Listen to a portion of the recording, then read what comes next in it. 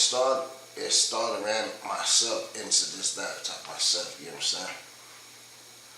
I think it was just things I thought was a thought. You know what I'm saying? So,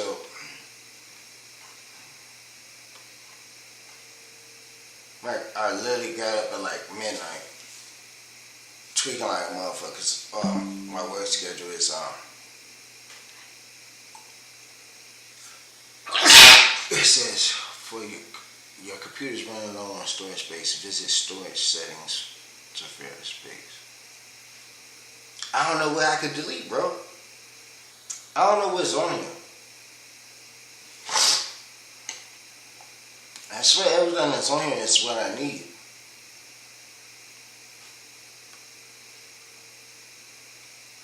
So it's definitely in the memory.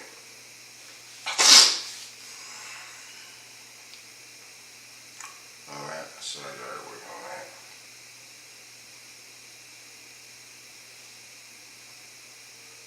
But it's a little glitchy, you know what I'm saying? So okay, so I figured what I could do now.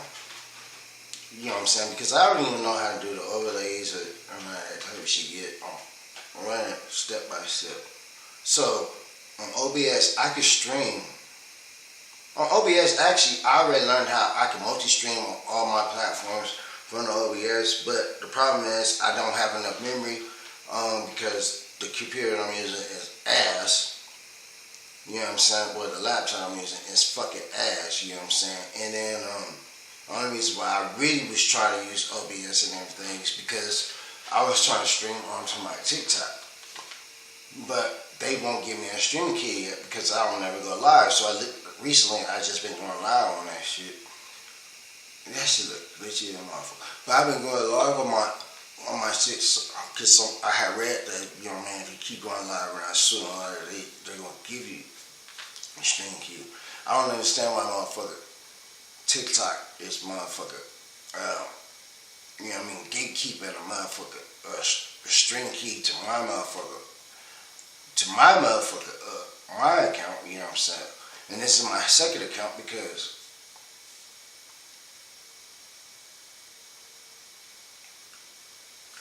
this is my second account because I keep getting in trouble on that shit.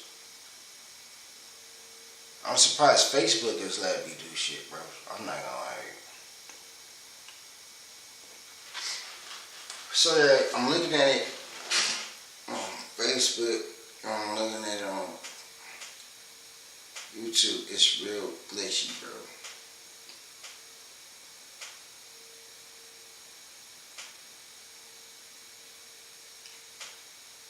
I'm trying to just figure shit. Like, I might have to just really just get a laptop for a stream. Like, the reason why I even got this laptop, I had bought this laptop off of a homie because he gave me a mic. That I was working with on the road. He gave me a mic, headset, he gave me a good mic and headset. It was a good mic. He didn't even know what he had. He sold me the laptop, the mic, and the motherfucker, the audio box, the Focusrite, all together for $300. You know what I'm saying?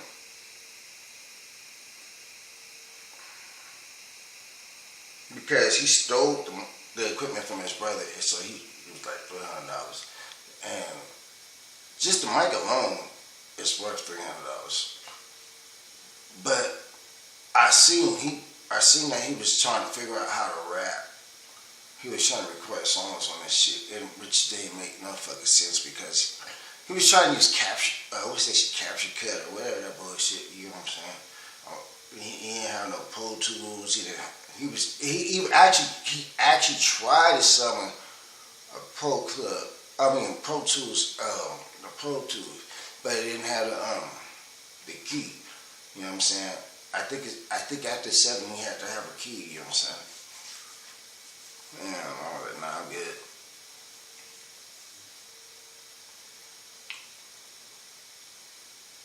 Like, this shit is really throwing me off looking at this shit. How this motherfucker, like, tweak it, bro. So, it's like, when I was on earlier with the homie, cuz we was chilling, drinking, talking shit, you know what I'm saying, whatever, whatnot. Playing the game, you know what I mean? And he asked me, like, so like, are you serious about doing the streaming shit? I was like, oh God, like, oh yeah, I am, but like, nigga, on my mama, cuz, like, I'm not about to do all that extra shit to me to bring motherfucker views to me or whatever, whatnot, bro. Whether if I get paid, whether if I not, you know what I'm saying? I just want to fuck with it because, you know, it's just something it's something to do. It's something different. Thank you. I got 2 viewers right now. It's something different to do, you feel me? It's just, it's something to keep me out of trouble. Because anybody that knows me personally, they know, like, nigga, I'm not gonna say I'm a hothead, but what I would say is I am very like spontaneous. Like I just drop it down. I would do it like not I'll do anything. Not like I'm like I'll fuck up or anything, but like I'm very impulsive. Like just now, like I woke up at midnight. My dumb ass, bro. I woke up at midnight, bro, and I seen Sunday. See, my work schedule is from Sunday to Thursday, right? I seen Sunday, not even paying attention to the actual time. It said midnight, Sunday, right? You know, these motherfuckers at work, I'm like, flip out to what? I don't know, flip out tonight.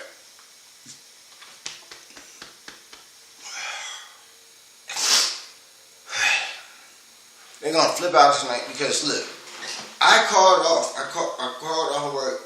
I called for work and I said, you know, I'm gonna use my sick term. I ain't gonna be able to make it work. But I called late. My phone was dead, but everything went well. So they about to hear this shit, cuz on my mama, they about to hear this shit, right? They about to hear this shit, and then they gonna see me at work on time tonight. Only because it said midnight. It said 12 o'clock. I thought, this is the reason why I'm like drinking, bro, because I thought I missed the whole fucking day, bro. I thought I slept through sunny morning, sunny afternoon, and now I'm missing work. So I called off, looking stupid. Looking dumb as shit. Well, I ain't looking dumb as shit. Well, like, I'm about to show up to work, then I'm like, when I come to work, you know what I'm saying? They like, oh, we thought you called off, you joined, you should sit down. Like, that's the good thing with my job, you feel me? They don't have a limit of how much sick time.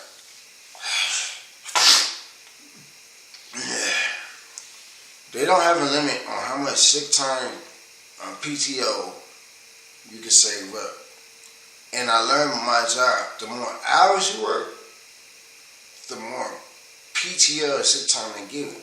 So if you just say you just work a regular 40-hour week, you feel 80-hour 2 weeks because you get paid bi-weekly. So if you just work 41 weeks for the next week, they only give you 2 hours of PTO, 2 hours of vacation time. I think it's like an hour and a half, but it's 2 hours of sick time, 2 hours. Or maybe, I'm just gonna say 2 hours of PTO, and then they got this shit called unpaid hours, unpaid time. Like they give you 40 hours where you can call there and you want to use your unpaid time. That's just because you didn't know that shit. But at the end, wait, they give you points for all this shit unless it's the sick time. Sick time, you don't get points for it as long as you motherfucker got the sick time to cover for the day you call on. PTO, this is where I fucked up at. It's paid time off, right? But I didn't know. Every time I used my PTO that wasn't scheduled ahead of time, these motherfuckers was giving me points, cause on my mama. They was giving me points, and they wouldn't let me know they were giving me points. No, these motherfuckers was giving me points. And what I mean by points is like, I don't know, like some jobs have, every job I ever worked has a point system, you feel me? Boom, boom, boom. except for when I worked on the road. You know what I'm saying? But every other job I ever had a point system. You feel me? And they give you a hell of points at this place. You feel me? I think they give you 15 or 16 points. But I was using PTO, getting paid for the days I was calling off. But the problem was they was giving me 2 points each time. And I didn't know it, nigga. I had got to like 14 or 13 points. And they finally said something. You know, we ain't got no more points to give if you leave right now. Because I was trying to leave early one day. Like I had work half the shift. I seen I had sick time. I had 4 hours of sick time. So I'm like, all right, I'm gonna work to this time. Then go home sick to this. And you know what? I didn't have, and before anybody asked me, I didn't have no fucking gut reason to go home. I just wanted to go home. You know what I'm saying? I just wanted to go out. But so when they told me, it was like, you don't have the sick time to cover. Because I thought I had the sick time to cover. And they was like, and if you go home right now, you would be terminated. I'm like, terminated for what? Oh, you like, our supervisor leaned back and looked at him. Nigga, what? You don't know? Nigga, you don't know? We got a pool going. Huh? That you gonna call off and get fired.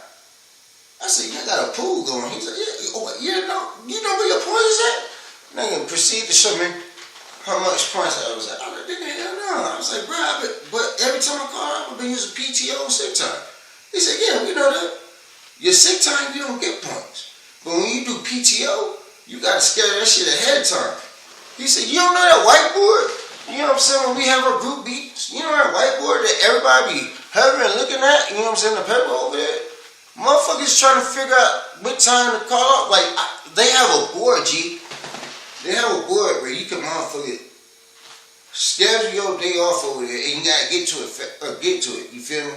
You know what I'm saying? But my whole time, I've been thinking, you know what I'm saying, if you want to schedule PTO and all that shit, you can just use your phone on the app, which you can.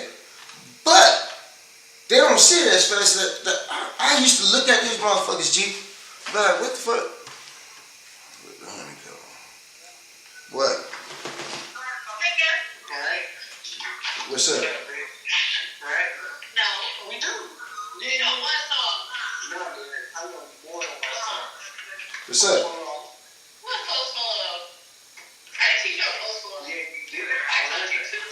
What's up, fool? What the fuck you calling me for? It's upstairs. It's upstairs. I play Pokemon. Hey, hold on. What? Fucking stupid ass.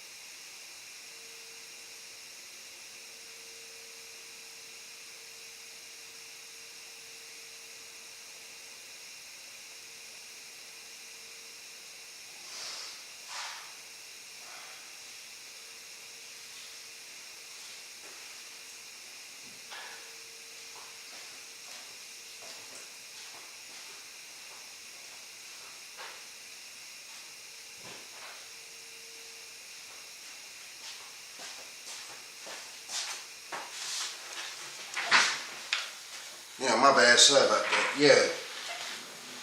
Now it's my brother, you a fucking weirdo, you know what I'm saying? This thing got some bitches at his house. Yeah. You know what I'm saying? I guess they supposed to be strippers or whatnot. And that nigga had it there time out. Nigga, I got some strippers at the house, you know what I'm saying? You gonna throw some money? Fuck no, nigga, I don't even carry cash, nigga. What the fuck is you talking about, nigga? Unless I could tap my phone, it ain't going down, I don't give a fuck. So, back to what I was talking about. I used to see these motherfuckers, like, looking at the wall. Like, see, I'm one of them niggas cause, like, I don't pay attention to everybody at work. I don't pay attention to everything and everybody at work. I see shit, but I don't question shit and I keep shit to myself. And I watch everybody move. But I used to see these motherfuckers every Sunday.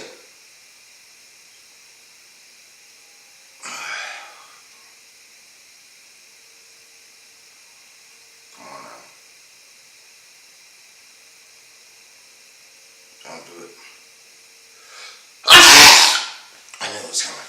I used to see these motherfuckers every Sunday huddle up, you know what I mean, at this board, this whiteboard, you feel me?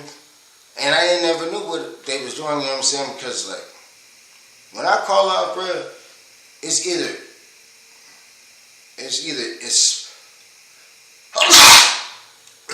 one or two things. I actually need the time off, or I'm done with white people for a day. You know what I'm saying? Simple as that. Like, I have a white thermometer, or whatever, you know what I'm saying? When I call for work, I'm at my peak of white energy, bruh. You know what I'm saying? Because I work with an eclectic group of white folks, bro. You know what I'm saying? To call all white people the same is fucking crazy. You should never do that, because there's different type of white people, bro. But yeah, I used to watch these motherfuckers do that shit. They would be at the fucking board, scaring days off. I never knew that shit. So going back to what I was saying at get-go, then I woke up. At midnight, and I seen it was 12 o'clock, and it said Sunday. I completely forgot that, you know what I'm saying? Of course, it's Sunday at midnight. It just started. It should have said Monday midnight. Then I would have been late for work, so I got out for work looking stupid. Looking real stupid. And the only reason why is because, look, only reason why I look stupid is because I had quit drinking I had not drank for about like a month, right? You know, it's a sober type shit. And this Friday and Saturday was very fucking rough for me. So I decided, like, you know what, I'm gonna drink. I bought me what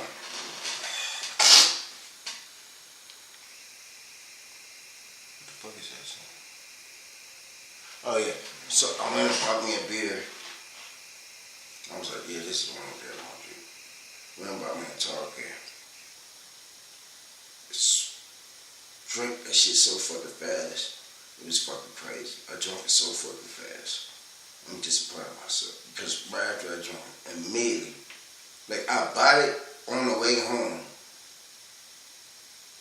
On the way home, the homie came and picked me up. I bought it on the way home. He took me to my car. I bought it on the way home. Took me to my car. The shit was done. By the time I got my car, I said, man, one more. Stopped at the corner store on the way to my house. Bought me another one. Knocked it down.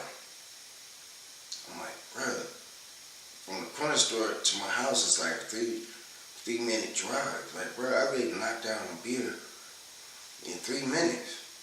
And then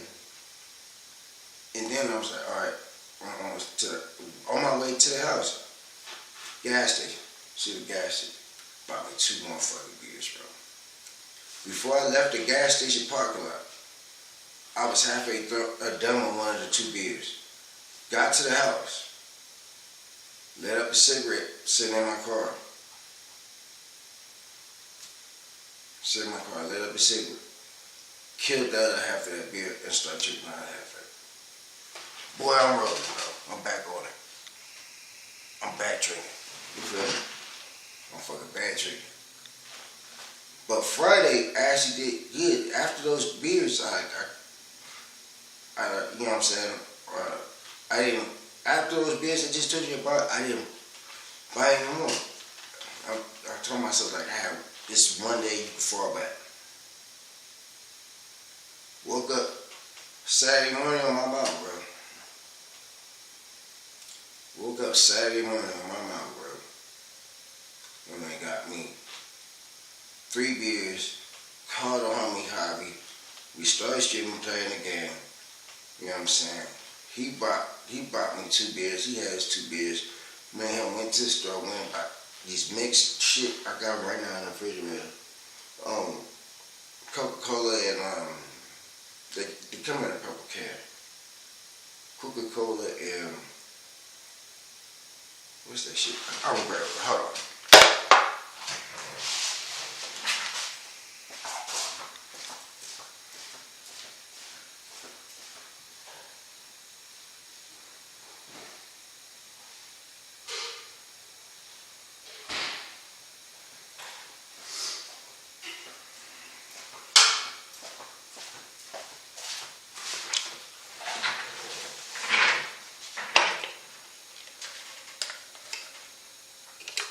This shit.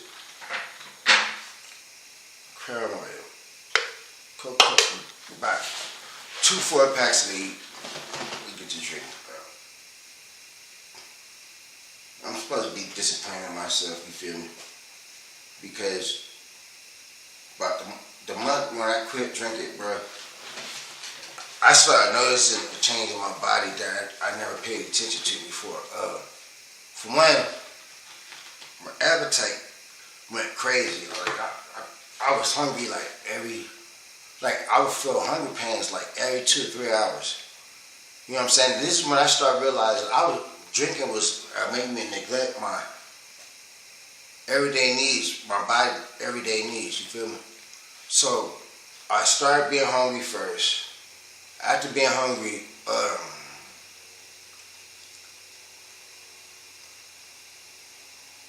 I stopped shitting water. It sounds crazy because when I was drinking every day, all that shit, you know, man, I'm shitting water, like, you know what I mean? But I always thought just because I got shot in my stomach, that was part of the, you know what I mean, one of the reasons. Because I remember when I got shot, I went from not being able to shit to shitting all of that damn time, and it was always water. But so, when I started drinking, on my mama, I'm dropping turds that's brick as a motherfucker. You feel me? Like, boom, boom. I'm always hungry. My shit is condensed now. And then I started having energy that I didn't have before. I started doing push-ups randomly out of nowhere. Yeah, like I'll be at work, you know what I'm saying, in the cooler, you feel me? And I would just have the energy and be like, I bet you can't do 20. No, it went from I bet you can't do 10 push-ups. The next thing you know, it was 20. The next thing you know, it's 40. Now my supervisor's coming in. He's like, Callie, you okay? I'm good. He said, oh, you trying to stay warm? I said, why do you think I'm trying to stay warm? He was like, oh, yeah, because you doing push-ups in the cooler. I was like, nah, I'm just bored because I'm ahead of my pitch. Yeah, quitting alcohol during that time showed me, like, it changed me, it changed me, bro. Like, it was crazy. So I'm kind of disappointed in myself right now. I'm drinking something right now. But today is going to be my last time drinking again.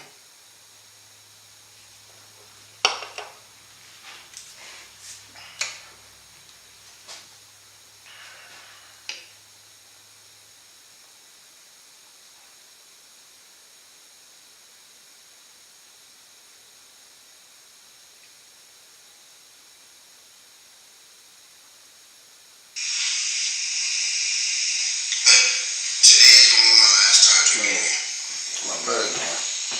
What you mean, hey, bitch, man?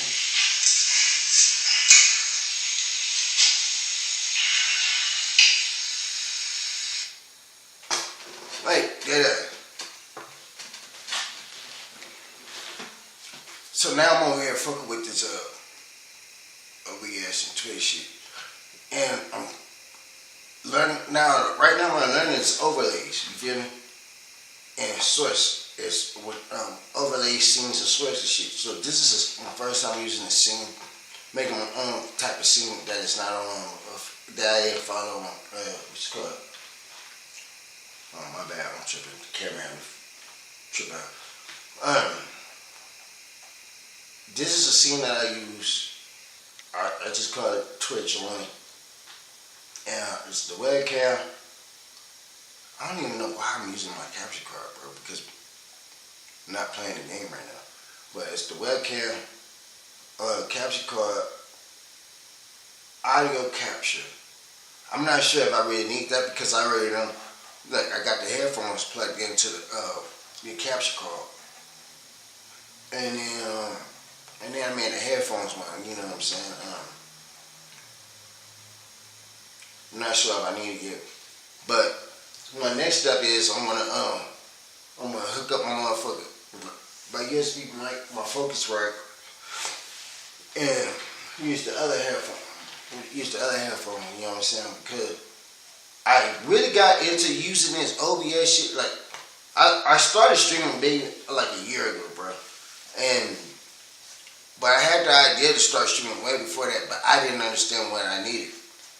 Right? But the main reason that I started really doing, I wanted to do the streaming shit and all that type of shit is because, for one, my sons, I used to watch these niggas watch other people play video games on YouTube while they have the fucking video game right there. I used to look at these niggas like, y'all niggas is weird. What the fuck? What y'all watching? We're watching such and such playing Roblox. Nigga, you got Roblox here. We're watching somebody play Fortnite. Nigga, the Xbox right here. It's 3 of them in the house. The only reason why I had 3 of them in the house, one was in the living room, one was in my son's room, and the other one was in my room. I didn't like my kids using my controllers because little niggas motherfucker. What the fuck he want?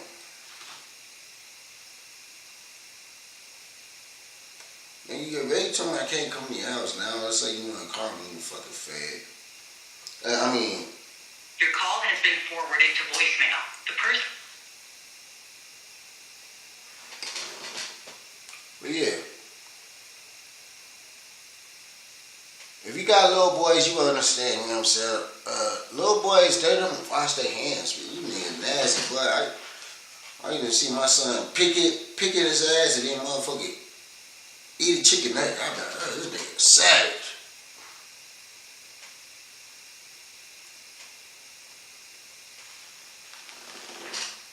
What's up, weird? This thing got the weirdest phone ever. You gotta call this nigga twice for this to go through. What up, cuz? Bitch, what you want? Nigga, you already know what I'm on, nigga. I'm streaming. You already know what I'm doing. I'm streaming. What up? What's good, though? I said, you already know what I'm doing. I'm streaming right now. Are you serious? What happened? You said, what am I doing? I said, you already know what I'm doing. I'm streaming right now. You commented on my Facebook Live. Yeah, I'm about to get on the game right now. You alright, bro? Yeah. I was trying to sit here and see this people to dance, but...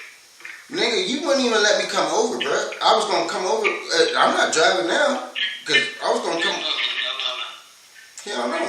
But I was gonna ride with. I was gonna. I ain't about to be the only one paying, so.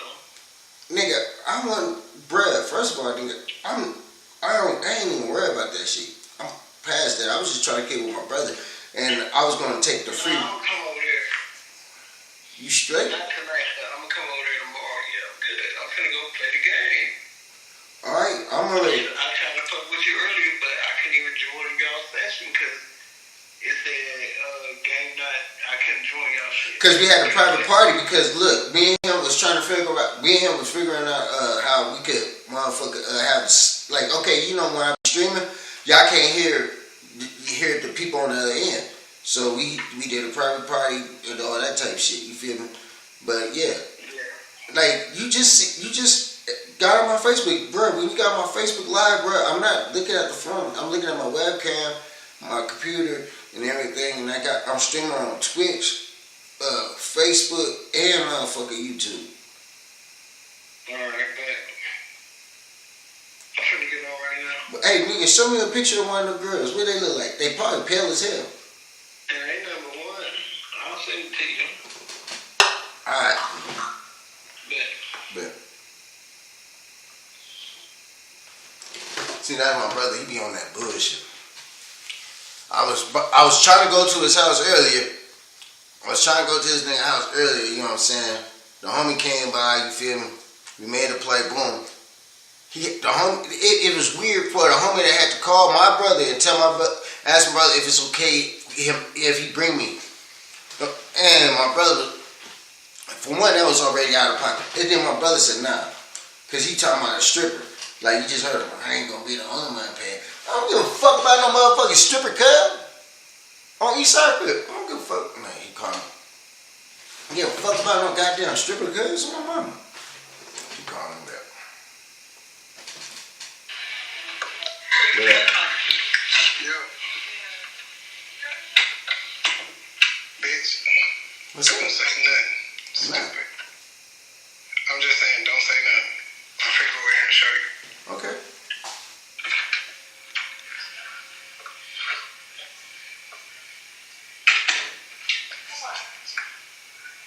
21. Hey. It's unfortunate. It's not embarrassing. Hey. My boy said he wanted to come over here. For the money? Yeah. Let's do it. He said he wanted to see what you look like. Hot. What boy? What FaceTime? Is it I'm Chris? just gonna see you. Is it Chris? Hey, how you doing? And great. She look like an anime character. She cute. See, he said you like an anime character. You cute.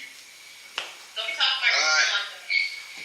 Why am I always trying to make it sound like somebody's being mean? Because you always try to steal some. I'm not trying to be mean. I said she look cute. I get more bitches than And now. That's how I know Mariah been drinking. And I'm done. And I'm done. I am done. Over here looking like. looks like your shit, but go in the bed. Mariah, it's okay. Yeah. It's okay, Mariah. I'm not trying to argue with you. You won. I'm not trying to argue either. Now Lucas can't even do nothing. He got a What watch. does it look like you ain't seen her before? Oh wait. Is that what's going He on? got a watch. Mariah. Cuz. Mariah. Yeah. Mariah is the Mariah thug. Cuz Mariah got her nuts out. You do. Lucas got a watch. What do I do? Mariah, you got your nuts out, huh? I'm not doing nothing. I was just fucking with him. You got your nuts out. Mariah got her nuts out. I was fucking with him. That's my friend. She said that's a. No, she's a pretty girl. That's a pretty girl. I ain't got nothing negative to say. He said she's a pretty girl. I ain't got nothing negative to say. Alright, bro. I'm good with you. All right, yeah, but see what I'm talking about. This nigga just showed me a motherfucker, a stripper with pink hair. You know what I'm saying? And he gonna lie to this bitch and say, well, I got somebody that's about to come over here. He would pay to watch you. No, the fuck I'm not. This bitch is built like South and North, straight up and down. With terrible pink hair. She look like the bitch look like a dried out Barbie. I can't believe it. My brother didn't let me come to the house behind that. And then his stepdaughter, you know what I'm saying, she motherfucking rather than get around that show.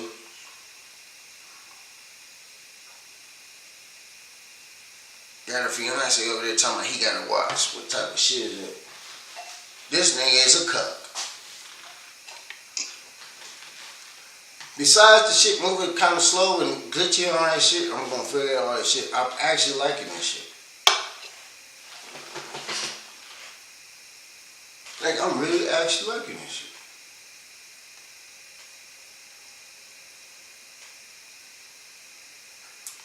My brother a fucking weirdo for that shit. My mama, you a fucking weirdo for that shit.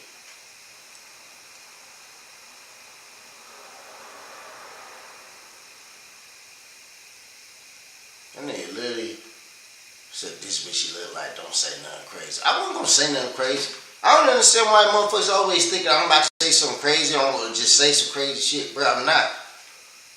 And when I do say something that people think that's crazy,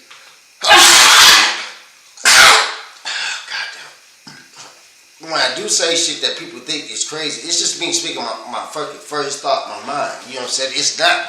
Man, I don't be trying to hurt people at all. I don't be trying to hurt nobody's feelings. I'm not trying to hurt nobody's confidence. I ain't trying to do none of that shit, bro. On my mama, I ain't trying to do none of that type of shit. I just speak my mind first. You know what I'm saying? So for him to sit there and tell me, you better not say nothing crazy. Like, nigga, it's me. Octane. I say whatever that comes to my mind. Now, for me to call that young lady, she's pretty, you know what I'm saying? Well, why? She was. She's not ugly, but nigga, but nigga, if you would have asked me to say something else, like, oh, what you like about it, I would have been like, nothing. You know why I won't say nothing? The bitch lack melanin. You know what I'm saying? She's, like I said, she's north to south, straight up and down. There was nothing back there, there's nothing in the front. Then she's wearing like this weird, like I don't know what type of dress to call that shit, because I deal with women. I'm from Cali. I deal with women from Cali. You know what I'm saying? And then a major city. You know what I'm saying? So like what she was wearing is not something that's appealing. So when he sat there and said, I'm about to show you what she look like, just the girl that's stripping. I'm thinking I'm about to see a bitch in a thong with pasties. This bitch is fully clothed with Uggs on. What the fuck you showing me that for?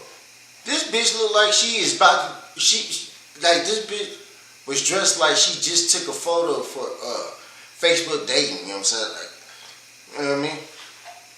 And I don't understand why my brother motherfucker did that when it came to me. He said, this is, okay, record, don't record this, just stream.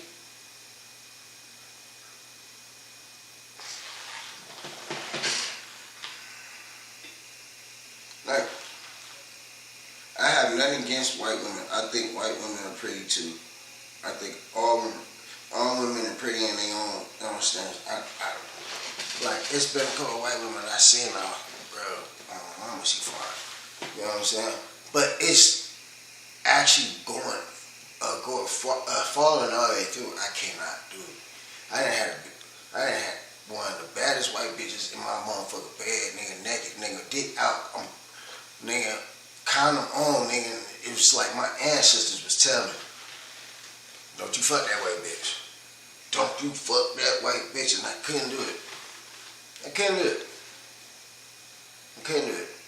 And it's crazy because I'm living in Idaho, first of all, right? And where I live at in Idaho, it's no niggas, it's no black people at all.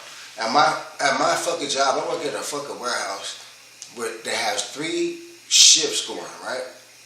And 3 shifts going, and everybody's working in different departments. So every shift, you could say it's about 9 to 1,200 workers every shift. Every shift, it's about like 900 to 1,200 workers every shift. Except for third shift, like third shift. When it hits about 3 o'clock, maybe they jump up to midnight. Okay, man. Anyway. God damn it. Anyway. It's only about... Come on, G.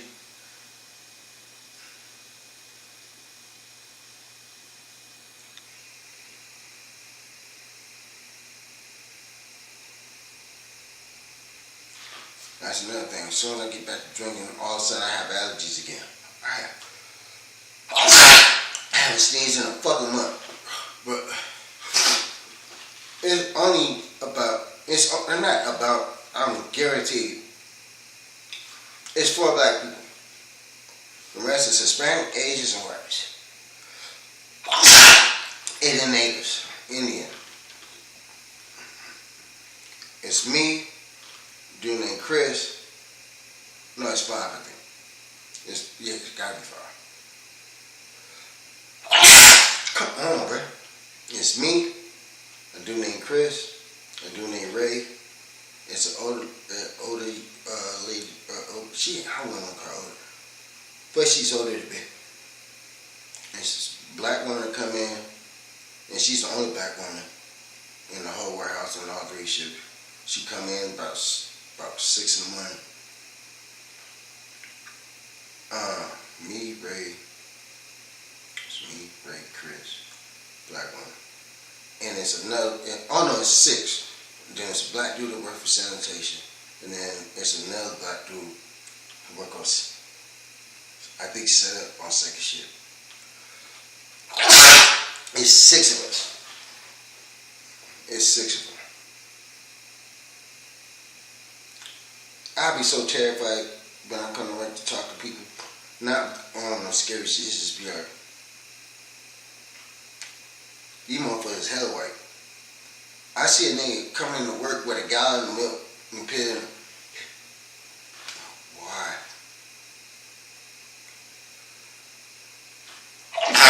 Stop. I see, he a cool dude. His name is, I ain't gonna say his name. Cuz coming to work every fucking day. Well, not every fucking day. Whenever he runs low on milk, this nigga brings a gallon of milk to work and he drinks it with, it doesn't matter what the fuck we eating on that day. Or whatever we eat. Like, whether, because at my job we could get samples of the free meal, we get free samples of the meals and all that shit. And then if you want to pay for a certain meal, they got it in the break room, you can pay for it, which is $1.50, but the meal that you're paying for, nigga, if you go to the grocery store, it's like $7 to $10 for a microwave meal. Trip me out. But on Friday, it was his going away party because he was going back to being a day walker. That's what we call first shift motherfuckers, day walker. He was on his way going back. This Monday, he's going to be back to day walk. You know what I'm saying? Nigga, he paid for our supervisor to pick up the, you know what I'm saying, assortment of food. This nigga wanted fried chicken. He had two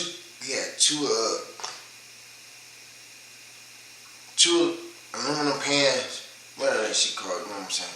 2 aluminum pans of fried chicken. That was both chicken wings, bread. No, he didn't have breasts. He had chicken wings, thighs, and drumsticks. Boom. 2 of them. Sticky rice. They had motherfucking ponzu sauce on top. Then fruit. And the fruit was a mixed melody of pineapple, strawberries, blackberries, and motherfucking blueberries. You know what I'm saying? All antioxidants, I guess. You know what I'm saying? I watched this man literally make him a plate of chicken thighs, 2 chicken thighs, motherfucker, 2 chicken thighs, sticky rice with the ponzu sauce. Then in a separate cup, he got the melody of fruit, put in there, and then this nigga pull out a gallon of motherfucking milk. I was like, when I seen that shit, I said, like, are you serious? That nigga was gonna tell me, man, I'm a true white boy. I'm like, I don't even think that's a white person thing. Nigga, like, man, you a madman, cuz. See, like me, I did some normal shit, nigga. I got the rice and the chicken, but first I got the chicken first to taste how the chicken would. You know what I'm saying? See if it was seasoned. Then I had to go upstairs and steal some motherfucking hot sauce from them. That's why I love Mexicans at a warehouse. Mexicans that work at a warehouse, cuz they always, like, they take advantage of that cubby shit in the break room, cuz it's a sign that sit there and say, don't, at the end end of the week, take your shit home, or we throwing it away. You ain't throwing away no Mexican shit, cause that shit's gonna always be there. You know why you ain't throwing away no Mexican shit? Because the Mexican shit is used for everybody. Cause they got tahini in their cubbies, they got motherfucking tapatio, they got Valentina, they got motherfucking it's a motherfucker. She knows that I steal her shit, but I'm not even calling it steal anymore because she knows. Because I told her myself. She always got the what's that shit? Sazon.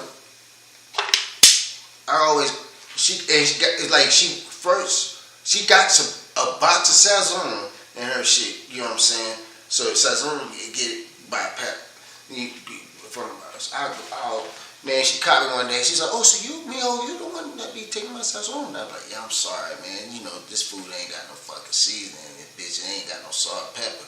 You know what I'm saying? I'm working at a motherfucking distribution, production warehouse where they make everything from scratch. I'm seeing everything being made. You feel me? And these motherfuckers ain't got no salt and pepper. This shit crazy. This shit crazy. She told me anytime.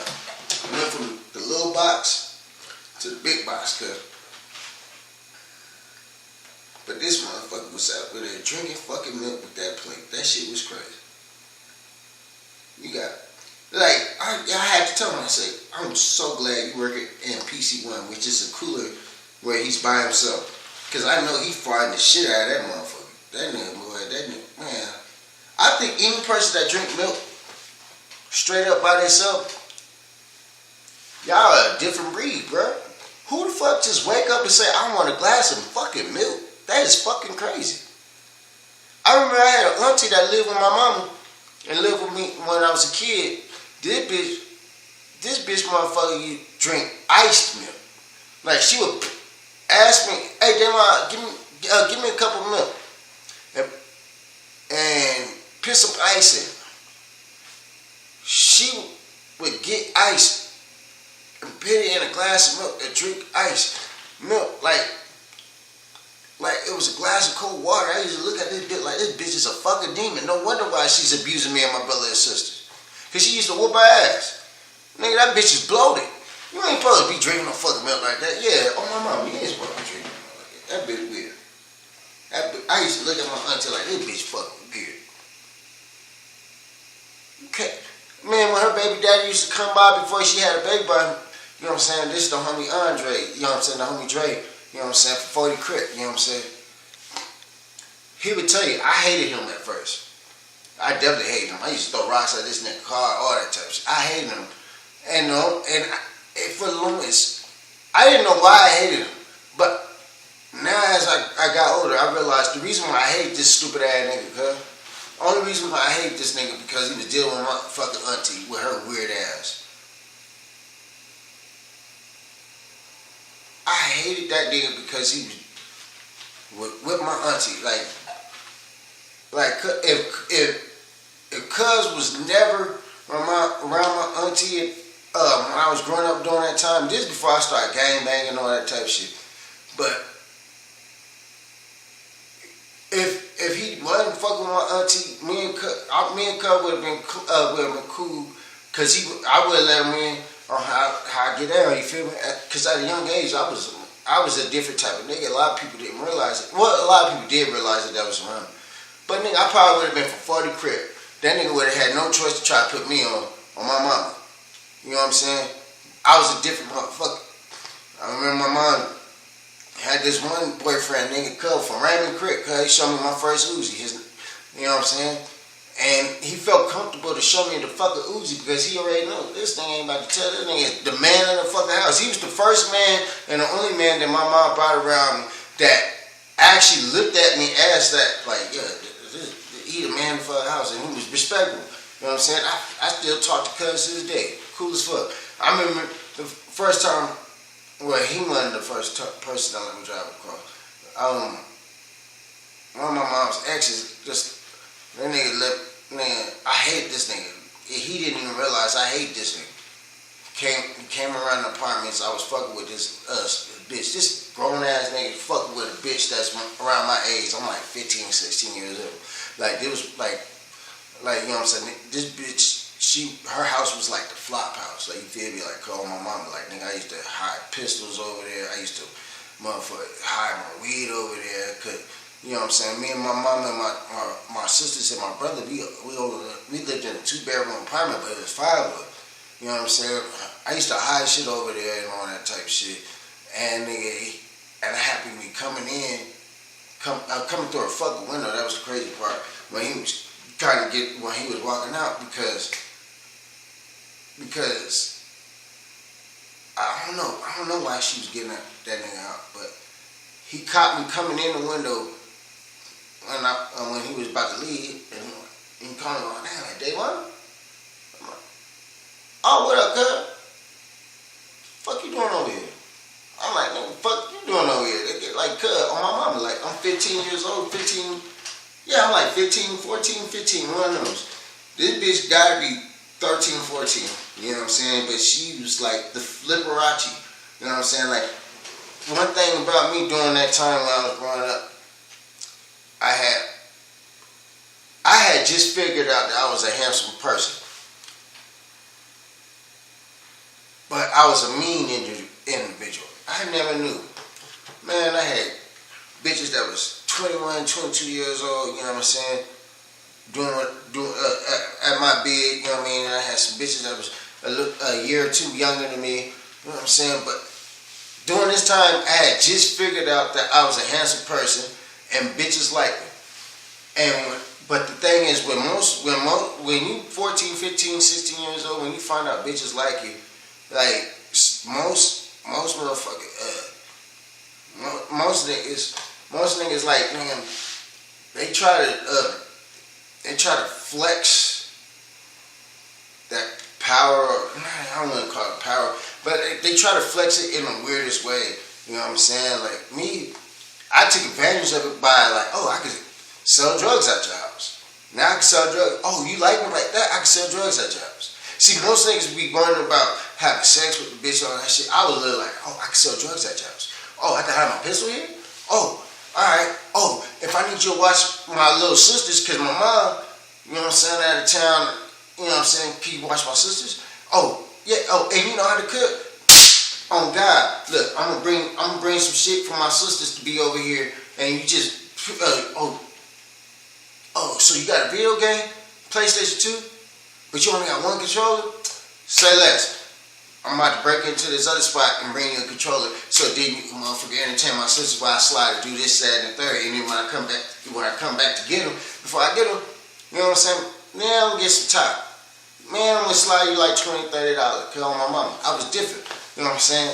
So I just, you know what I mean? I found out I was cute, nigga. I found out I was cute, but my mind went to, I'm about to fuck all these bitches. My mind went to like, hey, cuz, this is how I can get over. This is where I can stash shit. All that shit. So cuz was like, man, come holla at me. I never liked this nigga. This nigga had threw a fucking rock. All right, first he tried to, my mom did some weird ass shit. She went, I think, on a vacation for a weekend or something. I don't know.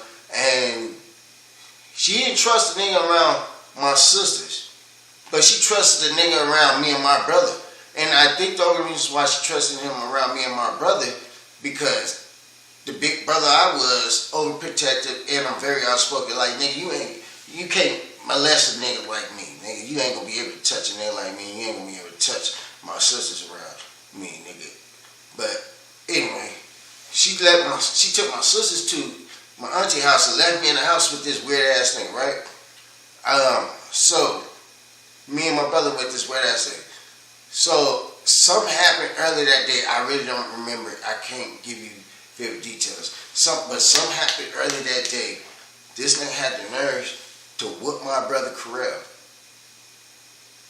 When he whooped my brother Carell, this nigga done lost his fucking mind. He went back into the room, and this is when motherfucker cable, like, remember, like, this is during the time when cable, when you get one cable box, he had the cable box with the numbers on it, boom.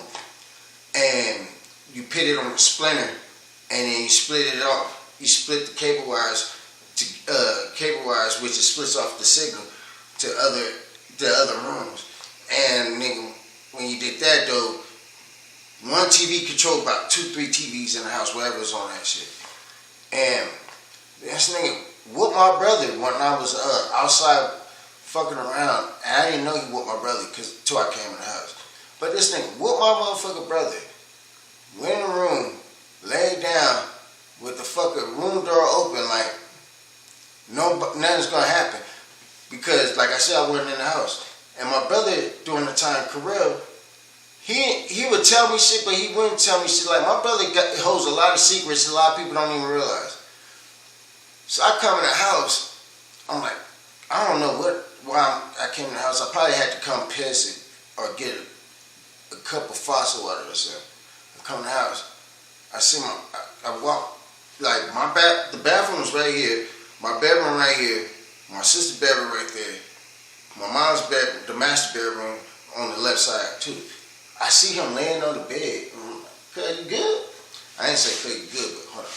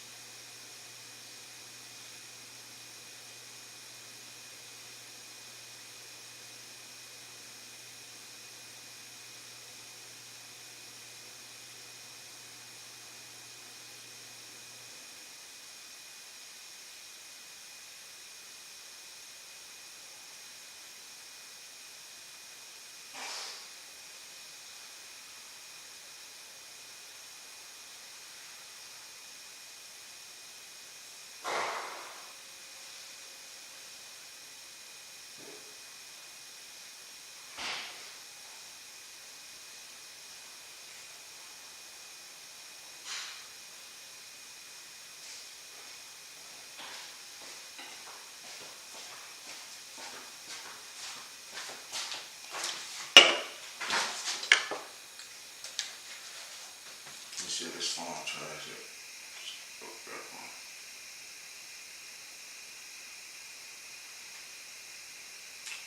Why is this not charging? What the fuck?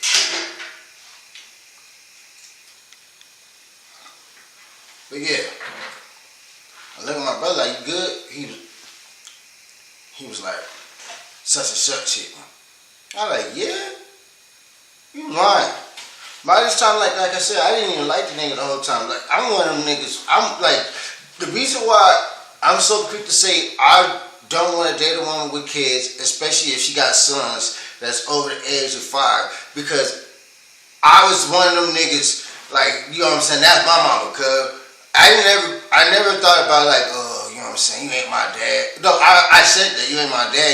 You couldn't discipline me, and the way my mama was too. My mom at the same time was like, a lot of men ain't gonna sit there and admit this. A lot of people ain't gonna say. My mom was a fucking terrible fucking person, bro. She hated me and my fucking brothers. You know what I'm saying? She went through some shit. You know, she hated me and my brother. You know what I'm saying? She hated me and my fucking brother, but we still loved her to death. Like, it was different. You know what I'm saying? But moving forward, I was like, what? Word? But yeah, my mama hated us, but she wouldn't let anybody abuse us. That's one thing. You couldn't put your hands on motherfucking Joanne's kids. You couldn't just do Joanne's kids wrong. You feel me? She had her backs, but my mom was a different type of fucking villain. Like, it's like being loved by the Joker, because you don't never know what the fuck you'll get. This bitch was crazy. You know what I'm saying? But anyway, he told me, he was like, yeah, he hit me. I'm like, he hit you? I didn't. And once he told me once my brother said that he got hit by a gun, I did not do any research why he did whatever. You know what I did? I went straight in the motherfucking kitchen and started boiling some motherfucking water. And this is how sadistic I was during that time. Cause when I started boiling water, I went to the room. Cause he laying on the bed, shirt off, watching watch the TV. You know what I'm saying? Like it ain't a thing to hit somebody else's kids. Not Joanne's kids. Nigga, you gonna hit Joanne's kid? I'm the oldest cuz on my mama, cuz I always have to make an example for anybody that put their hands on my motherfucking family. It wasn't till when I got like 17, 18, I started realizing, hell no, nigga, this shit is stupid. You know what I'm saying? Because I started realizing, like when motherfuckers like, you ain't gonna pick, I ain't gonna let a nigga whoop my sister ass. I would let a nigga whoop my sister ass. Because you know why? That bitch need her ass whooped.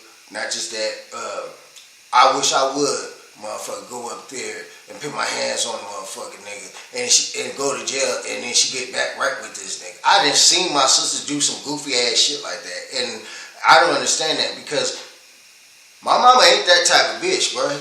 Man, my mama ain't that type of bitch. And that's why I be looking at my sisters like, nigga, are you sure we was raised by the same lady? Cause on my mama, because like on my soul, because my mom, nigga, a nigga put his hands on my mama, cause like she ain't gotta call me and my brother, nigga.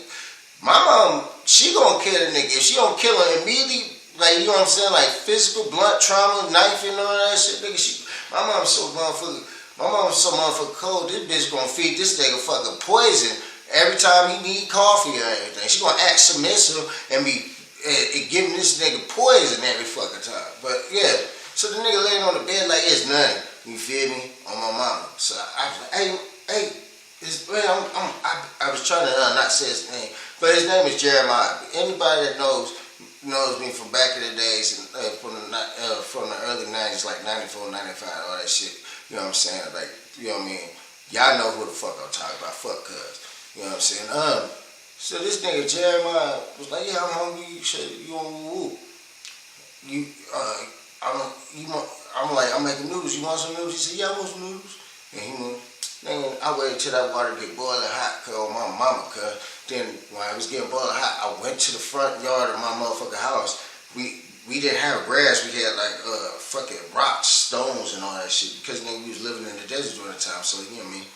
So it was like just they had like the desert during that time. It was Desert Hot Springs during that time. They had motherfucker like they didn't have grass. They had like bunch of rocks. Whatever. Boom. I found two of the biggest motherfucking rocks, G. I found two of the motherfucking biggest rocks on my mama cuz on East Coast Pit. Brought him into the room. I tried to give my brother one. This nigga, he happy.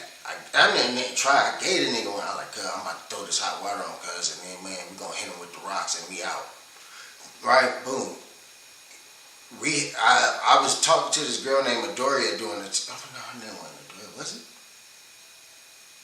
But I used to go to church and shit with her. She was a pretty dark skinned girl, thick, you know what I'm saying? Feel me? Like, this before I was, like, so like I said, like I was like in second grade, you know what I'm saying? I didn't lose my virginity until I was 11. But nigga, I was dry humping the shit out of fucking bitches. But yeah, so I gave my brother a rock. I'm like, nigga, we gonna run to Doris' house because we used to live off of Hacienda and Cayendo Way. And when you went down Cayendo Way, Hacienda was right here. I don't know what's the name of that street right there. I can't remember. But once you cross that street, it was a steep ass hill. You could see her duplex apartment, her people's duplex apartment when she lived there, from where I lived at on Cayendo Way. So he was like, nigga, we cutting through here, boom, boom. So nigga, I give my brother a rock, nigga. The water gets boiling, nigga. I put the boiling water in a fucking cup. I don't know why it didn't just come with the pot and just I put it in a motherfucking cup. I said, hey man, so you whooped Carell? He said, yeah, that nigga was big. Before he could finish that, I splashed Cub with the water. I heard the nigga yell, ah! The nigga yelled out, Cub, boom. Me and my brother, we run out. We go to run outside. First of all, this nigga dropped the rock. I had the rock in my hand, but this nigga dropped the rock at the front door. You feel me? Nigga I guess he did this. He decided that he came around with the rock in his hand, right? So nigga, I'm running out the door with the biggest rock I got in my hand, and my brother, instead of running down with me, this is the reason why I can't really trust my family, because like I gave this nigga the plan. I told this nigga what we were gonna do and all that type of shit, and this nigga, instead of running out with me, this dumbass nigga run back into the backyard and then hop the gate to go his own way. So he's basically like, nigga, you on your own, nigga, whatever, boom.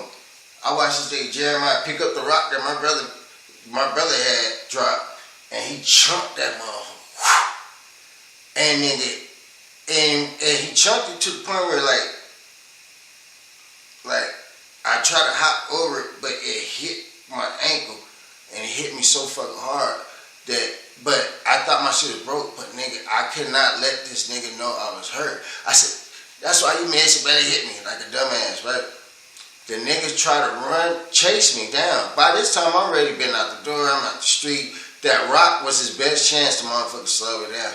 Nigga, I'm running on a broken fucking foot away from this nigga, cuz on my mama. I'm running from this nigga on a broken foot, cuz. Nigga, and he just get halfway down the street and stop. He said, that's why I'm about to call your mama. I said, call her, bitch. You know what I'm saying?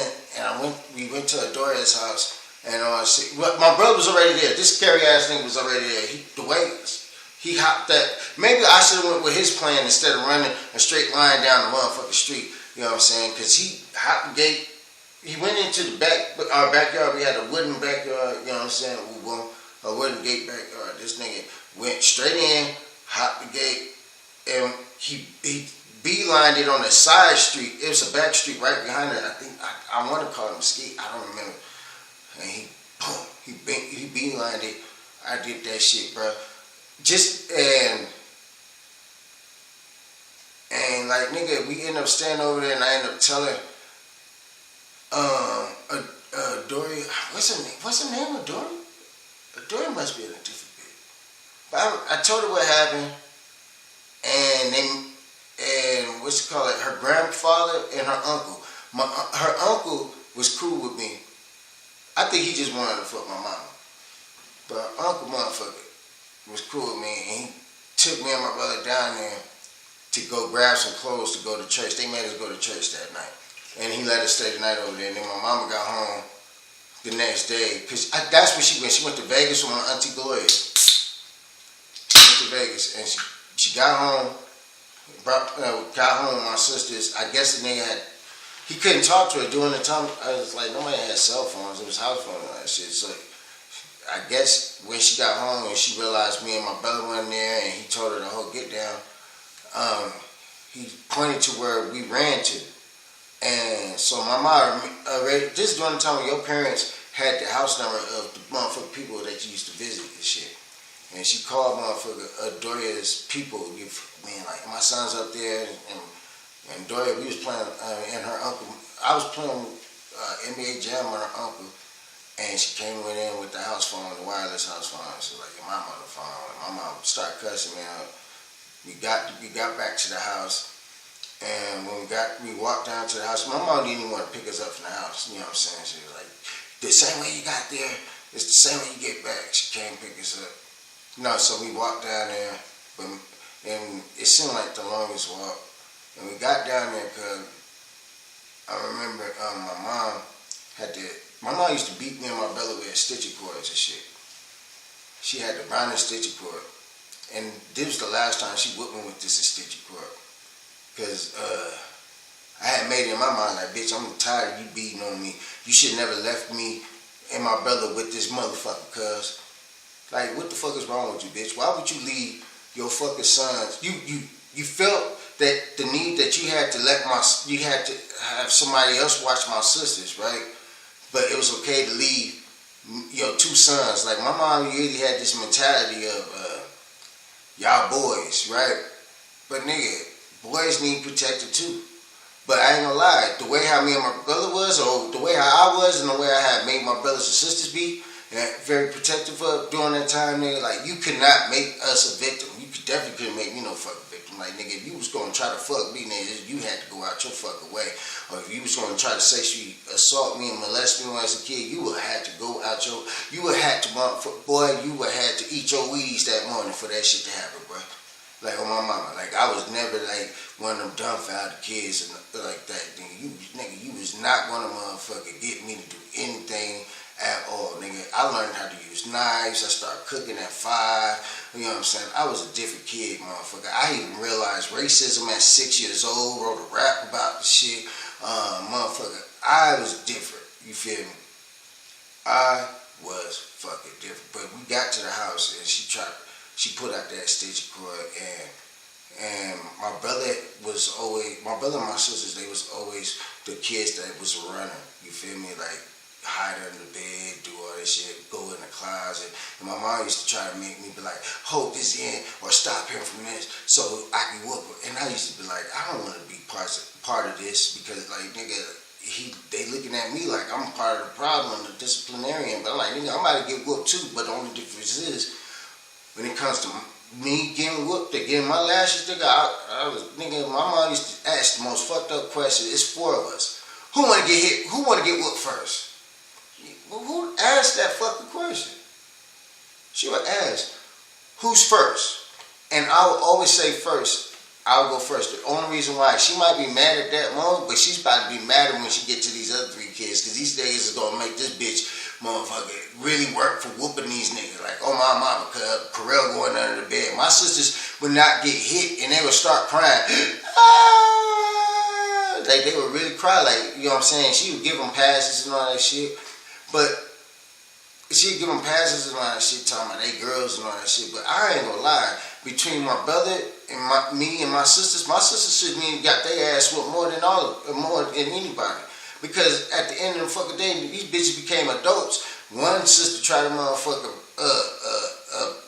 rob my mom or pick a credit card or something in her name and try to fight the bitch. The other one did the same shit on my mama. Me and my brother Carell, we ain't never raised our hand towards our mother. We ain't never stole from my mama. But my sister did all this shit. We ain't never did none of that shit. And she still treat us fucked up. And my mama, she hate us. She hate us. She fucking hate us. Out of her 4 fucking kids, my sisters, the ones that she saved and showed more compassion and all that shit to, they try to rob this bitch. They try to fight this bitch. Everything. The reason why I'm calling her a bitch because fuck that bitch. Nigga, my mama. My mama is a cold piece of work.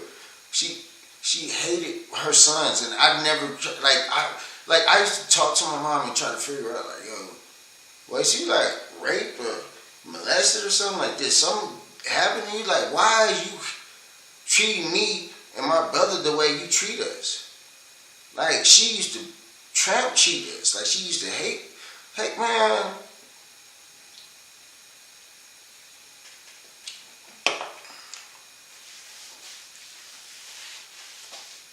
Like, my mama used to really,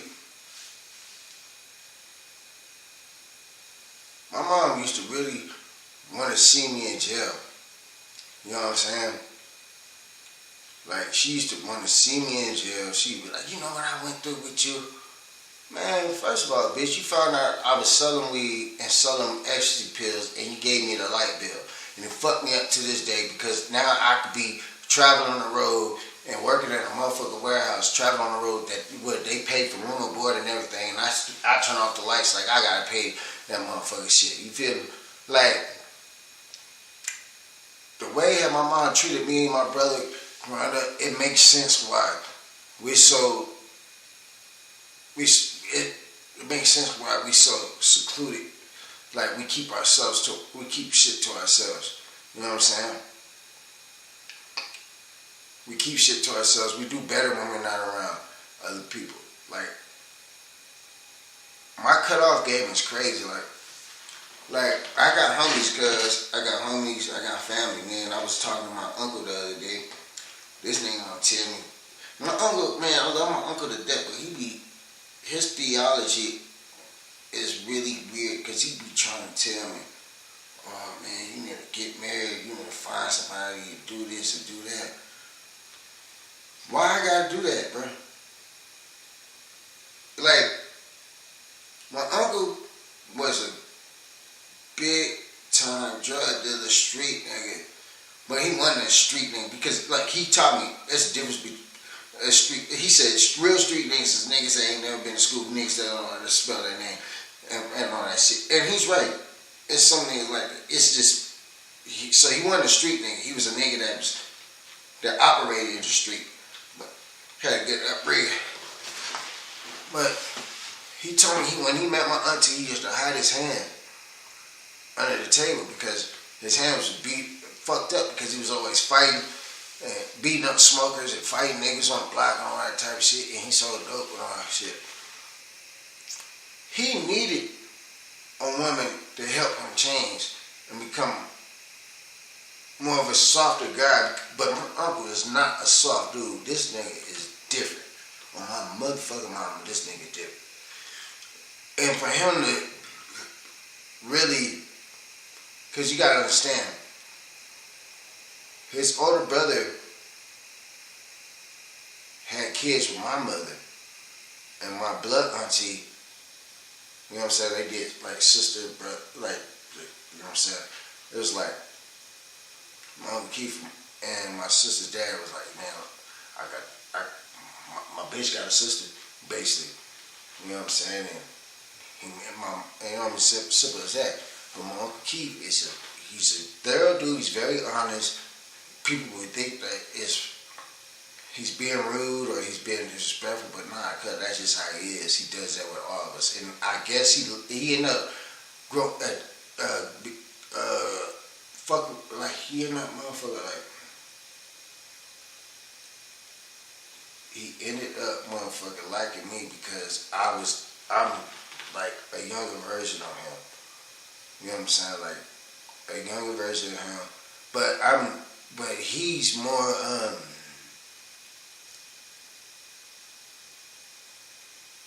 like he's more I wanna say like focused than I am, more disciplined than I am. Like, he's more disciplined than I am, you know what I'm saying, but he was the first one out of the adults while I was growing up that let me be my motherfucking self and encouraged me to be in my motherfucking self, and he seen that I was more intelligent than while I was laying on, you know what I'm saying, but yeah.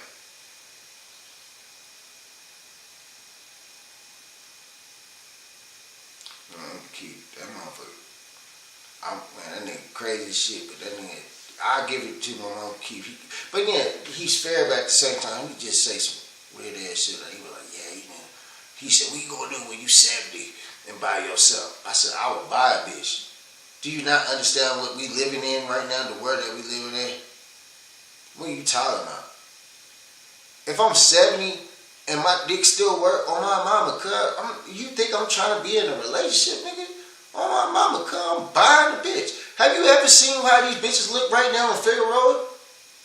These is not the same crackhead ass hoes that I remember seeing when I was a youngster, nigga. These is real motherfucking dime bad bitches. These bitches is bad on the fucking blade. Nigga, skinny mini, nigga, some of them ain't got no kids, all that type of shit, cuz. Like, these bitches, nigga, you go on Fig right now, cuz, and you be like, I can save her. You go to Arizona, 27th Street, you be like, I can save her. She's not on fentanyl. You know what I mean? You would want to change these bitches' life. See, because motherfucker, we live in an age where motherfucker looks, overweight value, like, you know what I mean, your values and morals now. You know what I'm saying? These bitches would call themselves dimes and wives and all that shit because they look good. You feel me? But he would tell me that shit and he'd be like, man, like he thinks in his head, just because I haven't had kids with another woman and I'm not married, that I'm still hung up on my baby mama. No, nigga, my baby mama, me and her relationship was so tumultuous that I learned, nigga, you can't just have kids with anybody anymore. I learned my lesson. See, some motherfuckers will go through a bad situation and and make the same decision again, and make the same bad decision again, hoping for better results. That's called insanity. When you keep doing this, keep trying shit that comes out with bad results, and you keep doing it, and hoping that, you know what I'm saying, like hoping that a good result will come out of it. Nigga, that's insanity. I had 2 kids with one woman. This bitch wanna end up having a baby by another nigga, right? And this how I knew I was a strong individual, because when she was with me, I went through a lot of shit, but I taught her a lot of shit, helped her with a lot of shit. And what I learned from her was the psyche of motherfucking black women that I learned this, like I already went through it with my mama, my aunties, all that type of shit, you know what I mean, on my mama, on game. But I learned from her the psyche of the women in my age group and through the era I grew up with. These bitches ain't shit. This is before social media was a thing. We still have Facebook, but it wasn't a big thing. We had Facebook and MySpace. No, we didn't have Facebook yet. We had MySpace. Everybody had MySpace. All that type of shit. Like, this bitch was one of the bitches that really, like, my baby mama was a bitch that really tries to keep up with the motherfucking Jones. Like, you feel me? Like, if everybody's doing this, wearing this is what she wanna, that's what she wanna do. Like, the bitch don't have no motherfucking, she don't have no originality to herself, cause like she, you know what I'm saying, she really let people, like the way how people view her or see her, she let that play with, that she let that fuck with her. See me, cause I don't give a fly fuck, bro. Nigga, if you don't know me, you don't know me. You ain't paying my bills, you don't pay my bills. Like, cause I really don't give a fuck, nigga. I like the perception, like people's perception towards me does not bother me at all. The only ever time I ever have to motherfucking like make sure the perception of me is good is when I'm in jail. I'm not gonna let nobody punk me and all that shit, because you bitch be letting nigga punk you or do some hoe ass shit to steal from me, all that shit, cause that sets the tone for everybody to do that to you. But in the real world, outside them walls, nigga, I don't give a flying fuck on my mama, cuz I don't care about you, nigga. Nigga, I don't give a flying fuck. And I don't give a fuck how you talk, but it's about how you talk to me. You know what I mean? But anyway, yeah. My uncle was telling me, like, nigga, you need to get married, you need to settle down. I'm like, cuz, what do you mean? I'm settled. I live by myself. I go to work. I'm not in nobody's trouble. You know what I'm saying? I stream and play my video games. I did one out of the whole year I've been out here. I did one impulsive thing, and I bought chickens. And I'm fucking with it. Yo, I bought some chickens, whatever. I started streaming more, whatever. But he hung up on me like twice. Like, he thought he made a plan or some crazy shit or whatever. Like, you know what I mean? You need to settle down. What if you turn 70 and you be alone? Okay. I don't mind being alone. But being 70, nigga, if I make it to 70 and I'm alone, nigga, you know what that means? I've been at peace. Mind you,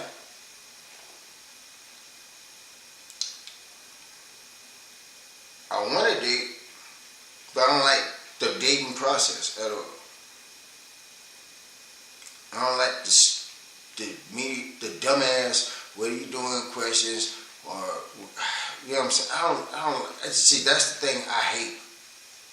I hate meeting new people.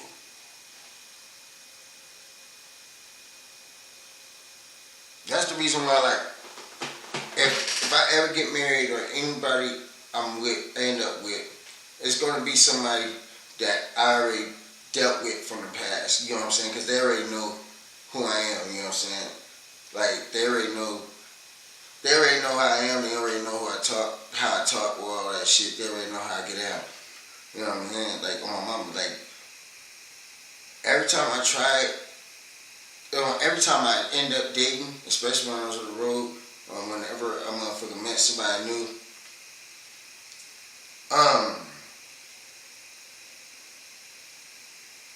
I always carried myself the same way, like everybody else I dated or anybody else I was around. Like I carried myself in the same fashion, and it was like a culture shock to them because,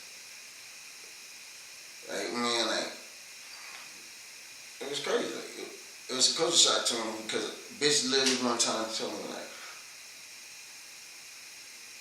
"Did you call me a bitch?" A bitch told me that shit. She said, "Did you call me a bitch?" I was like, "Ah, bitch, I didn't mean it like that." And I said it again, wasn't even thinking. I'm like, you know what I'm saying? We fuck with each other, whatever, why? And the bitch had the nerve to go, "What if I called you a bitch?" Don't care. It's a word. I say, the only trigger words I could ever have is racially motivated, and you're the same race as me, so it doesn't bother me. But I would never say that amongst a group of people, or you know what I'm saying, or in public like that. But if I go, "Bitch, you crazy. My bitch bad." I'm taught like that, right? But my uncle was like really getting on my ass, talking about, "Nigga, you need to be married, you need to." I'm not needing to do none of that, cuz. I know how to cook. I know how to cook motherfucker for myself. I know how to wash and clean. I know how to do everything on my own. See, that's the reason why. Like, I'm not hard on women, but my cutoff game is fucking crazy, bro. It's fucking crazy. Like, I could, man, immediately.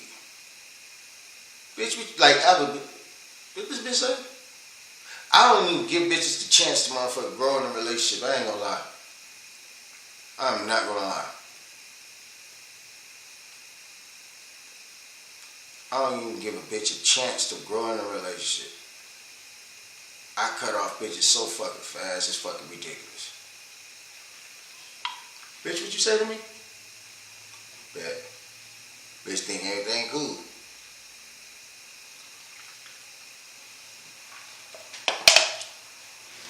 And I think also the reason why my cutoff game is crazy. I ain't never moved in with a bitch. Bitches be trying to move in with me.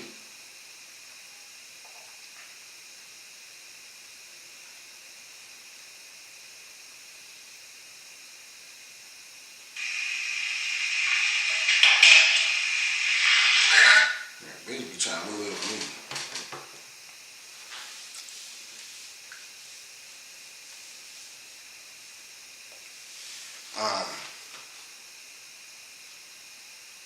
Like that nigga really try to put that bug in my head, like, bro, what you gonna do when you set me alone? And I literally told that man, like, cause my dick still work, cause I'm gonna buy a bitch, nigga.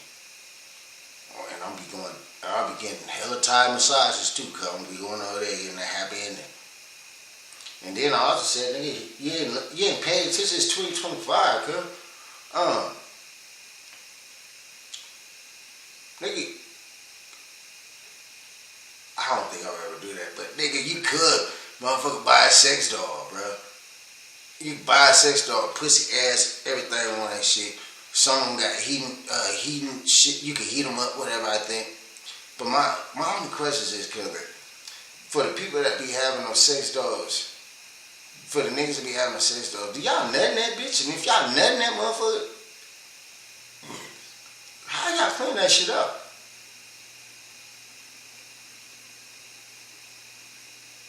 Like, that is, how you clean that shit up? That is disgusting. Like, every time I motherfucking masturbate, cuz, every time I fucking masturbate, you know what I'm saying, and it feels demeaning. Like, I be like, I feel fucked up when at that moment when I'm washing my hands and I lock eye to eye with my reflection, like, nigga, you can do better. Something wrong with you. So imagine motherfucker nutting in a motherfucker rubber doll or whatever, cuz, and you fuck around and gotta clean that shit out. That shit crazy, bro. How you do that?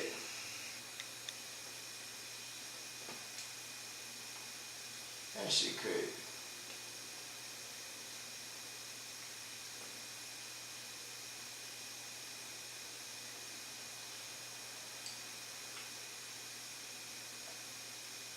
one thing about me, whenever I decide I'm gonna try something, I'm gonna go hard. So, I need TikTok to get my mother stream.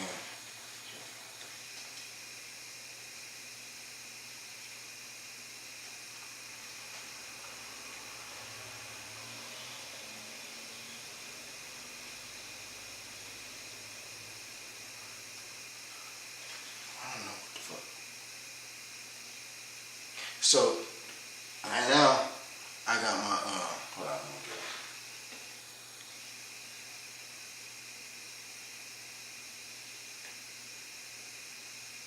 Speak to me, I talk back. No, talk to me, I talk back.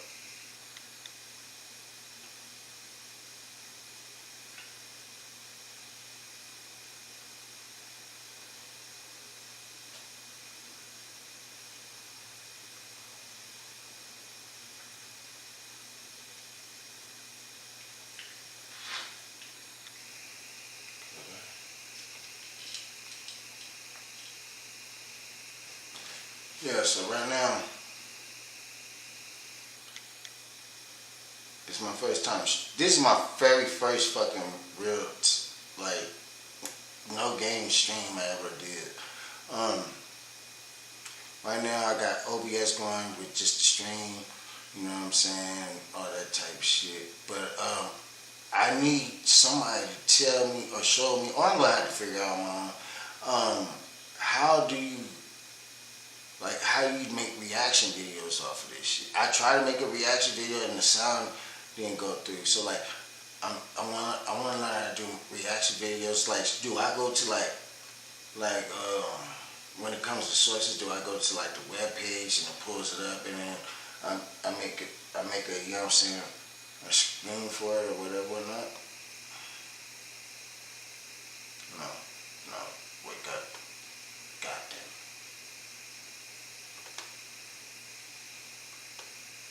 No. Stream chat docs.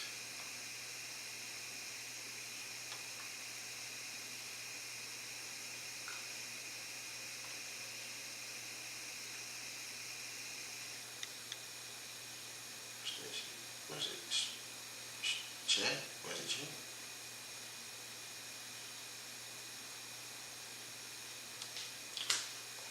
Why do this? No, this isn't on. But yeah.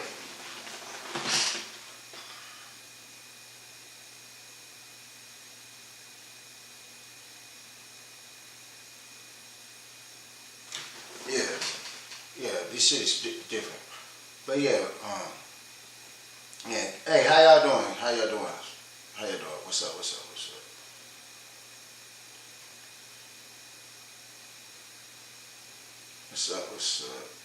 Yeah, man, my uncle really be on my ass, bro. Like, he'll send me like a fucking encrypted text message. It's not even encrypted. It just be strange. His name will say some shit like, you know I'm always watching. Fuck you mean? Like, Uncle Keith, what the fuck you mean you always watch me, bro? Like, my Uncle Keith has mad fucking love for me.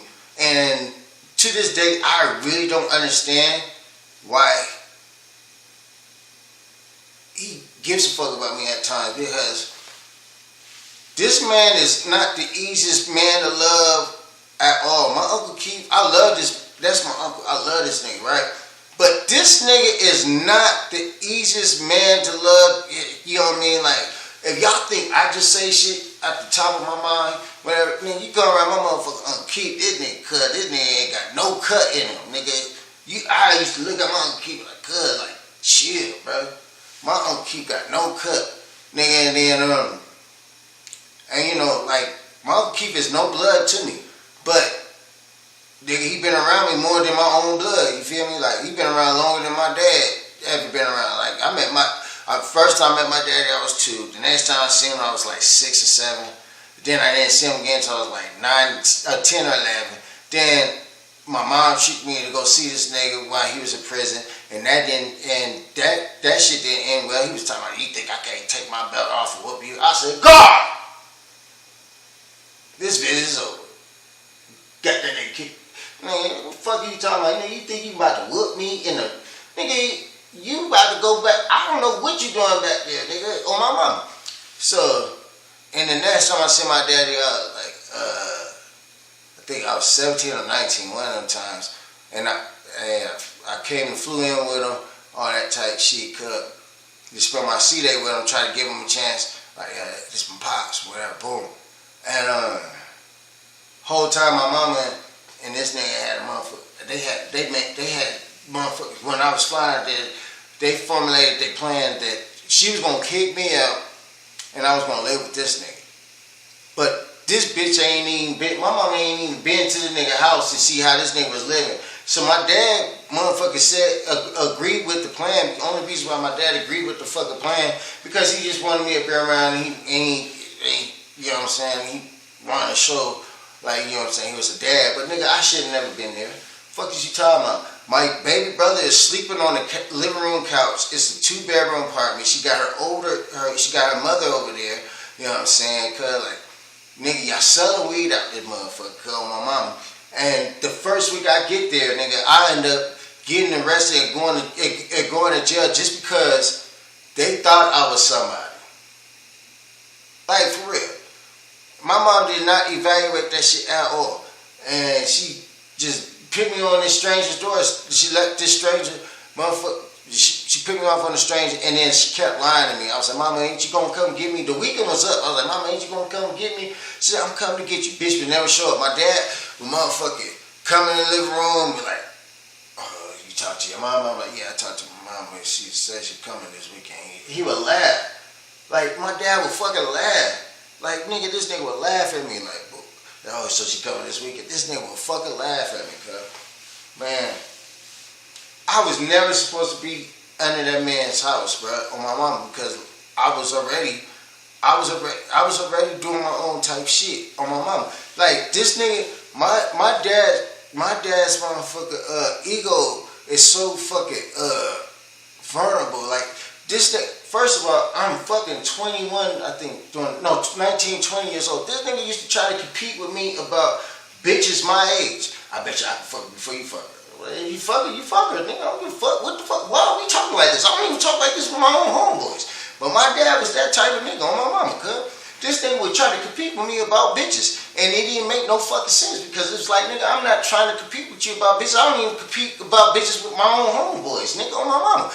But you as my father? Man, I remember this one time, that nigga, cuz, on one C-Day, though, I ain't gonna lie, I ain't gonna lie, my dad did me, I think, 2 birthdays. Maybe, I think it was my 25th birthday. Yeah, he threw me 2 birthdays. My 25th birthday, he took me to Vegas, and this is my first time being in Vegas. I've been in Vegas millions of times, but this is my first time being in Vegas and being at the legal age.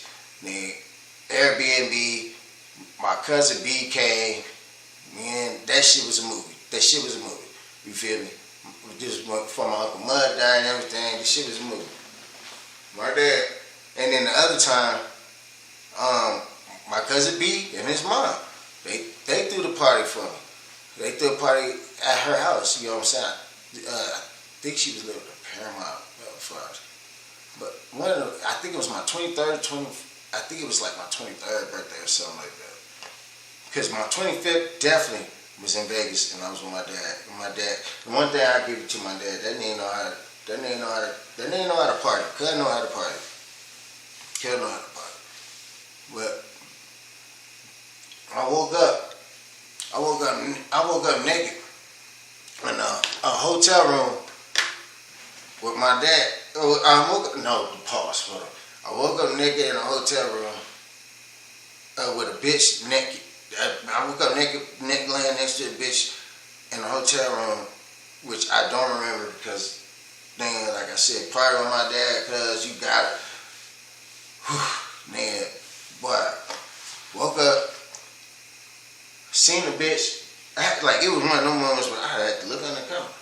Damn, the bitch got all that. And then, I checked my Peter, and nigga, it ain't had no motherfucking residue, you feel me? You know, bitches be leaving that residue when you hit raw, so I'm like, I didn't fuck this bitch. So I lit the table by the bed. Mind you, I still ain't looked on this side of the room. I'm on the far side of the room by the window. I see the condoms. Shit, man, trying to quietly open up the condom and put it on. I'm about to slide in this bitch. Boy, my mama. The big girl like, I know you ain't down trying to put no condom on after I didn't suck your dick for your birthday, grab no condom. This bitch guilt tripped me to motherfucking fucking a raw, right? Bitch said that shit. She's like, I know you ain't about to put no motherfucking condom on after I didn't suck your dick raw. I said, man, my bad. Man, fucking this bitch raw. Not even paying the motherfucking attention. I don't even know who this bitch is. I just know I'm in a hotel room. I had so many questions going on in my motherfucking mind, cuz. I had so many motherfucking questions going on in my mind, G.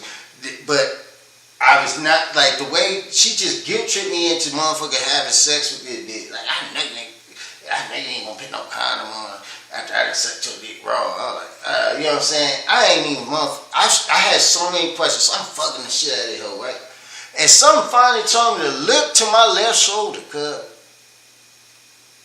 What I see? My daddy, cuz my pops, he laid up with some chocolate thick bitch, but this nigga got his phone out like that, like, hit it, I'm like, what the fuck? Why the fuck? Oh, first of all, it was my C-Day. It was my motherfucking C-Day, cuz. And my dad, I blacked out. I woke up in a hotel fucking room with a naked bitch. And I'm fucking this bitch, bro. I don't even know if this bitch came off the blade. I don't know if this was my dad's date. You know what I'm saying? My dad's date, homegirl, and that. I don't know nothing, cuz I'm just putting all caution to the wind. And this nigga want a motherfucker pull out the camera. Right? His phone. And this during the time when Blackberries was still a thing. He had a Blackberry. Get it, cuz. Nigga, as soon as I seen that nigga and he said that shit, cuz, this the side of this nigga voice on my mama, cuz, I went instantly soft, cuz, on my mama. Instantly soft. I'm like, this shit bad. This shit ain't no good. I think that was probably my fondest memories with my father, because that was some funny shit that happened. All that shit. Because, alright, after all that shit, you know what I'm saying, when I was like, this shit dead. When nigga, I seen a nigga with the camera, I was like, nigga, I ain't not about to perform. And like, this shit is weird, bro. And I'm just seeing all that type of shit, cause come to find out, I'm not gonna say her name, but it was her homegirl, boom. You know what I'm saying? And my memory started coming back, and I started remembering like, oh, they was around us the whole night at the party, woo woo. So I started, I remember that shit, you feel me? And such and such, you feel me? It was crazy, you know what I mean? My dad had a problem though. He always had a problem fucking with bitches around my age, and then this nigga had the nerve to be like, you just, like he had this, like my dad, cuz, is a gang member. He ain't no mark ass nigga, but he ain't grew up poor. You know what I'm saying? When my mom met my dad, the story, they both tell the same story. This nigga had a group of bitches waiting for this nigga, you know what I'm saying, sitting on the couch. My granddaddy had money, you know what I'm saying? Ooh, he was the baby, and all that shit. My dad made the firm decision that he wanted to be a gang member, adult, all that shit. He did not need to. When my mom came around, my mom is from the fucking trenches, cuz my mom is from the fucking trenches. And she was like, nigga, what the fuck, this pretty boy ass nigga, you feel me? But my dad, he's used to being the center of attention, right? I didn't know, like, bruh, I was always in denial of I take up when I talk. Hey, how you doing? How you doing, Trey? I was never aware of how much space I take, or the fact that people actually listen when I talk. Hey, how you doing? You know what I'm saying? My father used to hate on me because of the attention I used to get, and I didn't understand it because, like, nigga, I never want, like, bruh, I used to rap. I didn't care for dressing at all. I used to thought I was the ugly kid out of the motherfucker group growing up, nigga. And then I started realizing the only reason why the homies, and why I fought a lot of the homies is because the bitches that they like me. And by the time I found out those bitches like me, it's the only reason why I found out. Hey, thank you for the rose. The only reason why I found out the bitches like me, because they would tell me, you know what I'm saying, like, your homie used to hate on you all the goddamn time. You know what I'm saying? I always had a thing for you, but I never said anything because you always had this mean face. Because I always thought I was the ugly duckling of the crew and never thought it like that. See, my dad was used to getting all the attention because he came from a family of money. He was gang banging in the 80s and the 90s and sold dope in the 80s and 90s. So, you know what I'm saying? Like, it was like an attention grabber. Nigga, when he got around me, I was, like, when he first met me, I was like 14, 15 years old. I was selling dope. I was paying bills. Motherfucker, me and my baby mama got our first apartment when I was like 18 years old. I put her in her first car. I had my first car came, I had to pay for it. Nobody gave that shit. I was paying all the fucking bills, doing everything. But nigga, I would wear basketball shorts and a t-shirt every fucking day, but I would have $15,000 to $20,000 in my motherfucking pocket, and you would never thought that. You feel me? And so he would bring me around, like when I first got around him, he would drop, because he was selling weed during the time. You know what comes with when you sell weed. When motherfuckers sell weed, you know your main clientele is going to be women, because women going to spend their money on some good weed. You feel me? But the problem is with my father. Like, you know what I'm saying? He had the fire. But the problem is with him, he flirted with every fucking female customer. He always said something out of pocket, right? And he brought me around and all that shit, bro. And they were like, oh, this is my son. Ooh. I'm like, hey, how you doing?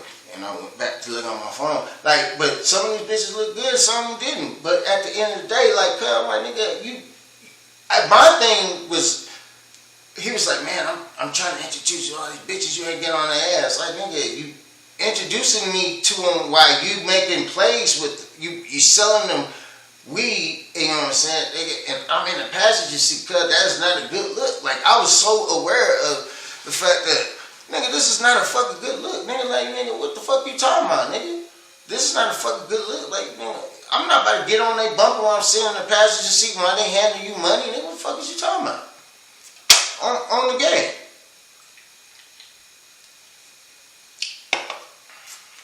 It wasn't too. I ended up getting my own sack on that shit. When I started getting my own weed and all that shit, and I started selling. My dad became very jealous of me because it went from that's D-Baby son, because he was known on the block as D-Baby. And they knew me as D-Baby son. It went from D-Baby son to that's Octane's daddy. Because my name is Octane. Everybody know me as Octane. That's Octane daddy. You feel? And the thing is, with the same women that he used to drive me around and selling weed and all that shit, when they found out I was selling weed, they stopped calling him and started calling me. And they would call my dad only if they could get a hold of me. And he didn't like that shit. He was like, man, you taking my clientele. I'm like, what? But it doesn't matter because the money is coming straight to you.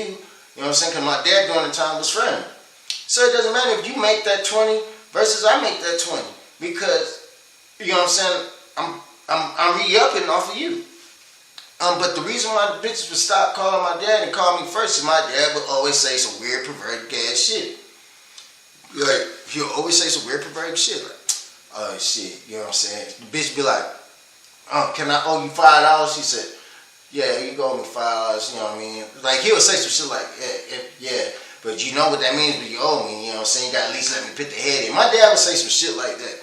And then versus me, when it came to me, hey, you on deck? Yeah, I'm on deck. I got an eighth. I need an eighth. Can you front me? Fuck no. Fuck no. Fuck you mean? Your daddy do it all the time. I said, cause my daddy trying to fuck me. Fuck no. Nigga, I want my money first. Right? And I had my sons living with me during the time. So bitches really, I'm like, nigga, I was paying for daycare. I wasn't getting no motherfucking government assistance. I was paying for daycare weekly. My son, motherfucker, I was paying, Davon Jr., I was paying for motherfucker, Javon, Javon, I was paying for Infamil, you know what I'm saying, because he was a breast baby during the time, but I had to pay for Infamil, and then I had to pay for doctors for Javon, because during that time, Junior, I didn't have to pay doctors for him. I had him potty trained already, man, you know what I mean? Had him potty trained. I got that nigga potty trained early. I used to have the nigga outside with me, hanging out. But yeah, bitches, they would call me and ask for a front, and I'd be like, nah, way. Hell no.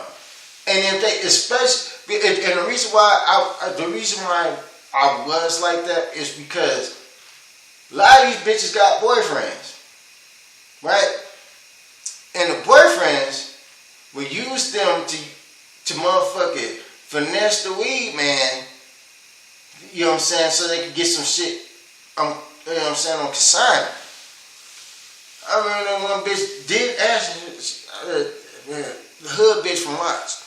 Bitch asked me, she said, you know what I mean? Like, hey, let me hold the bag to Friday. I'm like, man, hold the bag to Friday? Man, what the fuck you talking about?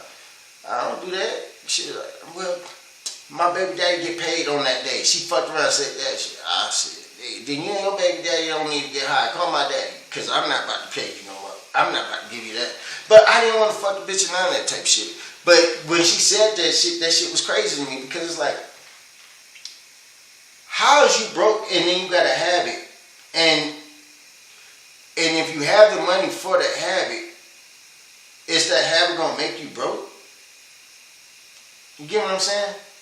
Like, if I only got $5 to my motherfucking name on my mama, cause I'm not spending that last $5 on some motherfucking on the habit. Like, my only habit during the time was alcohol. Right now, you know what I'm saying? I'm not gonna spend my last $5 on no motherfucking alcohol. Are you fucking crazy? Cause I'm thinking about tomorrow. I don't, like when I was selling weed, this is what I realized. It's a lot of people in relationships, but they broke. How is two people living in the same spot and they broke? How is y'all two building a union and y'all fucking broke? Selling weed taught me that motherfucking broke people, motherfucking get along the best with each other, which don't make no motherfucking sense. I can't date. I can't fuck a bitch or nothing if I'm broke.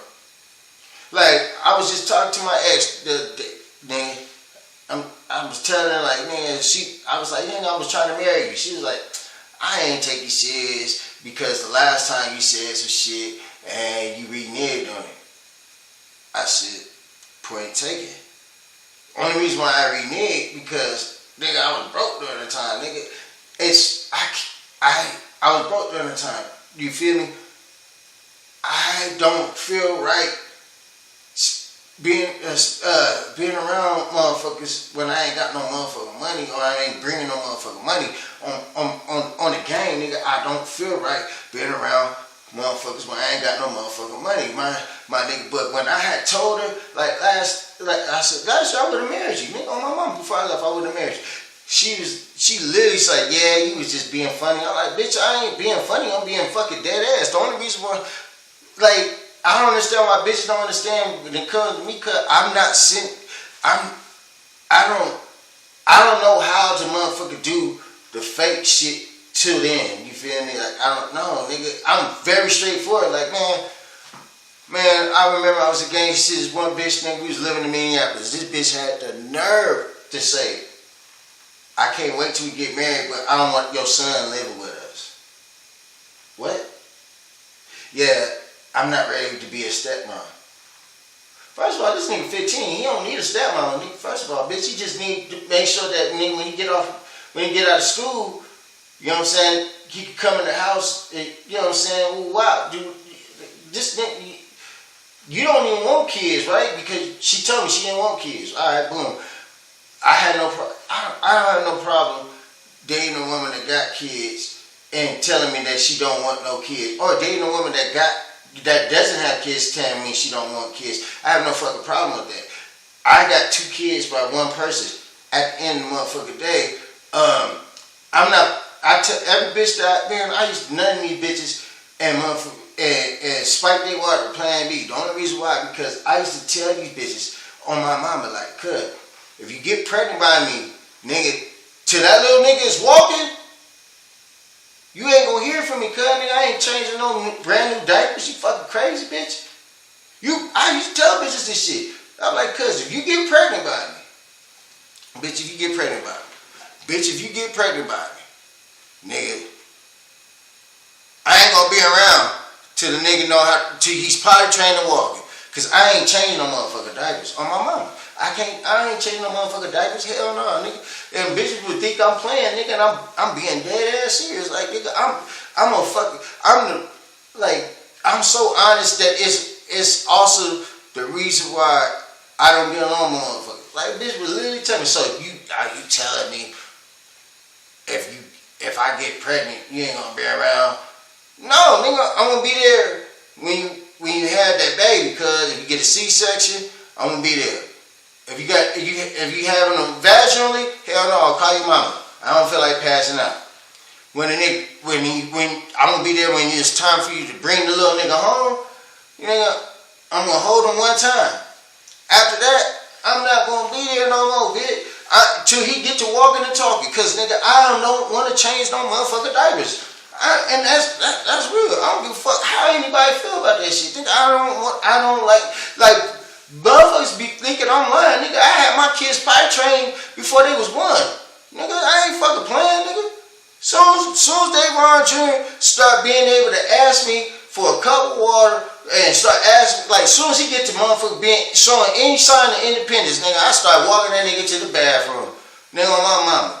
Nigga, I had that nigga on the block, then he said, Daddy, I gotta go pee. I said, nigga, it's a tree right here, put your pants down, go piss right there. Nigga, nigga, I got that nigga started early. Nigga, you ain't about to be fucking 1, 2, 3 years old wearing pull-ups and diapers, cuz.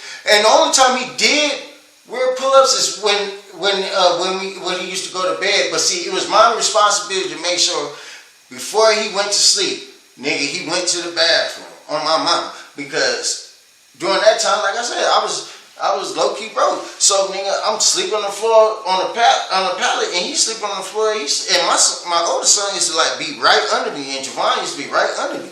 Nigga, it's nothing like waking up at 2, 3 in the morning cold because your whole side is wet. Cause this little nigga that peed on you. You feel me? So, nah, nigga, I got my kids ready real early about that shit. Nigga, on my mama, I got them ready behind that shit real early. Man, that shit crazy, nigga. I'm trying to tell you, bitch told me that. So if I get pregnant, you ain't gonna be around. I'm be around in spirit, bitch, till you get that nigga motherfucking potty trained and all that shit, nigga. I'm not changing no motherfucking diaper. You won't hate me then. And I don't want no baby mother to hate me. I got 1 kid.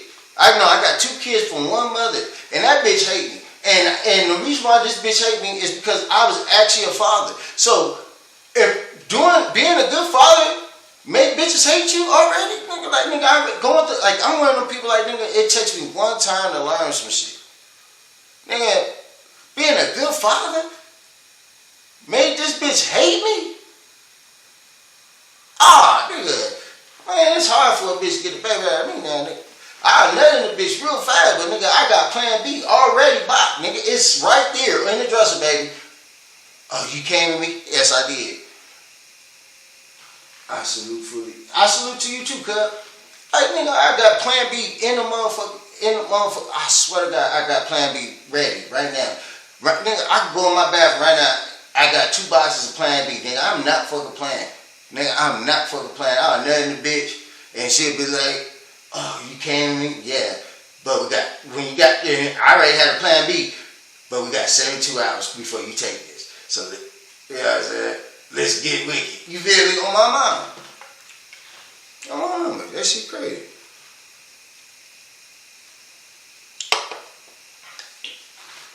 I'll be really on that shit. I'll be really on that shit. Like, what you want? Shit. Drinking is, I'm on Facebook Live, the Purple app also, I don't want to say it, YouTube, also be gaming and streaming, what's it called, I'll be playing Call of Duty and all that type shit. I could, if hit me a DM, I give you my motherfucker, my gaming tag I play on Xbox. This is my first time, motherfucker, doing a live stream. Give me where the smokes. This is my first time doing a live stream, just talking, and this is my first time doing a live stream talking. And, yeah, this is my first time doing this shit, and I'm fucking with it. But I used to be streaming online gaming and all that type of shit. But what do you mean? Where's the smokes? What smokes? Fuck you talking about? You need a cigarette, nigga? Last person to ask me where the smokes was my dad, and he never came back. Clip that. My dad funny though. Well, he ain't really funny. He ain't funny, but he's just like, I used to watch this nigga move. I used to be looking at this nigga like, this nigga crazy. Nigga. My father hated my foresight so much. This nigga hated my foresight so fucking much, nigga. He had a bitch my age, motherfucker. He got this bitch pregnant, and he was telling everybody, my son hating on the fact I got a bitch his age pregnant. I said, no, I'm not hating that at all, nigga. Here's the problem, and this is what's gonna happen. And it came. I said, nigga, me and you are coaching a football team. Me and you are selling dope and we making money. Jimmy's doing good. Your grandkids is doing good. We say shoot the booty from top to shoe. From top to shoe. Nigga, that bitch is gonna want that life sooner or later, cuz. And nigga, and when she get pregnant, he said, she don't want no babies. I'm like, nigga, when she get pregnant, I really looked at my daddy dead in the face, like, cuz when she get pregnant, nigga, she's gonna come bang on this fucking door and let him off and trying to tell on you. And we was living in apartments on the north side of Long Beach, in South Africa. We was living in the Southfields. It was a big gate. Nigga, the big gate. The only way you get in the big gate if you knew the code to the door. This dumbass nigga gave this bitch the code to the door. So me and my brother, we sitting in the living room, we playing the game, boom. We playing Xbox, we going crazy. This is when Kinect came out. So nigga, first we was doing the box of shit. Nigga, I'm so glad Kinect got canceled because that shit was stupid, nigga. That was the dumbest shit ever, nigga. Who wants to be out of breath playing video games? But we playing the game and shit, cuz. And we hear a knock on the cage door. Boom, boom, boom, boom. If you from LA, you know what I mean? If you from Cali, you know, especially from LA County, you already know that motherfucker, that black screen door. You hear it bang on the door. Boom, boom, boom. Oh, look. I don't know. I can barely see. But I see a stomach. I said, Jimmy, who is that? Jimmy goes to the door. He goes, it's 7. My dad called this bitch 7. He said, it's 7. She ain't supposed to be knocking on the door. My dad is married. My pops is married. See, this why this is why I didn't like my daddy, because nigga, he made me lie to a bitch every motherfucking day because this nigga was living a double life and he was fucking with a young bitch and I had no problem with him fucking with the younger bitch, my nigga, but my problem was, nigga, he was showing this bitch too much. You feel me? How the fuck I'm your son and I'm one motherfucker stirring about the people we bring around, but this nigga got this bitch around my Uncle Mud before he died. He got him around. My dad has a problem with bitches. You know what I'm saying? My dad has a fucking terrible problem with bitches. My dad, nigga, I swear to God, cuz if I was locked in a room with another bitch and they said, we either gonna kill your son or we gonna kill your girlfriend. You gotta pick one who survives. I know I'm dead. I'm gonna look dead my daddy in his face. Like, cuz, go ahead, get me out the way. He gonna sit there and say, nigga, I never, nigga, yes, that nigga will pick a bitch over his kids fast, cuz. I ain't never seen no motherfucker do some shit like this. Nigga, this bitch banged on the door. My brother, he's like, it's 7. I said, close the door. Cause she ain't even supposed, like, close the doors. Like that motherfucker pastor. Close the doors. This bitch ain't supposed to even know what apartment we live in, cuz. What the fuck is you doing, cuz? Ain't she not gonna do it? This bitch is 7 months pregnant. I didn't even know this bitch be pregnant this whole damn time. You feel me? And the whole, and it was terrible because I was also fucking her older sister. And her older sister had put me on game about her sister. She's like, me and her used to sell coochie when we because our mother was a crackhead. We used to sell coochie. The way how your dad met her was because she was hanging out with New York. New York was one of the homies from 6-0. And New York even told me, he was like, yeah, because she was a goer. And my dad happened to be that fuck nigga that fucked the goer and motherfucker and fell in love with the hoe. My daddy fell in love with the goer. Like, you know what I'm saying? Like, nigga, he fell in love with the bitch you run the trains on, nigga. And this bitch got the attention that she was not used to because he's an older nigga. And nigga, he thought, nigga, just because she was younger, he could control her. No, you can't control it. During that time, like, nigga, no, you can't control these younger bitches, nigga. These younger bitches, nigga, they got game for your ass. A lot of these bitches already been in the street since they've been in the street longer than what you think. Nigga, bitch be 19 years old, cuz. But got more game than any 40-year-old nigga, cuz. And the reason why they got more game than these 40-year-old niggas because a lot of them 40, 50, 60-year-old niggas, they been in prison. You know what I'm saying? So, their game is stagnant. You feel me? Their game is stagnant. You know what I mean? These niggas don't know what the fuck they doing, G. You know what I'm saying? Then you get around these young girls. I got a young one. Nigga, this bitch came banging on the door. I told my brother to close the door. Boom. He closed the door. I said, I go call my dad. I said, because his wife goes, who was that banging on the door? Thank God his wife was like one of the ones that knew my daddy wasn't shit.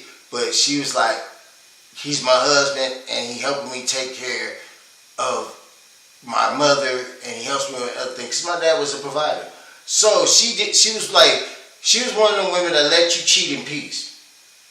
Straight up. She'll let my daddy cheat in peace. She knew this nigga was cheating. You know how many times this nigga would come home, or he'll come home 5, 6, 7 in the morning and say he fell asleep in his car at the bar? That's exactly how I used to look at my dad. Oh, damn, cuz I was calling you because your wife keep telling me to call you. You good? He said, yeah, I fell asleep in my car at the bar. Nigga, ain't no way in hell you gonna sleep in your fucking car at the fucking bar because the bar that he used to go to was off of motherfucking, it was off, what was that shit? It was called Shots. Nigga, Gundry Block was around the corner. It was orange and, I want to say orange and cherry or something.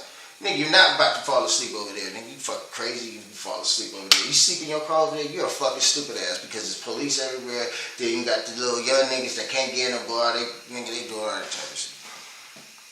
Nigga. She's like, who's banging on the door? I said, I don't know. My dad come out, put his shirt on, come out. He get the mush in the bitch. What the fuck you coming in my house? I had to follow behind him because, you know what? I ain't gonna lie. I'm the son that's gonna make shit worse. I'm like, nigga, this bitch ain't supposed to know where we live. Nigga, fuck is you talking about? He was like, nigga, go in the house. Like, nah, nigga, you tripping, cuz. Why this bitch know where the fuck we live? She know exactly what door we in. I said, cuz, you in trouble, nigga. You a fucking weirdo, cuz. Why are you like, nigga, ain't she pregnant, cuz? What? Nigga, you having a side baby. I got a sister right now to this day. I think her name is Bree Lynn or whatnot. I ain't never seen her or talked to her. I seen her one time when she was a baby. My dad was on the road cheating somewhere, and I went to go see my baby sister. I went to go see my baby sister, cuz, on my mama. I went to go see my baby sister, cuz. Boom. Then I'm holding my baby sister. I fall asleep on the couch in the corner. Boom, I fall asleep on the couch in the corner. His baby mama snatched my baby sister from me. She said, this is some weird shit. I seen this shit happen before. Nobody ain't gonna touch my baby. Bitch, did you just try to call me a pedo? And I flipped out on that hoe, on my mama. Boom. Got up out of there, boom. Never seen that bitch. I ain't never seen that bitch again. So when my dad be sending me pictures of my baby sister,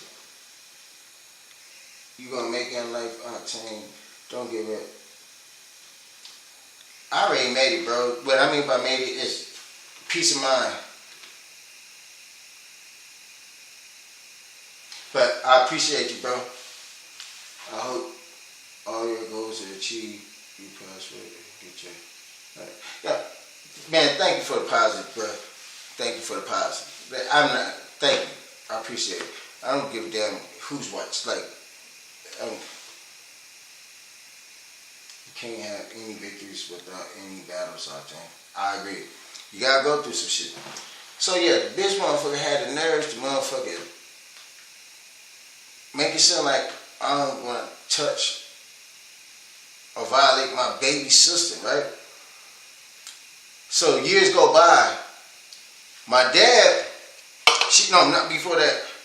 Way before that. My dad ended up moving with this bitch, right?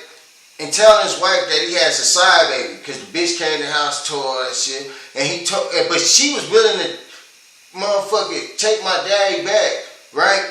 She was willing to take my daddy back, but she told my dad, I don't want to meet the new baby, you know what I'm saying? That's your situation. Don't do what? This nigga, cuz, mind you, I'm going to college, selling dope, and I'm working on the album during the time. This one I used to rap. I was working with the homie Dre Esme and all that shit. We had a mixtape called Cocky Boy Rich Flow. Then we had another mixtape. And I don't even like calling it a mixtape because these were original beats.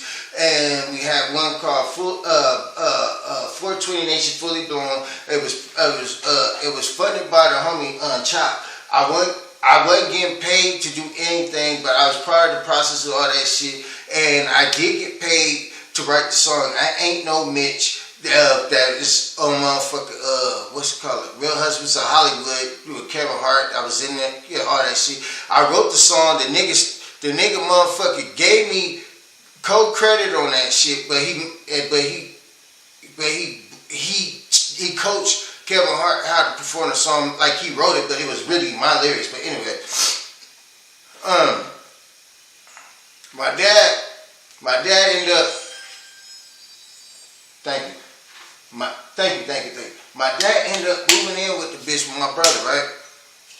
And he told his wife's like, well, that's what it is. Your daddy gone, y'all gotta go. My brother moves in with that bitch and him, you know what I'm saying? And I'm selling dope, sleeping out the back of my car. Like I'm sleeping in my car during the time. Look, I had just copped this Crown Vic. I picked 22s on all that shit, nigga. I ain't gonna lie, the way I had made the money was not off of weed. I had robbed some motherfucker in motherfucking Sims Park. I was supposed to come up on some pounds of weed and all that shit, but instead I came up, I guess the nigga was about to re-up, nigga, so I came up on the money, boom. Bought a car, all that shit. My dad put that shit, right? Mind you, the whole time I'm going to college, I'm sleeping in my car. I'm washing my ass at the Coin Laundry. Sometimes I would go wash my ass at one of the homies' house and all that shit. And people used to be like, motherfuckers be like when I tell the story, motherfuckers like, you ain't had no bitch on that. I did not want no bitch to know that I was on my dick like this. Like, bro, I have a high priority of pride in me, nigga. And the homegirl during the time that I was dealing with, nigga, her mother just died. She was living in the Carmelitos. Her mother had just died, and it was her and her brother taking over the spot, right? But she would not let me stay the night over there, but she she wanted me to fuck, and I had to go hop in my car, drive. Nigga, I used to go sleep in the fucking parking lot in my car and motherfucking across the street from the Carmelitos. Nigga, I think that grocery store was like the Rancho Grande or something, whatever. Boom. Like, I'm sleeping in my fucking car, washing and I'm selling drugs and all that shit, and I had to come up with it. This nigga really put a bitch over me. My mama had flew in from motherfucking Georgia during the time, picked up my kids from motherfucker from my baby mother's house in Palm Springs, and drove all the way to my college graduation, right? I haven't seen or spoke to my father in about like 3 weeks because I've been thugging it on the streets. And I was still going to school, bro. When I graduated from college, I can show you a picture of my graduation. If I show you, nigga, I was homeless during that time. My mama didn't know I was homeless. My kids didn't know I was homeless. Nigga, my dad brought that bitch to my graduation with my baby sister, and to this day, I don't know that little bitch. When it comes to my baby sister, I shouldn't say that, but I don't know that little bitch, nigga. I don't know that little bitch nothing. Nigga, I don't know that little bitch, nigga, you a side baby. I call her a side baby. But nigga, in the picture, I'm smiling, but nigga, inside, I am fucking crying, nigga. I'm dying inside, like, cuz, I don't know what, like, nigga, I graduated, I got my motherfucking, my associates and everything. My phone going crazy. Because now so I convinced my mom, like, all right, we're gonna go to your auntie, to your sister Gloria's house. And we went, and I drove my car up there. But before I drove my car up there, right after my graduation, nigga, I did this robbery. Nigga, I did a fucking robbery. Nigga, hit a nigga for motherfucking 40 bands. I was trying to hit for some weed, nigga, and some weed and some motherfucking, some Scotty. But nigga, I ended up hitting for 40 bands. Nigga, robbed these maxes at Sands Park, nigga, for 40 fucking bands, cuz. Ended up taking my ass to motherfucking, to San Diego, cuz, and I tried to start a new motherfucking life. But I tried to start a new life, man. I splurged on my sister, my sons. I splurged on my mama. Nigga, I splurged on my mom and my sons, and my auntie get to talking about her husband, like, yeah, this nigga pinning his hands on me. You could live over here. I would help you get a job. I mean, she did. She helped me get a job at a call center, cuz, and it went good for about a month and a half. Her husband came back, and I wasn't tripping. This nigga put it in this bitch head, because I was helping him, like, I had bands on bands, cause I had 40 racks. Cause 40 racks, but I'm gonna tell you this, 40 racks don't look crazy unless it's broken down in ones and fives, you feel me? So, and it was broken down in ones, it was dope dealer money, nigga. I robbed a dope dealer, so you nigga, it's gonna be ones, it's gonna be fives, it's gonna be all that type of shit. So my 40 bands looked crazy, right? And when she helped me get the job, instead of giving her money for rent, nigga, when my paycheck came, I was getting paid every week. When my paycheck come, I was giving her, what's it called? What's that shit called? Money orders. Nigga, I'm not giving nobody no fucking cash, bitch. On my mama, because the reason why I wasn't giving no motherfucking cash is because, alright, when I got there, it was no groceries in the refrigerator. Wi-Fi was off. She still had a house phone, and the cable bill was crazy. Me being the person I am, first of all, I don't even watch TV. Don't care about Wi-Fi. You know what I'm saying? Now when it comes to food, yeah, but nigga, everything, you not like, when I go grocery shopping, nigga, on my mama, when I go grocery shopping, I'm not buying motherfucking sandwich meat, cheese, and bread, cause, no, nigga, I'm buying shit to cook, nigga, you know what I'm saying, like, one pack of chicken, like, the regular pack of chicken, G, like, a pack of drumsticks, or a pack of motherfucking, fucking chicken thighs, it's gonna last for me, because a pack of drumsticks for me, cuz on my mama, a pack of drumsticks for me, nigga, I'm gonna break it down. So what I do is I get a pack of drumsticks, a pack of chicken thighs, whatever, boom, and a pack of brisk. Nigga, I pick 2 drumsticks, 2 thighs, that's a meal. Put it in a Ziploc bag, freeze. I bust everything down, nigga, like, bruh. So, she was mad at me that I got the job, and this is in San Diego. She was living in East Dago, cuz. She was living in East Dago, cuz. On 54th and Boulevard, nigga, a whole bunch of bloods. nigga. But a week of me being there, nigga, I got motion for myself. I'm going to work. Cause boom. I got me a little bad Asian bitch and a little bad African bitch. You know what I'm saying? Shit, nigga.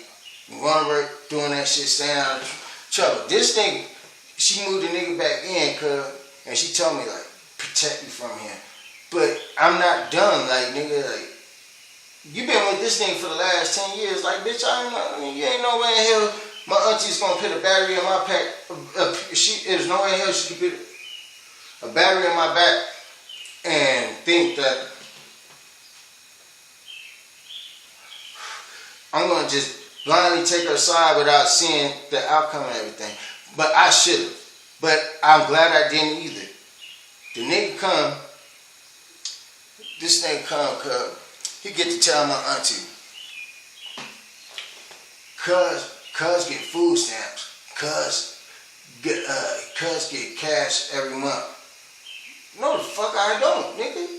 He was trying to say I was on GR or GA during the time in it was 2013, 2012. Nigga, GRGA was prevalent around niggas, cuz this before I even knew niggas was selling their blood, their plasma and get money, cuz I ain't never seen that shit. Nigga, I used to remember this one nigga, cuz on the north side of Long Beach, cuz this nigga, like, nigga, hey, cuz, you got the weed on deck? Yeah. Let me hold the gram, I'll be right back, and I'll give you the money. I didn't know this, I didn't know G was going up there motherfucking selling his plasma for money, cuz, on my mama. Right? This is in north side of Long Beach. This is before motherfucker the clinics became a thing. But he tell this bitch, nigga, I'm on GR and I'm getting food stamps. I'm like, nigga, no, I'm not. So the groceries I done put in the house, the money order I'm giving you, cuz this is coming out the money of the robbery that I had did to move out there. You feel me? Because I didn't even look. I'm gonna tell you the truth, cuz. I didn't even know how to apply for an apartment, G. Because the first apartment I had with my baby mama, she applied for that shit, cuz. She had applied for that shit, and I'm the nigga like, hey, you know, my baby mama used to think I was ignorant because I wouldn't do paperwork, right? She would think I was ignorant, I wouldn't do paperwork. I would bring her my applications and all that shit. She thought I didn't know how to do this shit. I knew how to do it, but nigga, if I'm bringing in the money, why the fuck I gotta do that? You feel me? So, but this time I didn't know how to motherfucker pay for an apartment, cuz I did not know how to. I didn't know what they needed for an apartment, bro, on my mama. So he get to telling her, yeah, that nigga get food stamp, he get cash aid. No, nigga, I be giving her money orders and I'm paying groceries in the house with the cash I stole when I had from the lick that I hit for 40 bands. Nigga, yeah, what? But yet, at the same time, it seemed like my auntie and him was getting jealous of me because I was living my best life in San Diego, and mind you, I didn't even have my own room in her house. You know what I'm saying? I was sleeping on the fucking floor, but I think it bothered them because that I was so content. You know what I'm saying? Like, you know what I mean? Like, content with, like, nigga, I wasn't complaining about nothing. Nigga, you would not. And one thing I learned during that time when I only did couch surfing for like 2 years when I was in my 20s. You feel me? But one thing I learned, when you living under somebody's house and you living, you know what I'm saying, you contribute and you you got to make yourself scarce. You don't want to be seen all the damn time. So me having a job Monday through Friday I had to be there by like 8 in the morning during the time it was a call center, you feel me? So I'll be up and out the house about 6 in the morning, and they would not see me till 10 at night, right? And I thought I was doing a good thing about that, because nigga, you know what I'm saying? You can't say I'm eating up everything, but but this is when I came to find out that my auntie and him was putting shit on me that they was doing. You know what I'm saying? Oh, ain't no groceries here. They mind eating up everything. Nigga, I'm not even there, cuz. What are you talking about? I got money hidden in my motherfucking car, cuz. I had 30, 40 bands hidden in my motherfucking car, nigga. And every week I would take maybe like $200 to $500 out my stash. You feel me? You know what I'm saying? And then every time I got paid from the job, the whole check, I would cash it and give her. I'd give her a money order towards rent, and then I'd give her cash so she could buy groceries. I didn't even go shopping. I've never ate in that motherfucking house to this day. So the bitch. So he put in her head that I'm getting cash aid, and they're like, why are you getting this money? How you getting this money? She don't even know that I robbed somebody, did some shit. You feel me? But she's getting my whole fucking paycheck. Right? So the nigga picked the bug in that bitch ear, nigga. So I come home one day from work. It's like 10 o'clock like I normally do. Because when I used to come back to our house, I worked from 8 to 4, basically. It was like 8 to 4, but you would not see me to 10. So those 5 hours, cuz I'm learning motherfucking San Diego. I'm sorry, I'm looking directly at this shit. So I'm learning San Diego, right? I got me a cool Asian bitch, cuz I'm vibing, doing my own shit, not getting shit, nigga. I come home, nigga. The shit hits the fan when she's tripping, right? And she tell me the nigga put his hands on her. So, me being the nephew that I am, I'm like, hey, cuz, why you put your hands on my auntie, cuz? Ooh. Why you put your hands on my auntie? Nigga hit me with that. What you gonna do about it? I get off him, cuz. Boom, bang, folded him. As soon as I folded him, nigga, my auntie picks up a broom and start hitting me with the broom. And then she already had 911 on call, nigga, to put me in jail, cuz. And I'm like, I'm defending your honor. And as soon as you see your husband get folded like a chair, cuz, all of a sudden, I'm the problem, bro. Send me to jail and all that, cuz.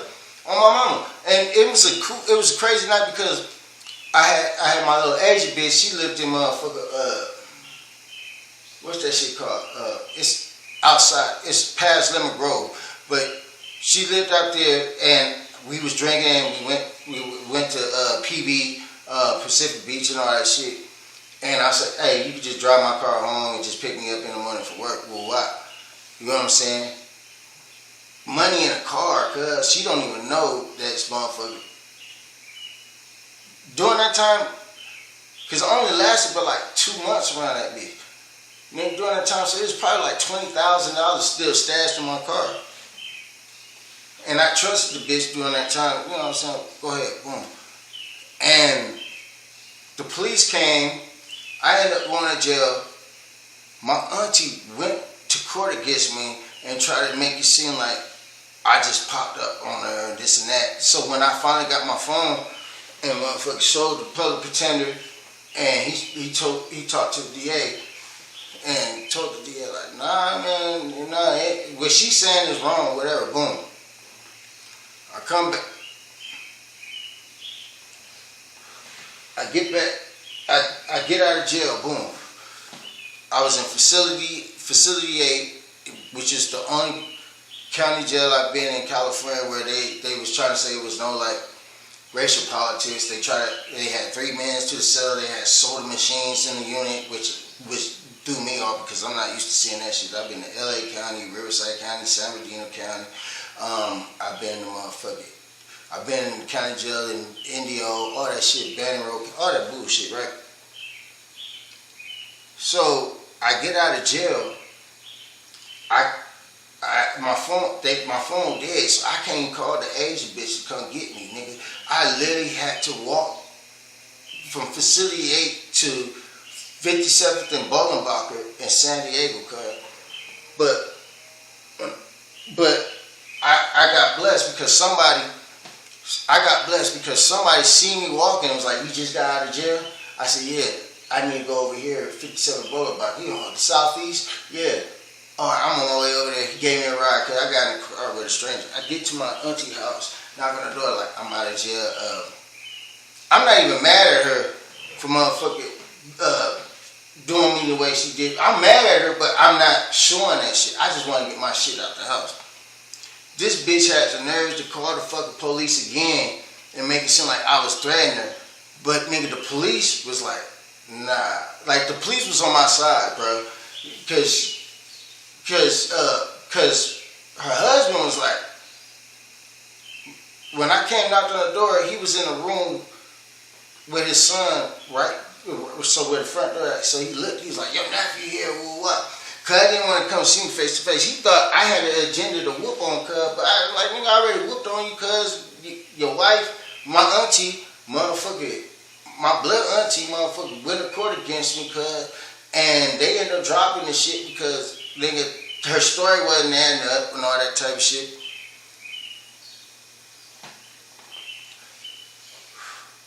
So, and all I wanted was my other phone. I had 2 phones, and I only want my clothes. The only reason why I needed my other phone because the phone with my car was with my ex bitch during the time, and I needed to call her. Right? So, after I called the bitch, so I get my shit. The police let me get my shit. I said, I don't even want to go in there. My shit's in the corner over here. This bitch already had my shit packed up. I said, I'm missing a phone. I said, I'm missing a phone, bro. They're like, I'm missing a phone. I need to talk. I need to get the number.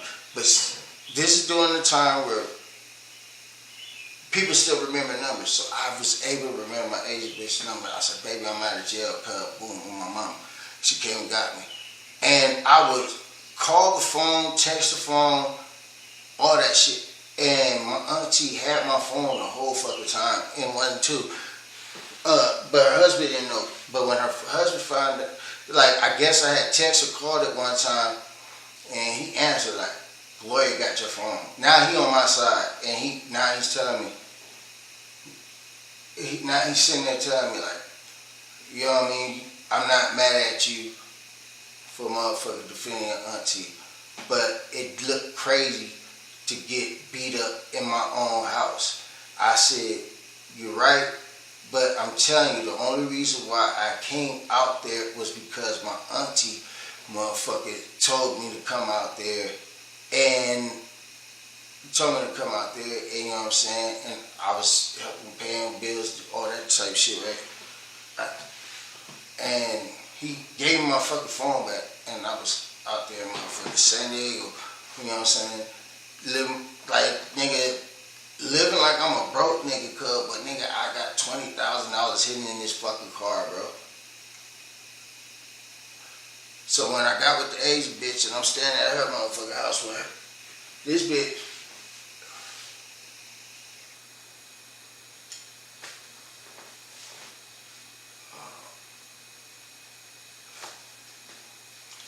mind you, this bitch, cuz, she don't know about the money I got.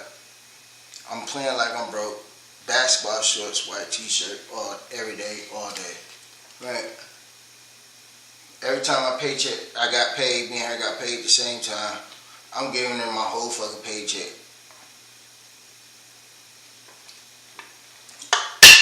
To give to her mama. And while she was giving that shit to her mama, bruh, on my motherfucking mama, this bitch had the nerve to, like, I ain't gonna say she cheated on me, but she was planning on cheating. And during that time, she was my only, lifeline during that time, shit. Right? And I found out she was talking to another nigga at the job. This is the reason why I do not like this is the reason why I do not like office jobs and all that shit, because it's like high school and all that shit.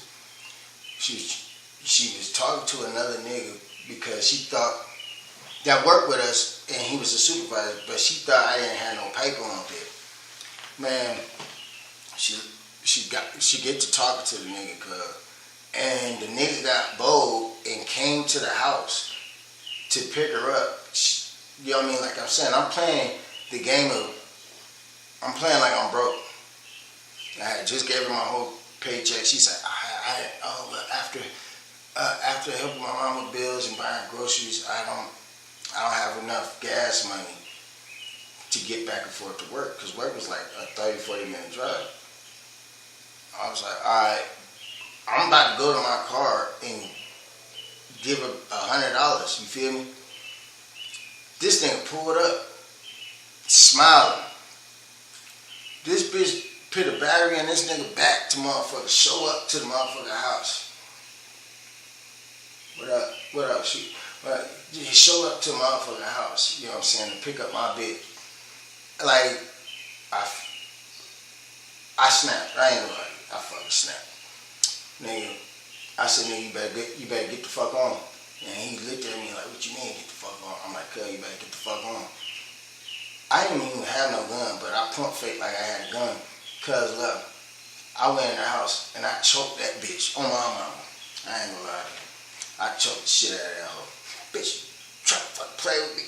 You know what I'm saying? I choked the shit out of that hoe. I ain't gonna lie. Choked the shit out of that hoe. Because I really felt disrespected. Like, cuz, I'm giving you my whole paycheck. I have $20,000 in my motherfucking car, like in cash. You know what I'm saying? I'm playing like the man that never had. And you thought you found a better option. And then you make the, like, cuz if you was going to cheat, you know what I'm saying? Don't do it in my motherfucking face. I ain't that nigga, cuz you ain't gonna play. So I choked the shit out of that hoe. The bitch didn't call the police on me. She called one of her brother. No, she called her sister's husband.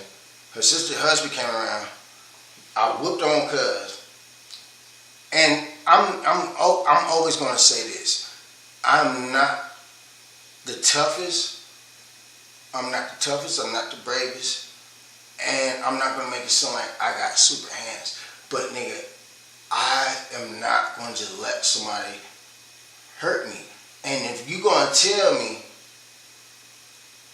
oh, my sister's husband come on, he about to whoop your ass. You know what I did? I whooped her ass till he came. Yeah, I whooped that bitch ass till he came. Oh, you got somebody for me, bitch? The bitch said she got somebody for me. Nigga. All right, you got somebody for me, bitch? I whooped that bitch ass till that nigga came, knocked on the door, and then I got a cracker with him. You is not about to tell me, G, that you gonna motherfucker get somebody to whoop on me and think I'm gonna just let you just stand around and wait. Nigga, I whooped that bitch ass till that nigga came. Yeah. And right after that, that one weekend, it was the Conor McGregor and just, no, it was not Conor McGregor, it was Chris Weidman and Weidman, whatever, and Anderson Silva fight. Nigga, I went and watched that at the bar, and I called my mama. I had called my mom because she was living in Georgia during the time. Called my mama like, hey, I'm about to drive out there to Georgia because this shit ain't working, right? I was about to drive all the way to Georgia. Like, I heard it was like a 4-day drive or something like that. But before I left California, because this is me trying to hold on to California, because I had never lived anywhere outside of California at this time. I told myself I'm about to go see my kids, so I went to go drive to go see my kids, and a nigga getting on the freeway with speed so much, he crashed into me. And I crashed into the divider, but it had the fucking, like, as soon as I hit San Bernardino, Riverside County, nigga, I crashed into these motherfucking water dumpsters and all that shit, cuz I had no seatbelt, cuz I should have went out through the windshield, but God had me for some reason. God got me. But I made the fatal mistake, like, cuz he hit the back of my car so hard that, nigga, the spare tire, the fucking jack, and the bottle of Hennessy that I had in the trunk folded down the motherfucking back seat of the car and was sitting in the passenger seat, cuz. And I was like, oh my God, I survived. I hit the bottom. Police come. It's like, I tell them the story, like, this nigga ran into me. He looked at my car, nigga. Like, nigga. He was coming on the freeway fast and ran into my car. They were like, you smell like alcohol. I'm told him the truth. I was like, yeah, the alcohol was in the trunk. It was a bottle of Cavassier. I said, the alcohol was in the fucking trunk. And I didn't have a seatbelt, and me making it through this car wreck and not going through the windshield, I felt like to celebrate to hit the bottle. Man, the motherfuckers took my stupid ass to jail, bro. When they took my stupid ass to jail, California got this shit. Whenever you got a DUI, and then they hold you for 6 to 12 hours, 4, 6, or 12 hours, and then they release you with a court date 90 days, right? They only held me for like an hour or two, nigga. And when I got out, cause mind you too, here's another thing a lot of people didn't know. I had motherfucker 2 ounces of methamphetamine in that motherfucker car. Cause when I robbed the motherfucker Mexicans and motherfucker Bellflower, cause I didn't just get money, I also got dope. But I didn't know how to sell meth during that time. So it was just sitting in my car. So when they put my shit on a motherfucker, a flatbed, and towed that bitch out, I was so happy they didn't find that shit, cause on my mama. On my motherfucking mama. So when I got out, I had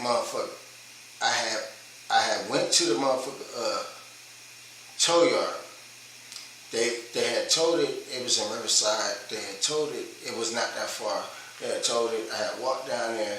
You know what I'm saying? And I was able. I was like, yeah, I just need to get the keys out. I said something. I don't know. And I didn't grab none of the dope. I had grabbed the rest of my money, which was probably, I think it was like maybe $15,000, and bought a Greyhound ticket and went to Georgia. To my mama's house. 4 days on a bus. Terrible. Never doing it again.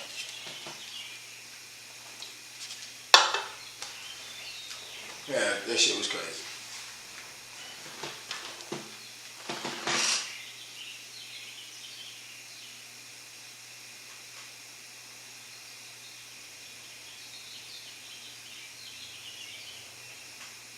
I feel crazy telling y'all this shit. Because this is some shit I ain't never told nobody.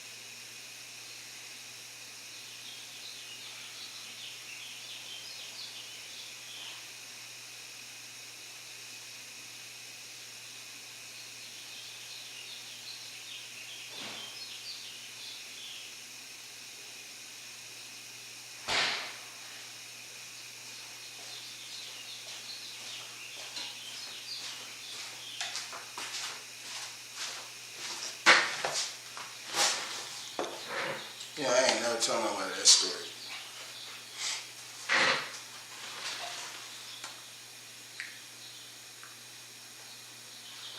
I only got 2 years on Twitch. Yeah, I ain't never told nobody that stupid ass story, bro.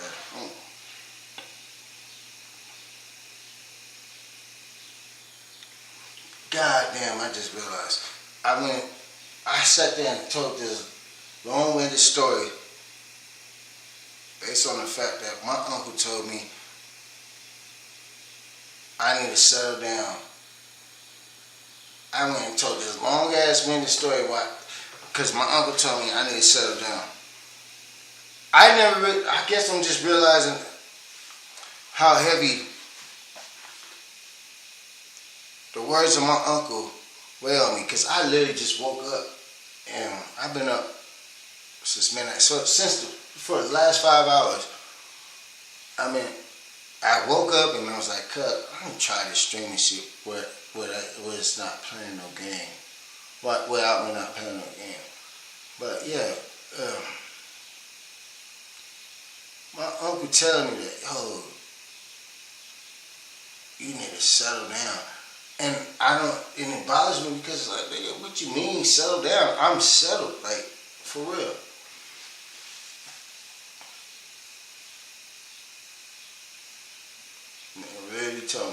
You don't want to be 70 years alone.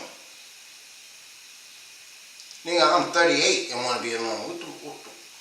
What being 70 mean?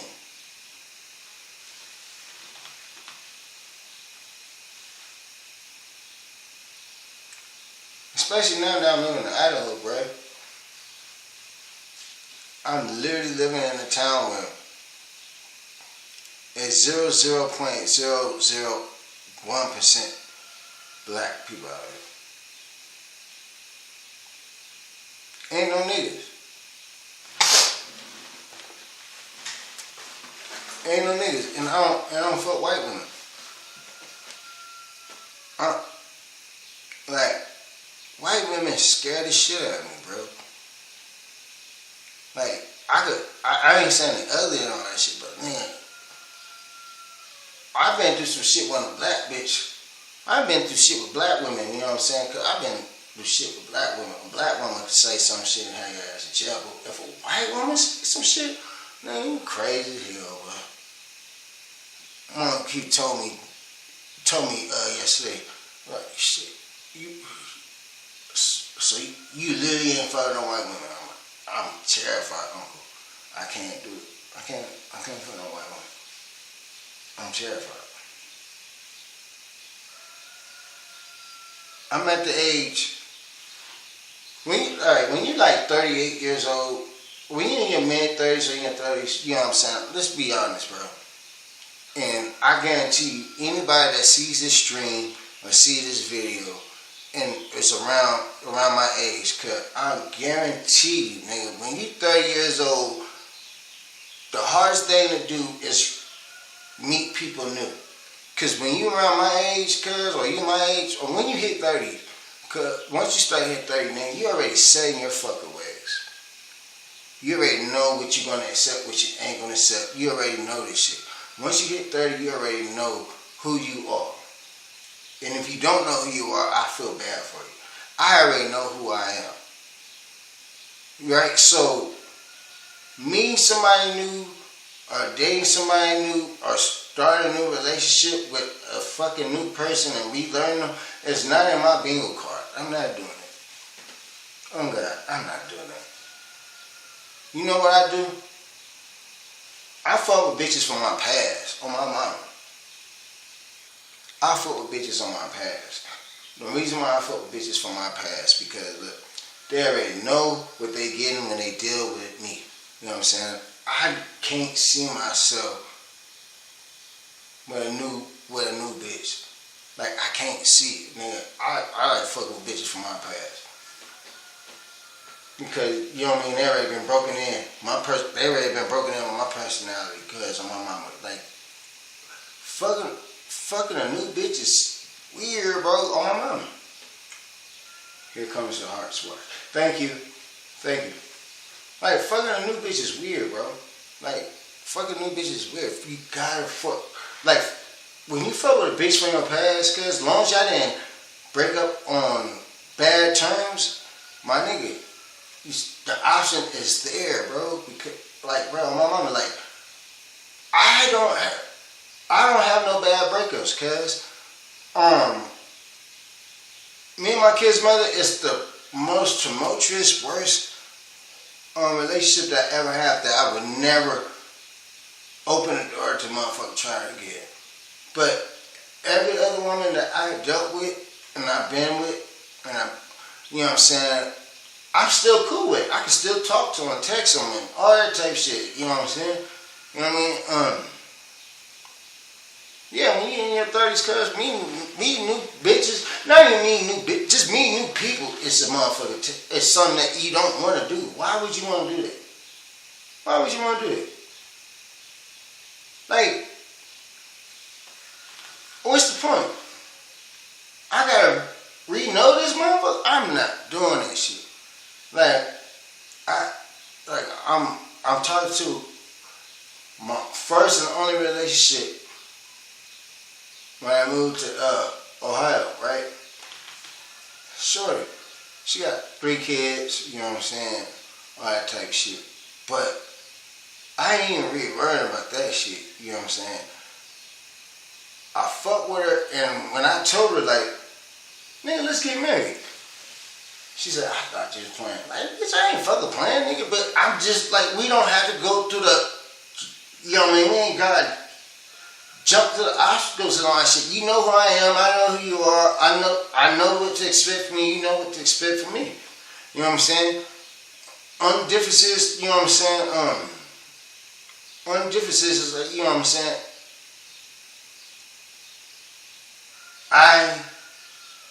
But the only difference is, I don't even know, I gotta be honest with myself.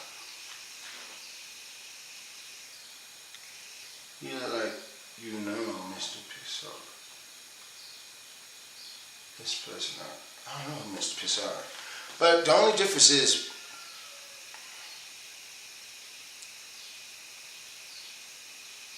when me and her was together, bro, she let me be a nerd. You feel me? Like, she let me be a nerd. Like, when I mean a nerd, like, I'm a black nerd because I like anime. You know what I'm saying? I'm a real black nerd. You feel me? Like, on my mama. Like, you know what I'm saying? I will watch motherfucking Hunter x Hunter and come out and whoop your ass, throw it to sea, all that type of shit, right? I always told her I'm the hoodest nerd you would ever meet, and she was the first black woman and the only black woman I ever dealt with that was around my age group. I'm a little bit older than her. I think I got about like 5 years, but the first and the only black woman. He has piss bombs. He also has DUI video on how to make piss bombs. The fuck is it? Is he in prison? Yeah, I see piss. But yeah, she was the only. Why is he making piss bombs, bro? But yeah, she was the only one that she actually watched motherfucking anime, and then I had asked her some freaky shit. I had asked her, I said, have you ever seen Kill La Kill? She said, yeah, I seen Kill La Kill. That's one of my favorite animes. I said, you want to dress like her? And she showed up dressed like her. He just out here doing his own thing. Okay, that's dope. That's dope. Yeah, I mean, she really got dressed like Kill La Kill. Full use of free. I saw the house. What? What house you talking about? Yeah. So, I proposed to her live on this because she was in the comments, and I also proposed to her last week, and she was like, "You ain't serious." I'm like, I don't understand how because I'm not the nigga that get down on one knee and do all that weird ass shit. I literally told her, let's get married. She was like, okay, if we live together, I need my own room. I said, bitch, I need my own room. I live in a 2-bedroom apartment and I live by myself. You know why? This room right here, where I'm in right now, this is my little gaming room. My room, I don't even got a TV in that bitch. You talking about, I need my own separate room. I was like, what the fuck you got your own separate room? I don't have my own separate room.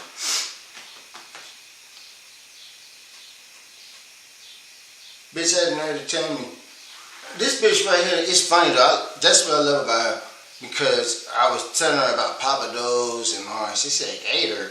Oh, whoa. And she's real picky with eating. Here's the problem. I know why she's picky with eating. Because the bitch cook everything. I remember when I first met her, the bitch didn't even have a microwave in the house. I was like, where's your microwave? She said, I can heat everything in the oven. I was like, you are a different woman. You feel me? Watch anime. She's good. She's a good parent. She's a good mother.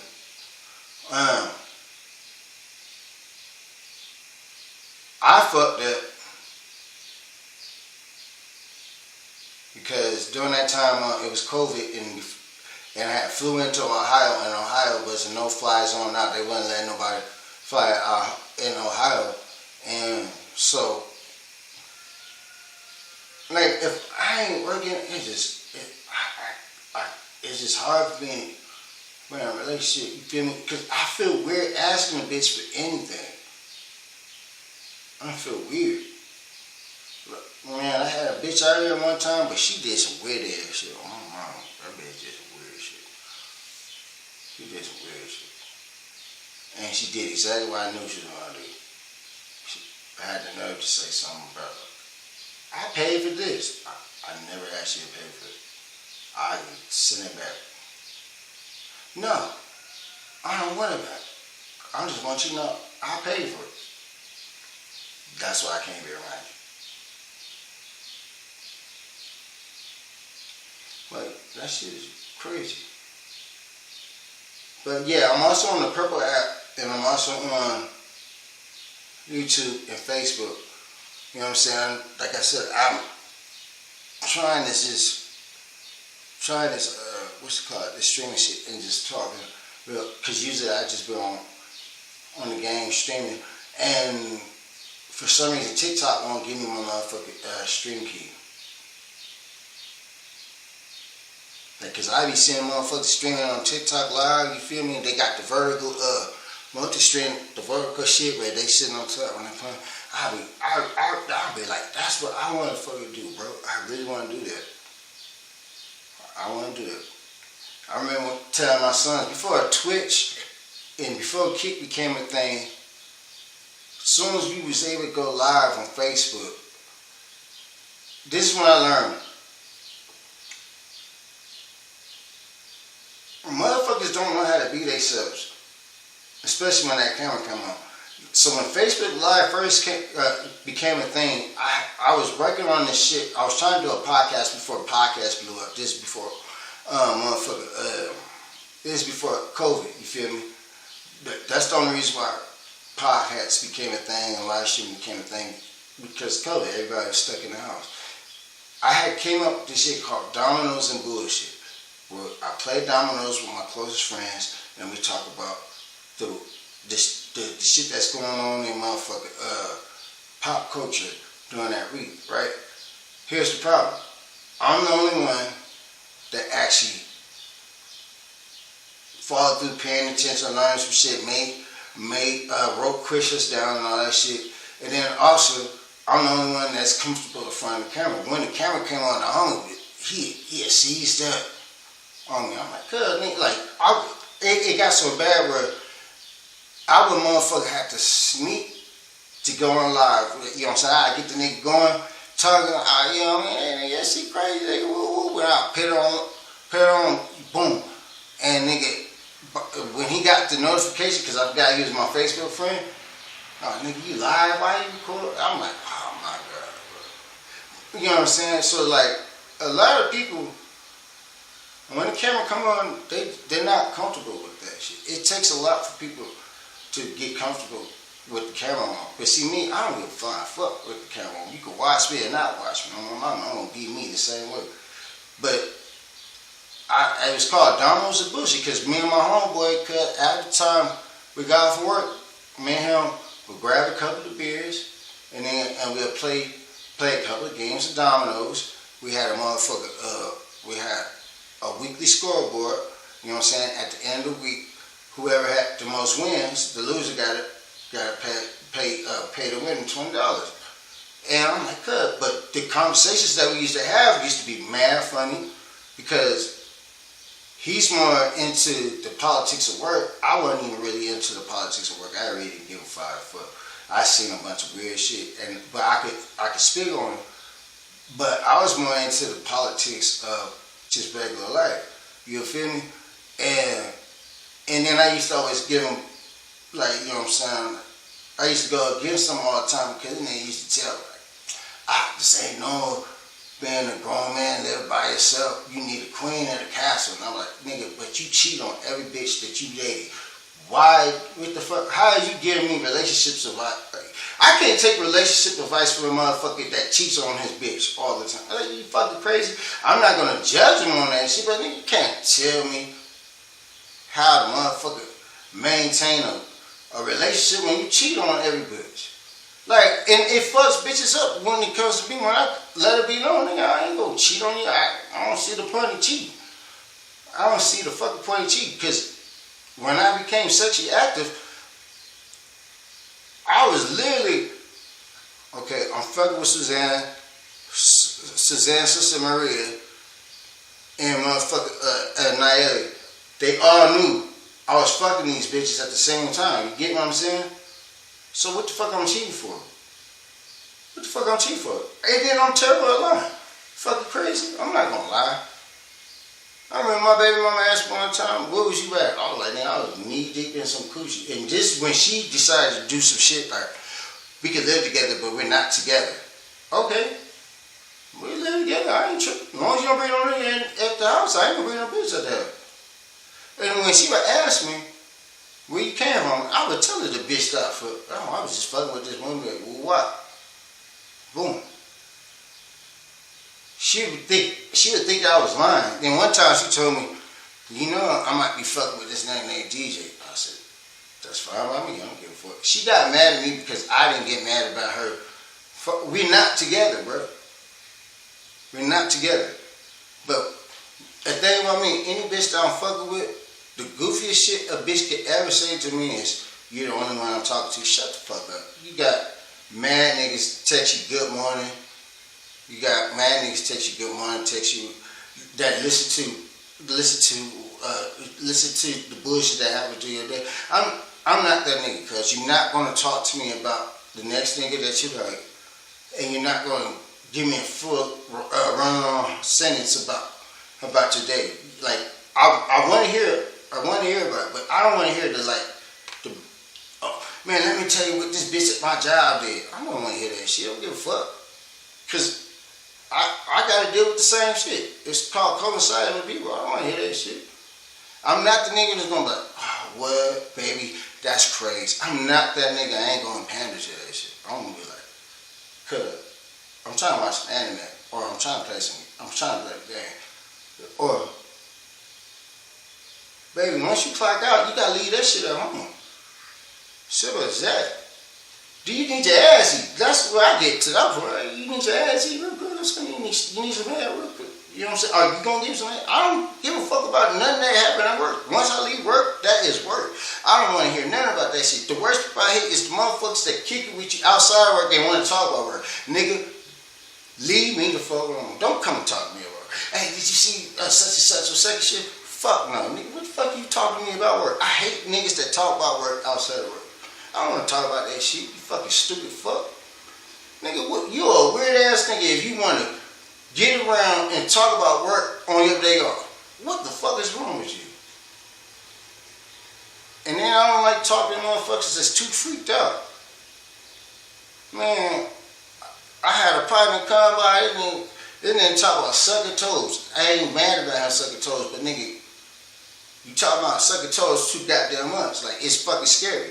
Because I live in Idaho right now. These bitches don't even, I ain't seen a painted toenail yet. These bitches wear work boots all throughout the year. I ain't, like, all throughout the year. And he out here sucking toes. I'm like, oh, this nigga crazy. I buy styrofoam cups full of that nigga when he come around. That is your cup. Don't use none of the cups that I got, even though I'm washing them. Any cups that I gotta keep in my house, you cannot use. You gotta use, because he's sucking toes too fucking much.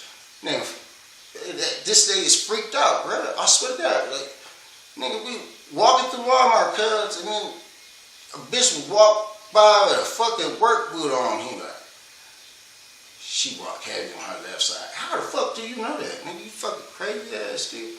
I don't like that shit. Don't talk to me about work when you get off. I don't want to talk about work outside of work. If you're too freaked out, I think you flirting with me, and that's weird. I don't want to know too much what you're doing. Now, when a nigga get to being too honest about his sexual experience, I be like, cuz, you flirting with me? I don't want to hear this shit, man. And then when it comes, and this is with dudes, like, my rules with dudes is fucking very strict, bro. Because I don't want to know too much about you, G. I do not want to know too much about you at all. Like, if a nigga that's oversharing too much about himself, I really be thinking like, cuz, are you looking for a date or something like that? Shit weird. I do not want to hear nothing. Like when a nigga overshare his shit, or when a nigga talk about what him and his partner do, I think that's weird, right? Because you're not supposed to expose what you and your bitch do. Nigga, if you talk about what you and your bitch do, you a fucking weirdo, bro. You a fucking weirdo. Yeah, man, I was just eating my bitch ass last night. Nigga, I don't want to hear that shit. You know, if you gonna say you ate some ass, just say, yeah, nigga, I ate some ass, whatever, boom, and move on with it. But if you want to get and you want to pick names and detail on that shit, you fucking weird, bro. Fucking weird. You ain't gonna know what me and my bitch do. You gonna know what I do, but you ain't gonna know what my bitch do. Nigga, you ain't gonna never be able to ask me, did your bitch suck dick? I'ma sock you in your shit. Some of these niggas be too freaked out talking about shit on my mama.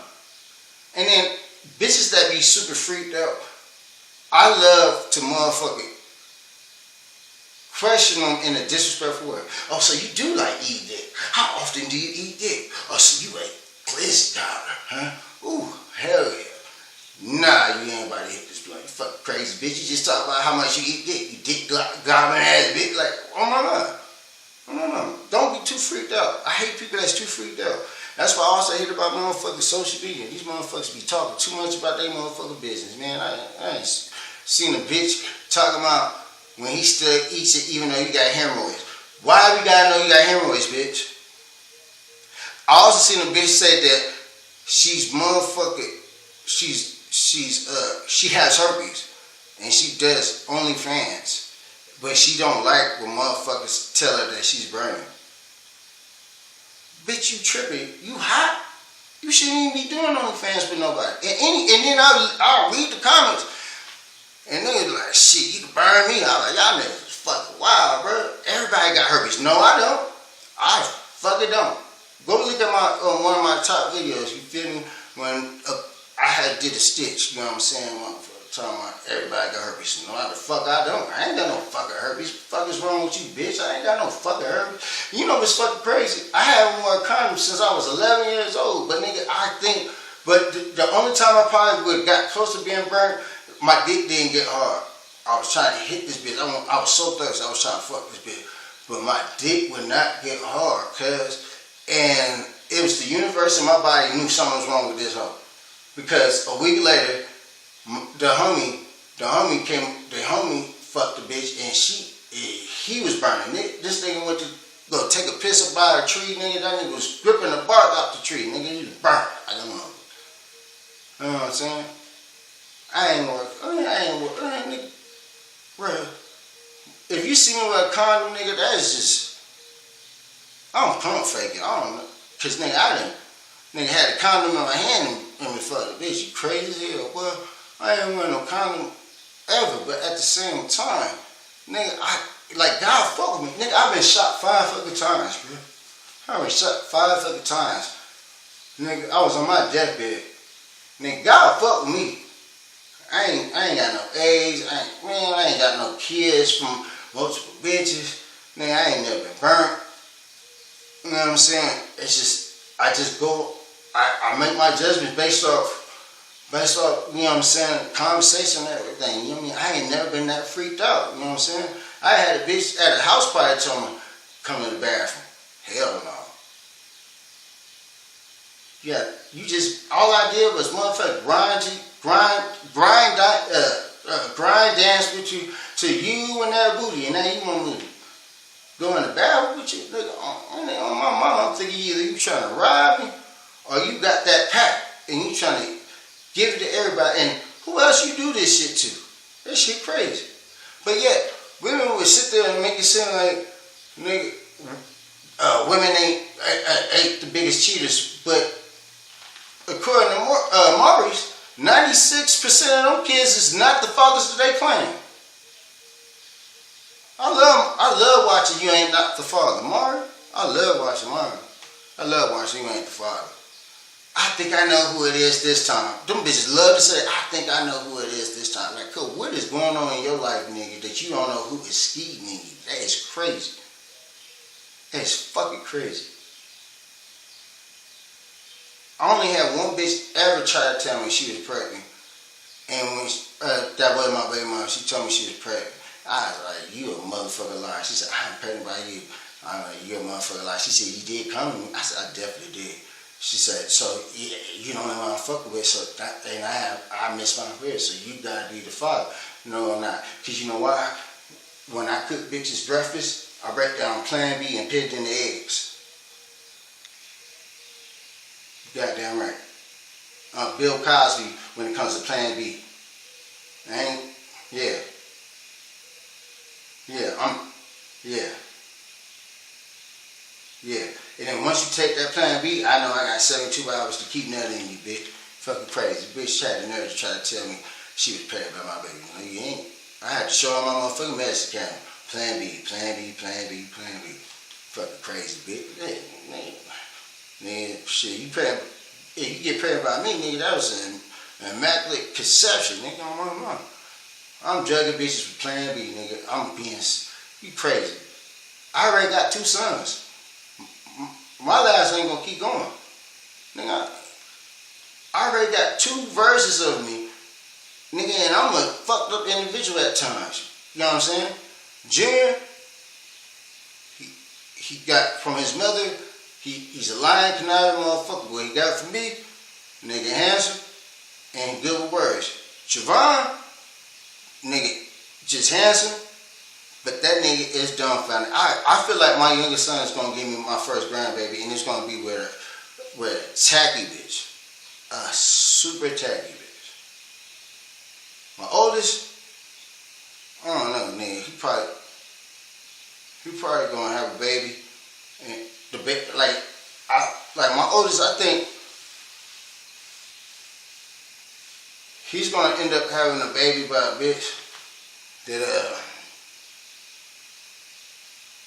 that believes in him, even though he don't do shit.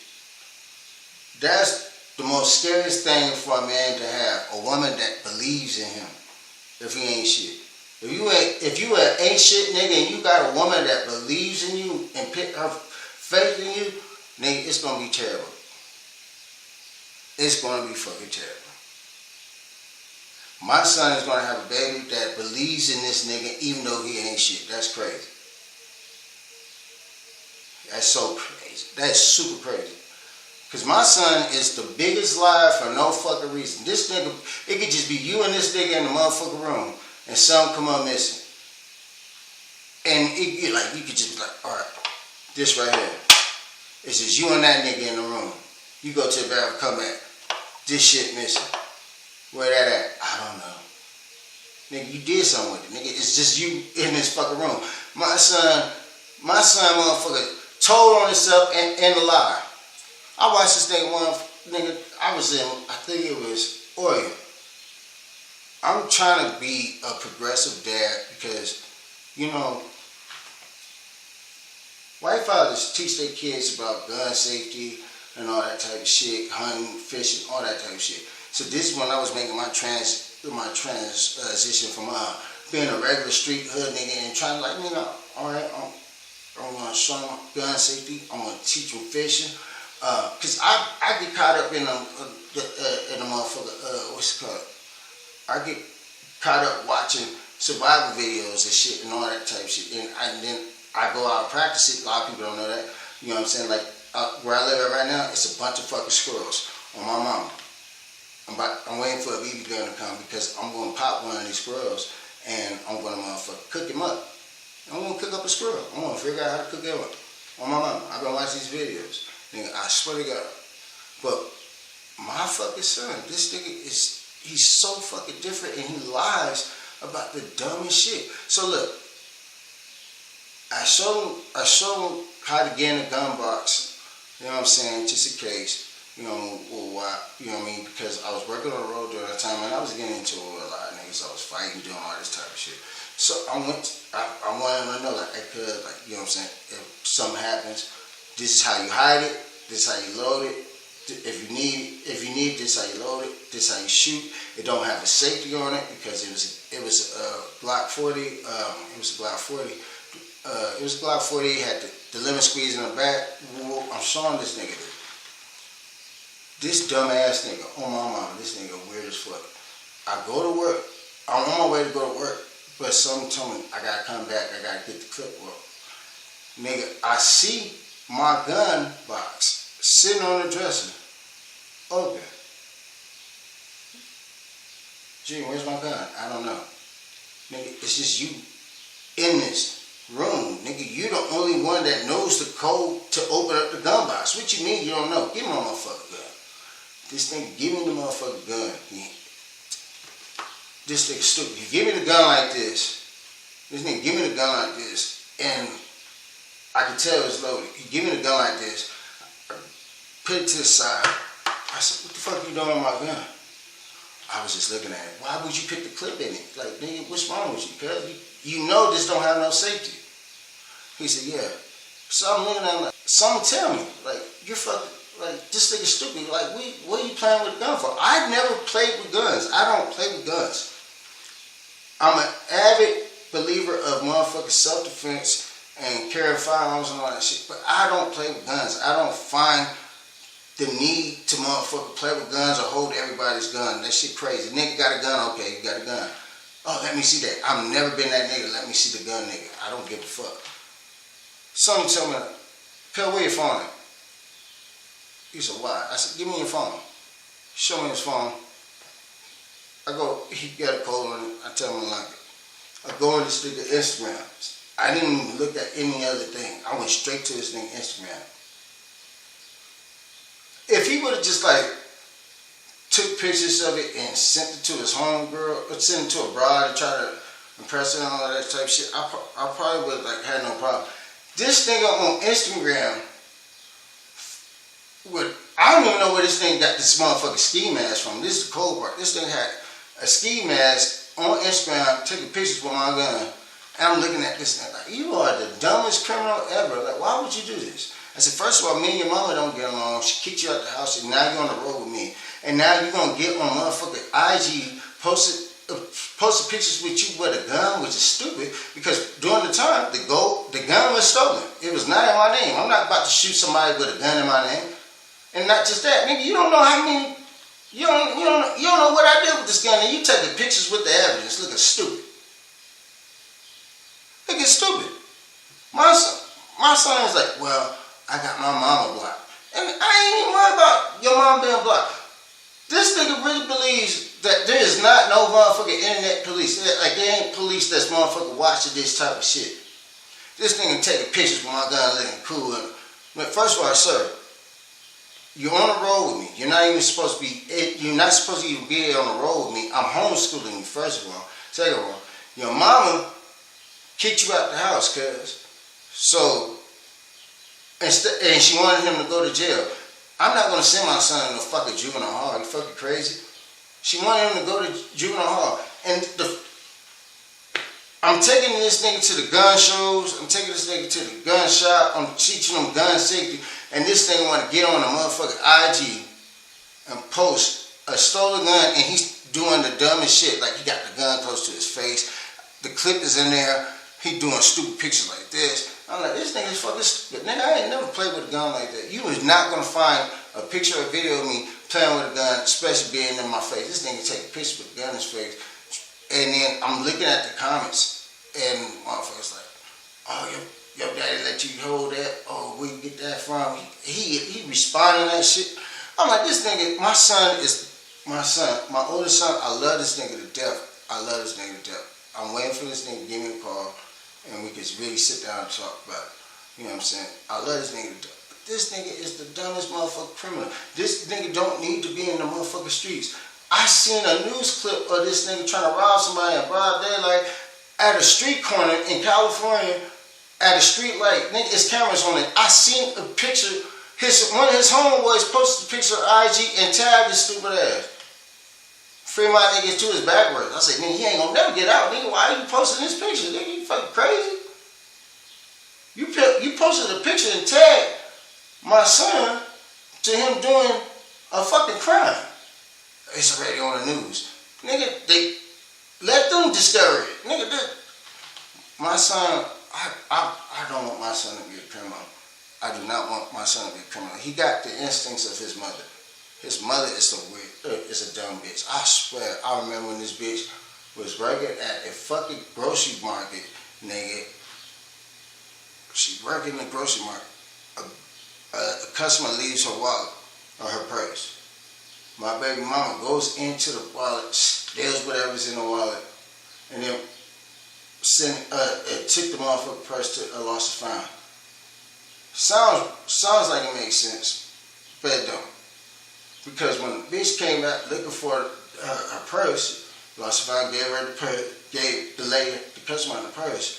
She go through it. She said, $200 I had $200 missing in my purse. You know what my baby mama said? I want $200 in there. It was 20. Bitch, you ain't even, what the fuck? This bitch corrected the person that she robbed. It wasn't $200 in there. It was 20. And when she came and told me that story, I looked her dead in her fucking face like, why would you say that? You know what my baby mama said? They already got me on camera, so nigga, if they had you on camera and they already had the evidence and they already know you did it, they would not call you fucking in to ask you about the fucking purse. And why is you debating what was in the fucking purse? If you did, because her argument was, oh no, when you left the purse, I took it to HR. Okay. You took the purse to HR, but now you're arguing with the lady what was the contents of the purse? My son is that nigga. This nigga will argue with you about doing wrong. I don't get that shit. Then he went and told my family is so goofy and gullible and dumb. My dad put a gun out on me. How the fuck would I put a gun out on you? Nigga, you work, you on the road with me, and you living great, nigga. I tell you to get room service, cause this nigga lost his fucking mind, nigga. I get the bill for room service. It's a $500 bill. This nigga ordering goose, and motherfucking ribeye steaks, and he ain't even eating this shit. And this nigga so slick, he would throw the shit away to the big dumpsters before I came home from work. So I didn't even know. I didn't even know. I put a gun out on you, cuz. He told my brother and my dad and everybody in my family. My dad put a gun out on me. Fuck is you talking about? You talking about the same gun I used to take the shoot with? The same gun that you took pictures with on motherfucking Instagram to try to get me caught up? The same gun I pulled the gun out. The gun I told you, that nigga that it doesn't have a safety. You know what I'm saying? You know what I mean? You know what I mean? Why would I put a gun on you? Nigga, that sounds stupid, bro. And my family is so quick to motherfucker, you know what I'm saying, pitch shit on me, on my mama, cause they so quick to they believe this thing. And I'm like, this thing is a bitch or a liar. Why would I put a gun out on my son? I was trying to teach this nigga gun safety. I don't play with guns. Everybody that know me, nigga, that see me with a firearm, I don't find it funny to but play with it. I don't find it funny at all. I've been shot 5 times. So you think I'm playing with guns? Well, he said I believe him. Why would you believe him? You don't even. And it's crazy. It's the family members that they ain't been around this nigga. Like he was around my brother Jimmy. Nigga, last time Jimmy seen Davon Jr. Davon Jr. was 6 years old, and he didn't even like being around Davon Jr. I used to have to pay my brother to watch his nephew. And if I didn't, and if he wasn't watching Junior was outside with me. Not the best decision to do, not the best decision to make, but nigga, I had a pocket full of drugs, weed, ecstasy, you know what I'm saying, and some motherfucking mushrooms, and Junior was on the block with me outside. A lot of people I never said this shit on live or anything like that, but people that was around me could tell you this. Soon as Junior hit about 16, 17 years old, all of a sudden, I believe him. You don't even know this nigga. I didn't watch this nigga motherfucker. What are you talking about? My sisters is smoking weed with this nigga. He 14 during the time, smoking weed with this nigga. I'd rather for him to smoke with me before he get off the street. He don't need be getting off the street because when he's around me, I'm picking him up, I'm dropping him off, I'm watching him. I provide everything indoors. I don't smoke weed. What the fuck is you doing smoking weed with your fucking nephew? You know what my sister said? You smoke weed with me when I was 10 years old. Bitch, I was 12, 13 years old. I was a kid.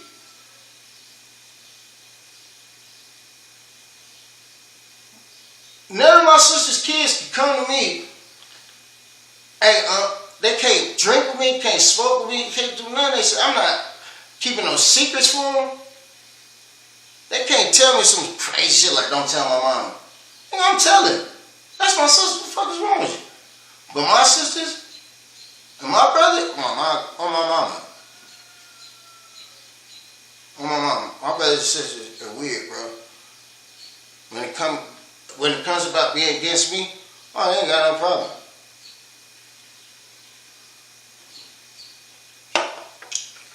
But when they was down on their dick, and they called me, I helped. Only problem I had with my sister was, don't call me for help if you got a nigga living with you. See, both my sisters, they do some weird shit. They get with niggas that ain't providers, right? They ain't providers at all. I got one sister, I'm not gonna tell her. One sister, her first baby father, bad paperwork. Her second baby father, cool. Cuz can keep a house, keep a place going on his own, all that type of shit, right? My sister don't like that, nigga. My sister don't, she like, you don't even know how he really is. I've been around a nigga. The nigga play video games, he a little lazy, but he been in the military, so anybody that know any people that been in the military people, when they finally get discharged and come home, they don't like structure, you know what I'm saying? They going, what the fuck they want. But at the end of the day, their priorities is intact. She don't like the nigga, cause the nigga he don't get drunk, he don't get high. He's not a street nigga. Nor does he try to portray himself as a street nigga. He got a couple little lazy ways about himself, but that's just him. My other sister,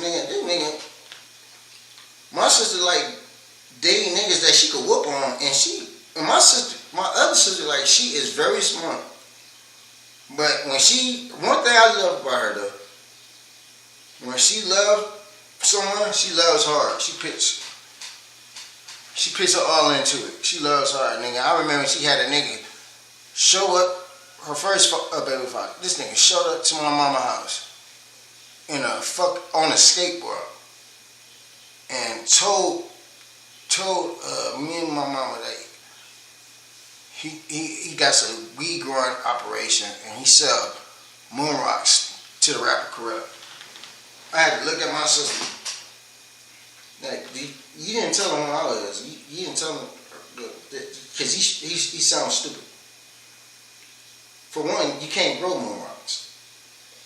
You can't grow it.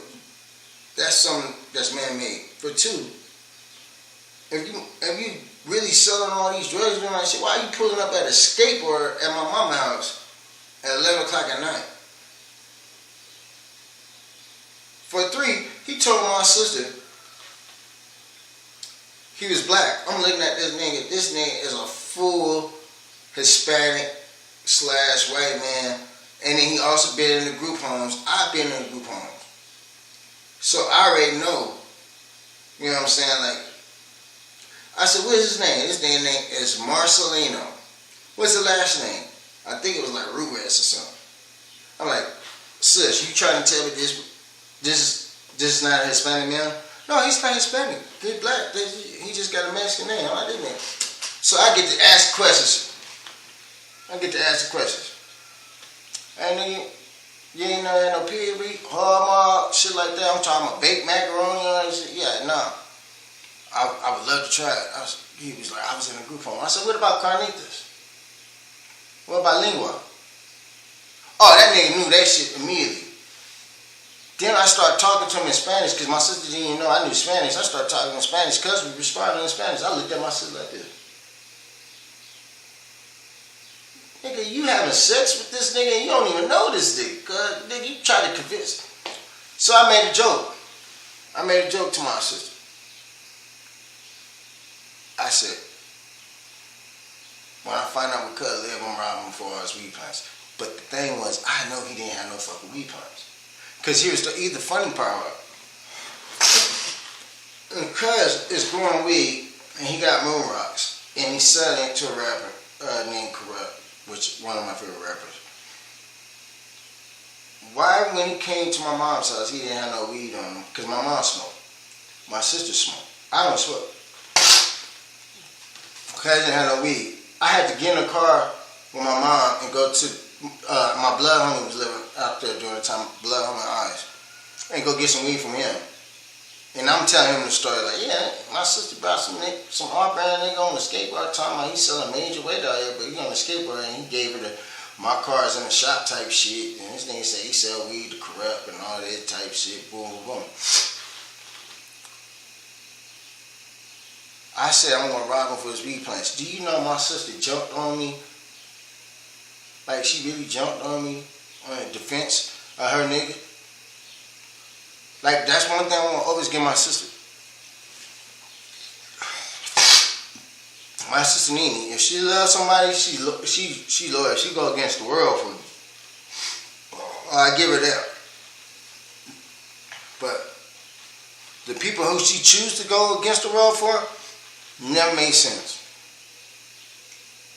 Never made sense. Like, I remember that fucking night. I got into it with my mom's husband, socked Cuz out. And the reason why I socked Cuz out, because I just never respected him. My mom left him for her baby father. And this nigga faked like he fell off a motorcycle, started crying, doing this weird shit. So in the middle of the argument, I tell Cuz, nigga, you cried when a bitch left you. I was not calling my mom a bitch, but I'm just talking about the situation personally. Like, nigga, you cried when a bitch left you. Nigga, shut up. My sister go, yeah, I know you didn't call my mom a bitch. Immediately, I'm not calling my mom a bitch, I'm just talking about the situation. Why? I'm fighting my whole family members, nigga, because he ran up first. Like, I'm sick of this, nigga. I saw, boom. Mind you, Cuz is a Marine. He's an ex-Marine. This during the time when I believed that, you know what I'm saying, motherfucker, like, I didn't really believe the hype, but like, motherfuckers, when you hear motherfuckers in the military, you think these niggas can fight, but nigga, I'm coming to find out these niggas can't fight. I used to live in motherfucker Desert Hot Springs and Palm Springs, G, and you know what I'm saying, and a lot of them niggas used to come down from motherfucker Joshua Tree, 29 pounds, whatever that shit cuz. They used to come down there from 29 pounds and party at the motherfucker, the Village Hub, and nigga, if it wasn't from the Gateway niggas, or any DHS niggas, Gateway niggas, they was beating them niggas up. And they all looked the same. They had the stupid ass button up shirts and the motherfucking buzz cut. Nigga, so nigga, when this nigga told me he was a Marine, this is another branch. Cause I'm talking about like, I guess those were Marines. I didn't know they was Marines. So I'm thinking this nigga know how to fight. So when the nigga butt at me, cuz I couldn't give cuz no chance to motherfucker get off on me first. You feel me? I had to get off on cuz. He got me by at least about 40 pounds and everything. I get off cuz. Boom! So I hit cuz folded. That scared me, nigga. Like, bruh, like, the nigga folded cuz it scared me. Nigga, when it scared me, I backed up like, oh shit, I didn't think cuz was gonna go down. I'm thinking like, you know what I'm saying? I'm thinking when I stole on cuz, I already had the other hand coming. But cuz hit the floor fast. Boom. My sister and my mom and everybody jumped on me. And then, except for one of my other sister, she didn't jump on me. Whatever, boom. She was trying to get break everything up. You feel me? This one, like, I go through stages with my fucking siblings, bro. But at the same time, it's crazy because they like to hide and lie to me. But I'm the last one that's gonna judge them. I'm just the only one that's gonna say something immediately, you feel me? But I would never judge my siblings because they don't even know what I've been through, how much I've been through. And then when I hear some of their stories and shit they tell me, I never judged them, right? But they cling on to my mother, but my mom is the most judgmental. She's gonna tell on you. She's gonna motherfucking tell you business, all that type of shit. Like, my mom is the most untrustworthy. So when people ask me why I don't trust people, because I've been betrayed by my own fucking mother, bro. But yeah, but my sister, she stopped and my mom gets on the phone, called the police, Victorville. I was in Victorville at that time. Called the police. Nigga, and when the police came, I didn't try to fight them or nothing. But my mom started trying to lie on me. And my sister Mimi, thanks to Mimi, my sister Mimi, like, he didn't do all that. He lied, she lying, woo wah, woo wah. She got in my defense. I went to jail, everything. I went to jail and all that shit. When I got out, like, it was crazy. Like, my mom wants always, her first thing to do was lock me and my brother up. Like, all the fucking time. Like, when my brother's a schizophrenic bipolar. I went to jail, went to camp when I was young. Me and my brother was like this. He used to do everything together. When I came back, I didn't know who this nigga was. And all of a sudden, he's schizophrenic, bipolar, and all that shit. My mom be using my brother for a motherfucking check. That's fucking crazy. She don't never try to give him help. Cub would be in the room by herself and all that type of shit, talking to herself, all that shit. She might tell him, like, your food's ready, all that type of shit. But she and my sisters, they segregated themselves from him because Cub was acting crazy. And I used to look at it like, this is my brother, right? And then she moved my father in one time, and we didn't get along, but my father was like, he used to hang out with these Mexicans. He probably got some bad dope. I'm like, nah, that nigga ain't, them niggas don't even do dope. It's not dope. Something really happened to my brother, and to see the way how my mom discarded him, like, leave that nigga in a room, all that shit. Like, I used to come and try to talk to Cuz used to say some weird shit, but like, it just felt weird. My whole life I felt like my mama hated her sons, for real. I always felt like my mama hated her sons. And I don't understand. Because me and my brother Carell, we never tried to wrong our mother at all.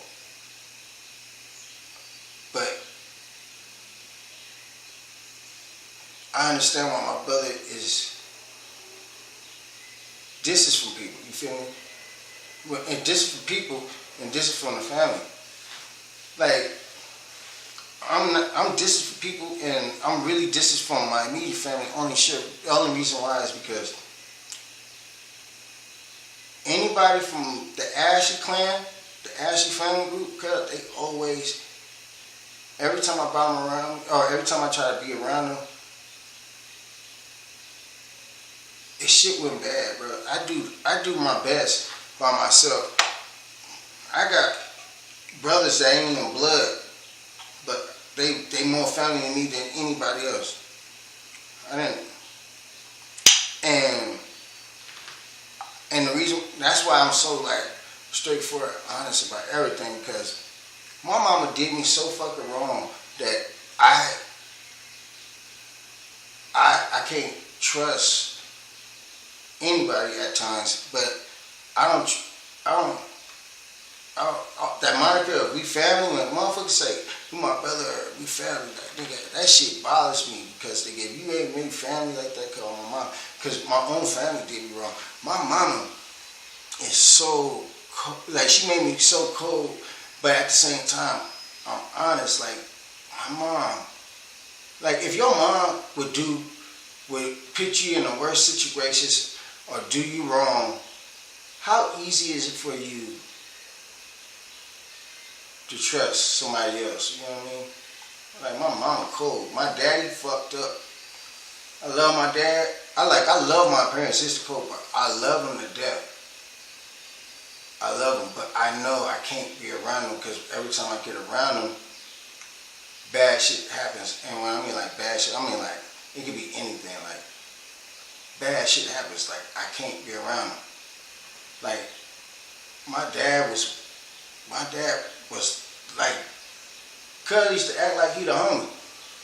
And when I talked to him, treat him like the homie, he'd get mad, I ain't one of your homies. My nigga, you ain't raised me either though. Here's the cold part. You ain't even raised me. Met you when I was 2. Seen you again when I was 6, 7, or 8. First time going with you to your house, I was 10, 11. Next time I seen you, you was in prison. Next time you see me after that, I was in jail.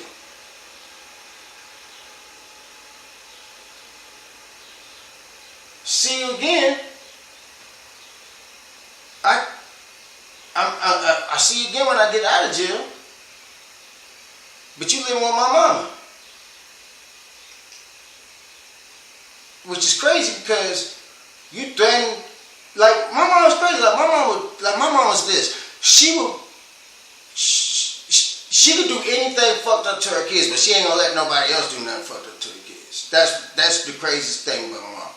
Like I know my mama got my back till it comes with some but unless it comes against her likeness, nigga, whatever. But nobody can come against me when around my mama. But my mama is my biggest enemy sometimes. But yeah, he living with my mama. I'm in a group home all the time. You know what I'm saying? I've been writing all these fucking letters to all these little bitches when I find talking about how I'm about to get a home pass. And this is when LA Times used to have this shit called Love Is. Like it used to be in the paper, it'd be like these angels. So I used to cut the male angels up the Love Is to send them out to bitches and all that type of shit. Mama already know. She came pick me up from the group home to bring me back to the house. She didn't even let me know my father was living there during the time. She said, "What you about to do?" I legit. That's one thing that's dope about mom. I always been able to be honest and shit. I look dead in her face like, "Mama, I've been writing hell letters. I ain't gonna lie to you. I'm not gonna smash on." She said, "All right, as long as you got at a certain time." Boom. So as soon as we get to the house, I pick my bag down and my dad's supposed to be upstairs in the room. I ain't even worried about buddy. Nigga, I get immediately on the phone, nigga had a bitch come pick me up, nigga. I'm cracking everything I could touch during that time. Fat, ugly, whatever.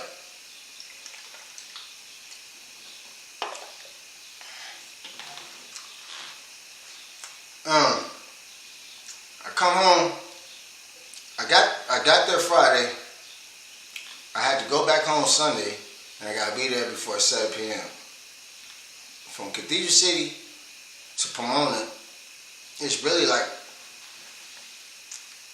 maybe a 45-minute to an hour drive, but depending on traffic and all that type of shit. I finally get there. I'm ready to go. This nigga come outside like trying to chastise me. Oh yeah, nigga, I found your big house. Woo, and this and that, nigga. If you gonna be a gang member, you gotta be from my hood. I'm like, man, nigga, I'm not trying to be from my daddy hood or my mama.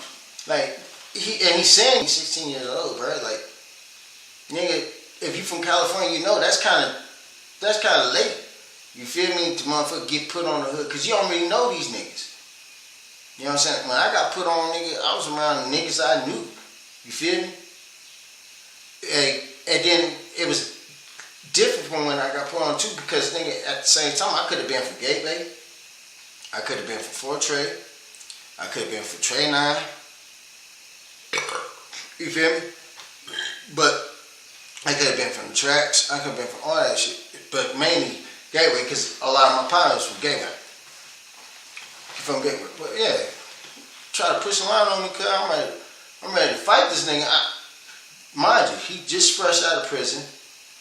So, you know, nigga been doing his burpees and all that shit. I'm in a group home. I'm doing my exercise too, but nigga, I'm drained, nigga, cause nigga, the last 2 days I just been fucking and skiing. You know what I'm saying? Just fucking and skiing. I'm ready to fight the nigga, and my mom jumps in the middle like, you ain't gonna put your hands on my son, whatever, bro. So that was that time. And then the next time I didn't see cuz, I think I was like 18 or 19. My little cousin Alan, went to the All American Bowl. We went to San Antonio. Keith Monticelli flew us down there. Went to San Antonio, and I watched my cousin play in the All American Bowl and commit to the college he was going to, which was during the time was USC, and he actually went to USC. I wish he never went to USC. I wish he would have went to a smaller school, because he would have got more play time, because USC time, nigga, they had hella backs. He was a power back, running back, and linebacker. And then when he got there, this nigga was number 1 in California, number 7 in the nation as a linebacker. You know what I'm saying? And he got there, whatever, boom. So I come back, I'm on the way back. I call my dad, like I'm about to turn 19, you know what I mean? I want to spend my C-Day with you. And I bet. I tell my mama. She like, bet, boom. I get down there, he pick me up for the airport. I get to drinking with her. I'm 19 years old. The only reason why he drinking with me because he already knew I was already doing shit. But he was weird because he wouldn't pass me a blunt. He would pass it to my uncle to pass me a blunt. My dad would be like, I ain't gonna pass you no blunt. But the nigga would pass me a bottle, the nigga pass me a pistol, all that shit, right? So I'm like, I'm gonna spend the weekend. I call my mama, hey man, the weekend over, can you come pick me up? She give me the run around. I'm like, man, they had plotted for me to be with this nigga. She was like, well, you gotta be around your son now. You know what I'm saying? But nigga, I'm fucking 19 years old, bro. This nigga don't know me from a can of fucking paint, bro. And you gonna make me live with this motherfucker, cuz? You gonna make me live with my father, which it don't sound bad, but it's bad because I don't know this grown ass nigga, and she don't even know this grown ass nigga, and I'm now just becoming a man, and this nigga is his everything about him don't make sense to me, nigga. He got out of prison. He had to marry this bitch with a mustache. You know what I'm saying? So, he's taking care of my little brother, all that type shit, which is dope. Out of all of his kids, he only raised one. You know what I'm saying? And the way how my little brother acting became, nigga, that nigga a weirdo, cuz that nigga a bitch, because at the end of the fucking day, this nigga, I love my brother to death. He ain't no bitch, I ain't gonna say it, but he a fucking weirdo. He just got his own point of view about shit, as he should. But nigga, like, this nigga married somebody, and him and that bitch is living in her parents' house, which is fucking weird. Like, cuz, what the fuck is you getting married for if you can't even provide your own shelter? Get the fuck out of here. But anyway, they made this plan to kick me out the house. The reason why my mom kicked me out the house because she went and got married to the nigga I told you that I knocked out. And he wouldn't be able to live at that. She would never bring the nigga to the house because my sisters and my brother would never listen to anything he had to say. He couldn't be the man in the house as long as I was living there, basically. So she kicked me out the house. Boom. Nigga, I lasted with my dad for like maybe 3 to 6 months. I'm outside talking to the homies. Hey, cuz, woo, woo, bam, woo, woo, cuz, woo, woo. My pops, nigga, ain't nobody cripping in this house but me. I'm like, nigga, I'm a crip. Nigga, what the fuck you talking about on my mama? Nigga pushed me. Like I said, I'm going to get on first because nigga, you know what I'm saying? He pushed me. I get off on cut. Boom! So I get off because he ate that shit. He hit me. Bam! I am not going to front. I'm not going to 42 pump fake you on this shit. Nigga, my pops hit me because rather my shit. I remember my cousin Anthony picking me up. If he ever sees this shit, he's gonna motherfucking talk about this shit. Nigga, my cousin Anthony picked me up like, cuz, you good? Nigga, I'm like, you know what I'm saying? He ratted me. I'm so fucking mad, cuz. Nigga, I had that nigga, I packed my shit. My dad, hey, get your bitch ass out of here. Like, nigga, and at the same time, it was hurting my feelings. Like, it was really hurting my motherfucking feelings because I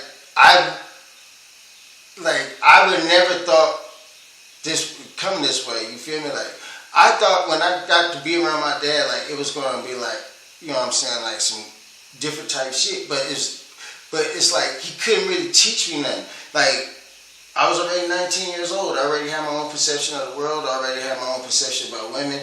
I didn't like the shit that he did at the same time because my dad is one of them creepy ass old uncle, old nigga type shit. You know what I'm saying? He gotta make anytime you talk to a woman, it's always a sexual innuendo that's happening.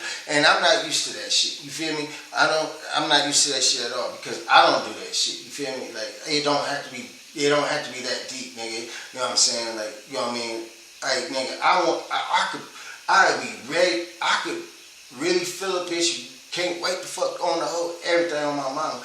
But nigga, I keep myself composed. You know what I'm saying? You know what I'm saying? But my dad is a motherfucking different ass nigga called my mama. And what I really didn't like about him was like during the time, Cuz was in his late 30s, I think he was in his late 30s or early 40s, and he bringing me around on his weed clientele, which is young, like bitches my age, 24, 25, 26, all that shit, and he's flirting with them. And I used to be like, damn, like, Cuz, like, I used to look at him weird because I'd be like, hey, what the fuck is wrong with you, nigga? Like, you know what I'm saying?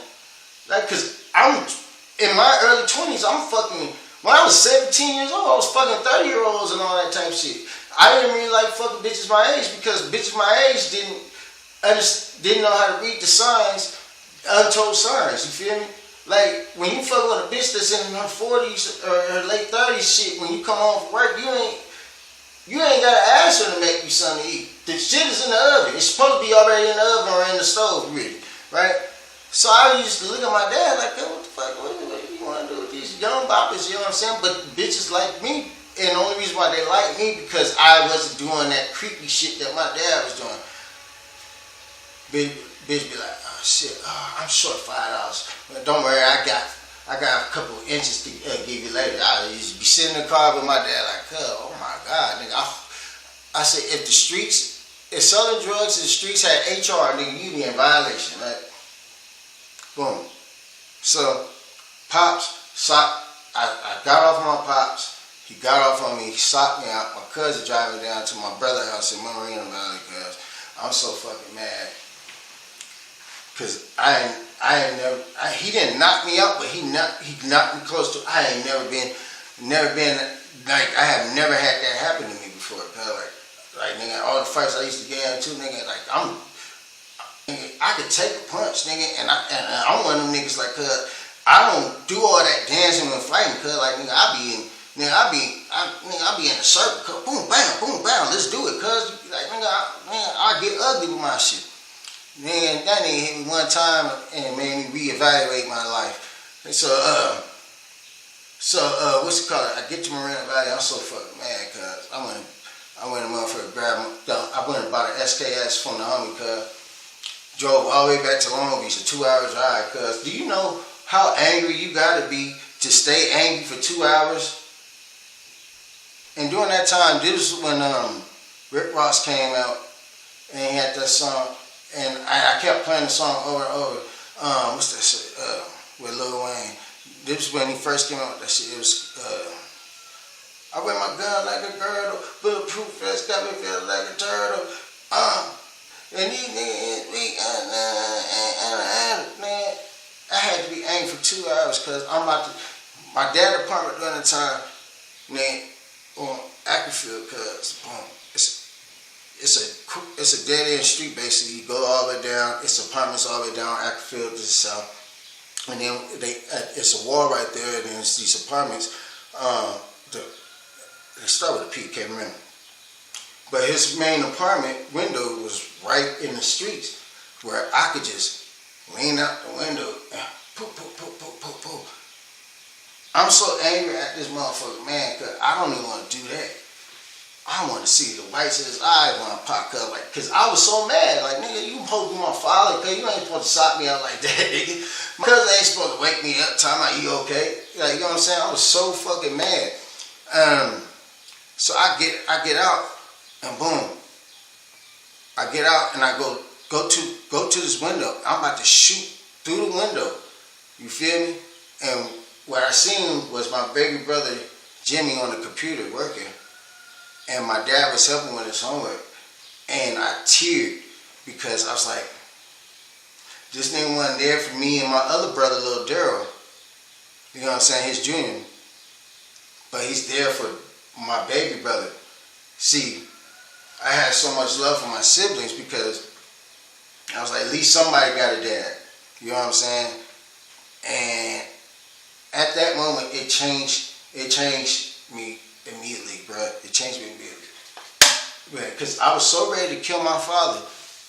And just seeing him being a father to my baby brother during the time, it just changed. It was like, nah, man, like, for real. Like, cause my baby brother, right now, me and him not at the best of terms, but my baby brother, dope as shit, bro. He is dope as shit. He didn't fall into the politics of gangbang and all that type of shit. I see the presence of my father being around him.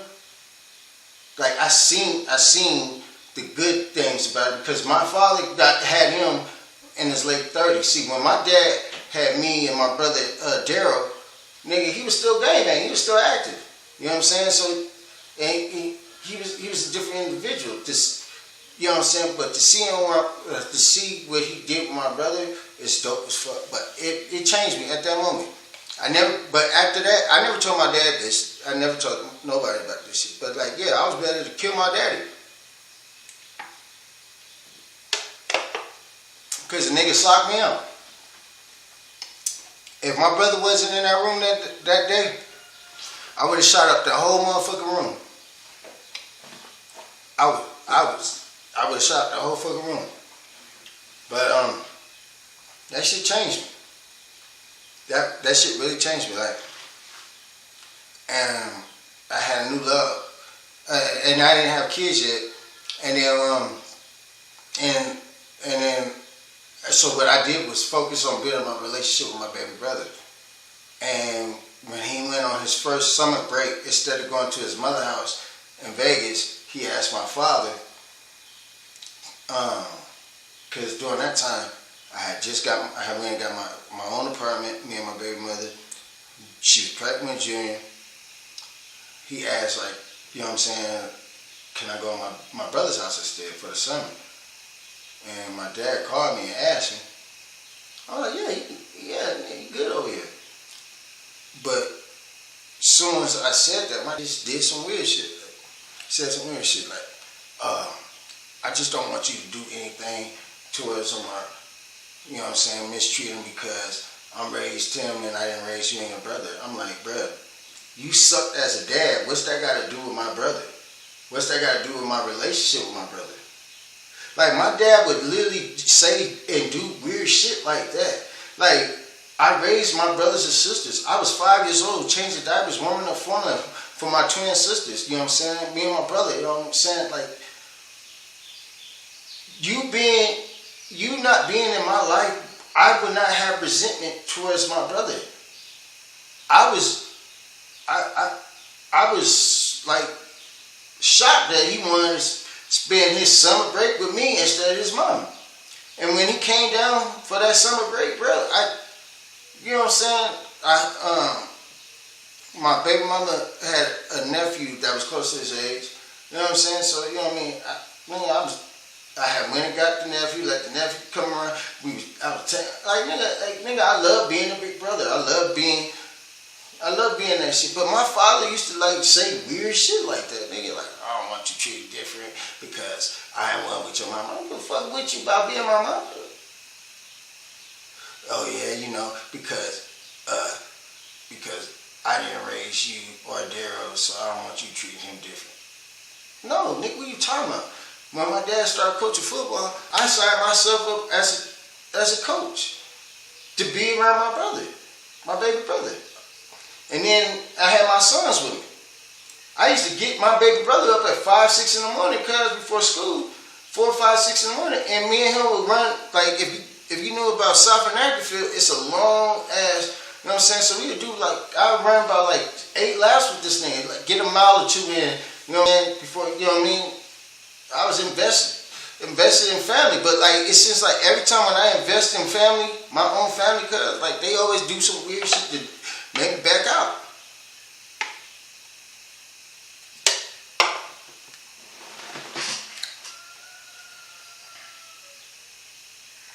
Hey, cuz, I see you tried to call me last night, but my phone died.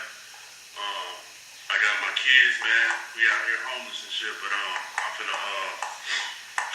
my brother and shit, he finna get me to go to a bus ticket to get my kids to North Carolina, and then I'll just tap in with you when I'm out there, and I'll call you every so often to try to get details and trying to get out there with you. And everybody gonna hold the kids down while I'm trying to get my paper right, and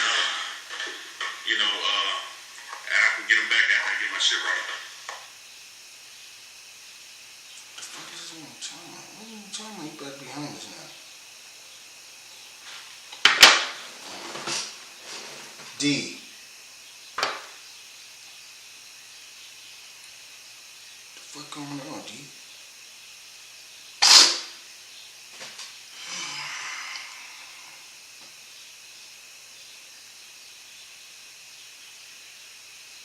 D, what the fuck is going on? Okay.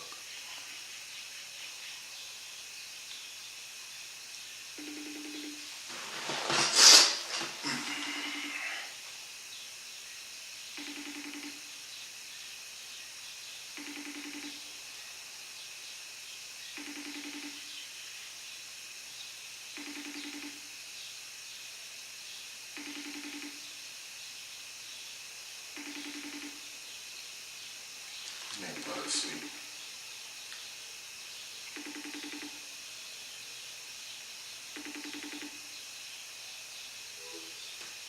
Fall asleep.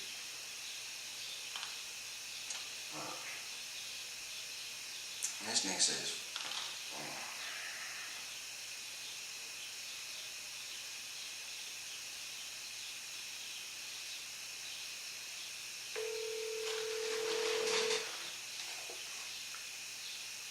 What up, God?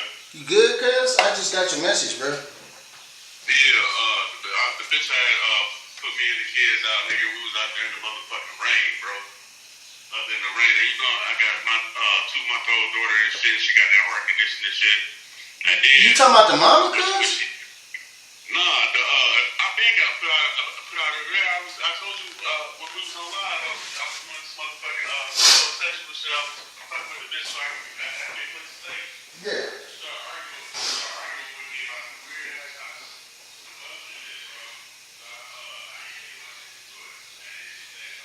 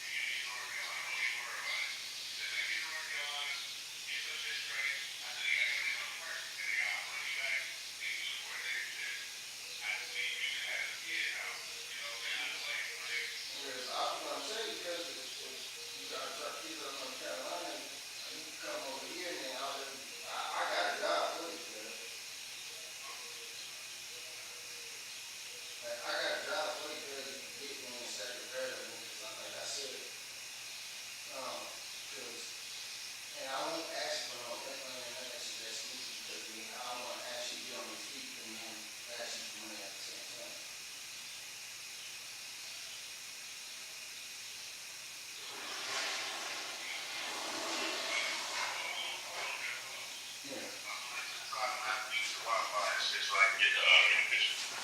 So you on your way to North Carolina? Well, that's okay. Stop that. Stop that. I'll get it. So, yeah, that's the other thing. Things that I already screenshot it, bro. All right. I'm going to get them out the car now. So you on your way to North Carolina? Yeah, hold on a second. Let me get the bags and the kids up. I actually, then also too, cause I got a homie from 6-0, a couple of homies from 6-0. They might be able to get you a gig out there, but if not, nigga, I'll let you come over here. You feel me? And you know what I'm saying. That's what I'm saying. That's what I'm saying. Once I got my kids there, I can fly out there with you and get my paper straight. And Yeah, because I'm not gonna charge you no. and then once I get the paper straight, I can come back and get my kids. Exactly, because I'm not gonna charge you no motherfucking rent because you can't get on your feet. How can I expect you to get on your feet if I'm asking for money? Right. But you know, you gotta pay where you lay at. Press the thing to press your side. Nigga, the only way you can pay where you lay at, the only way you can pay living around me, cuz it's motherfucker cleaning up after yourself and going to work. You got your car restraint. Yeah, the only way you can pay me is motherfucker cleaning up after yourself and going to work. Simple as that, nigga. I pay every bill in this motherfucker by myself with no help. I'm not gonna need your help. What I'm gonna need you to do is understand that get on your own shit. Cause you might come out here and find something that you like, nigga, and fly the kids in. Right. That ain't gonna be no issue. No, That ain't gonna be no issue, bro. I swear to God, cause look, nigga, the cost of living is not crazy high. The cost of living is not high as shit, nigga. You know what I'm saying? And if you're gonna be like, what the kids gonna do? Nigga, outdoor activities. You just gotta do it with them. Yeah. Simple as that, nigga. It'll be some actual living. My nigga, you can spend like, okay, let's put it like this. You can come out here and as long as you got a job as long as you got a job for at least 3 months, cuz nigga, you only got the deposit is not first month's last month's rent, nigga. It's just first month's rent. Boom. So you can find listen, so how many kids you got, cuz? You got Yeah.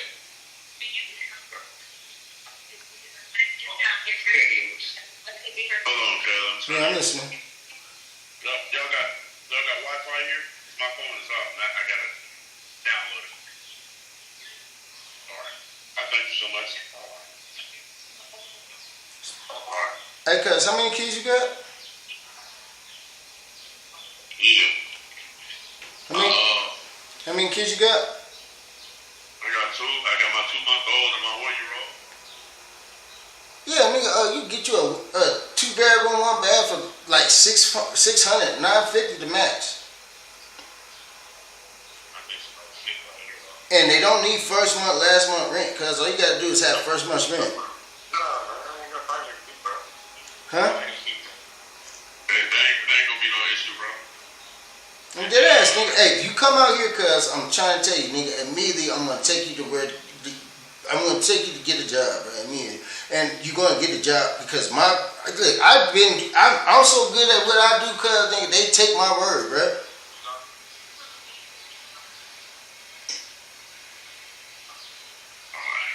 That ain't gonna be no issue, bro.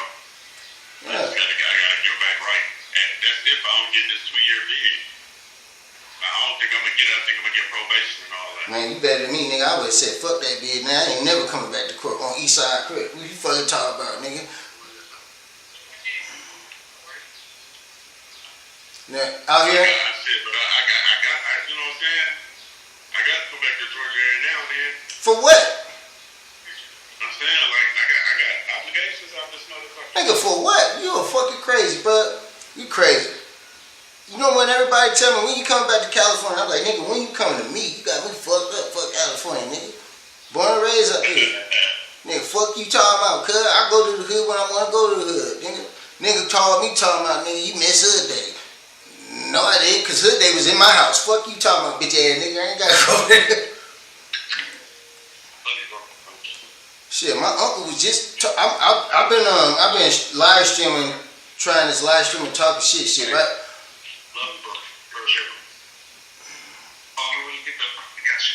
You are really about to go to North Carolina, cuz when you get to North Carolina, let me know. I'm gonna call my partners out there, cuz.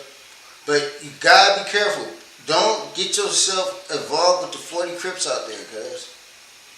Them niggas out there is weird, bro. They ain't real Crips out there. That's why I said don't get yourself involved with them. But the contact that I'm going to give you out there is a nigga from 60 and then his cousin. His cousin is a B-Dog out there. My name Key. I'm spotted with that. Yeah, nigga, just I'm don't, spotted with that. man, just don't get yourself involved in none of that bullshit, bro. On my mama. Go out there, like, nigga, just go out there, cuz, like how I be doing, cuz. Just go out there and motherfucker do what you, and survive on some normal shit. Nigga be, motherfucker stand up standing like I be doing. Nigga, man, these white folks don't even know who they be around half the time when they talk to me. Yeah, well, I gotta sit this motherfucker until 12:45, and then we get up out of here probably like 1 o'clock, and then from here, we gotta make sure this motherfucking Wi-Fi works, and then from here, from here I gotta fucking get them down there, and then I gotta do a whole turnaround and come to this fucking court day. This nigga really talking about going back to court. Nigga, you are fucking crazy. You are crazy. I would not be worrying about no fucking court when you trying to get your life together. Nigga, get your life together, then go to court. Fuck that court. Nigga, so what is it, felony or a misdemeanor? It's a felony. What is it for? Assault with a deadly weapon, possession of a firearm. Nigga, they ain't gonna expedite you for that bullshit. Man, first of all, fuck that court date. Nigga, get your kids right. If you come out here, nigga, you ain't gonna get worried. You ain't gotta worry about no police because, nigga, I ain't gonna motherfucker have you around no motherfucker police because I stay indoors. Nigga, cause I got open cases in Massachusetts, Minneapolis, motherfucking Dallas, nigga, California. Nigga, and they so mad they can't extradite me.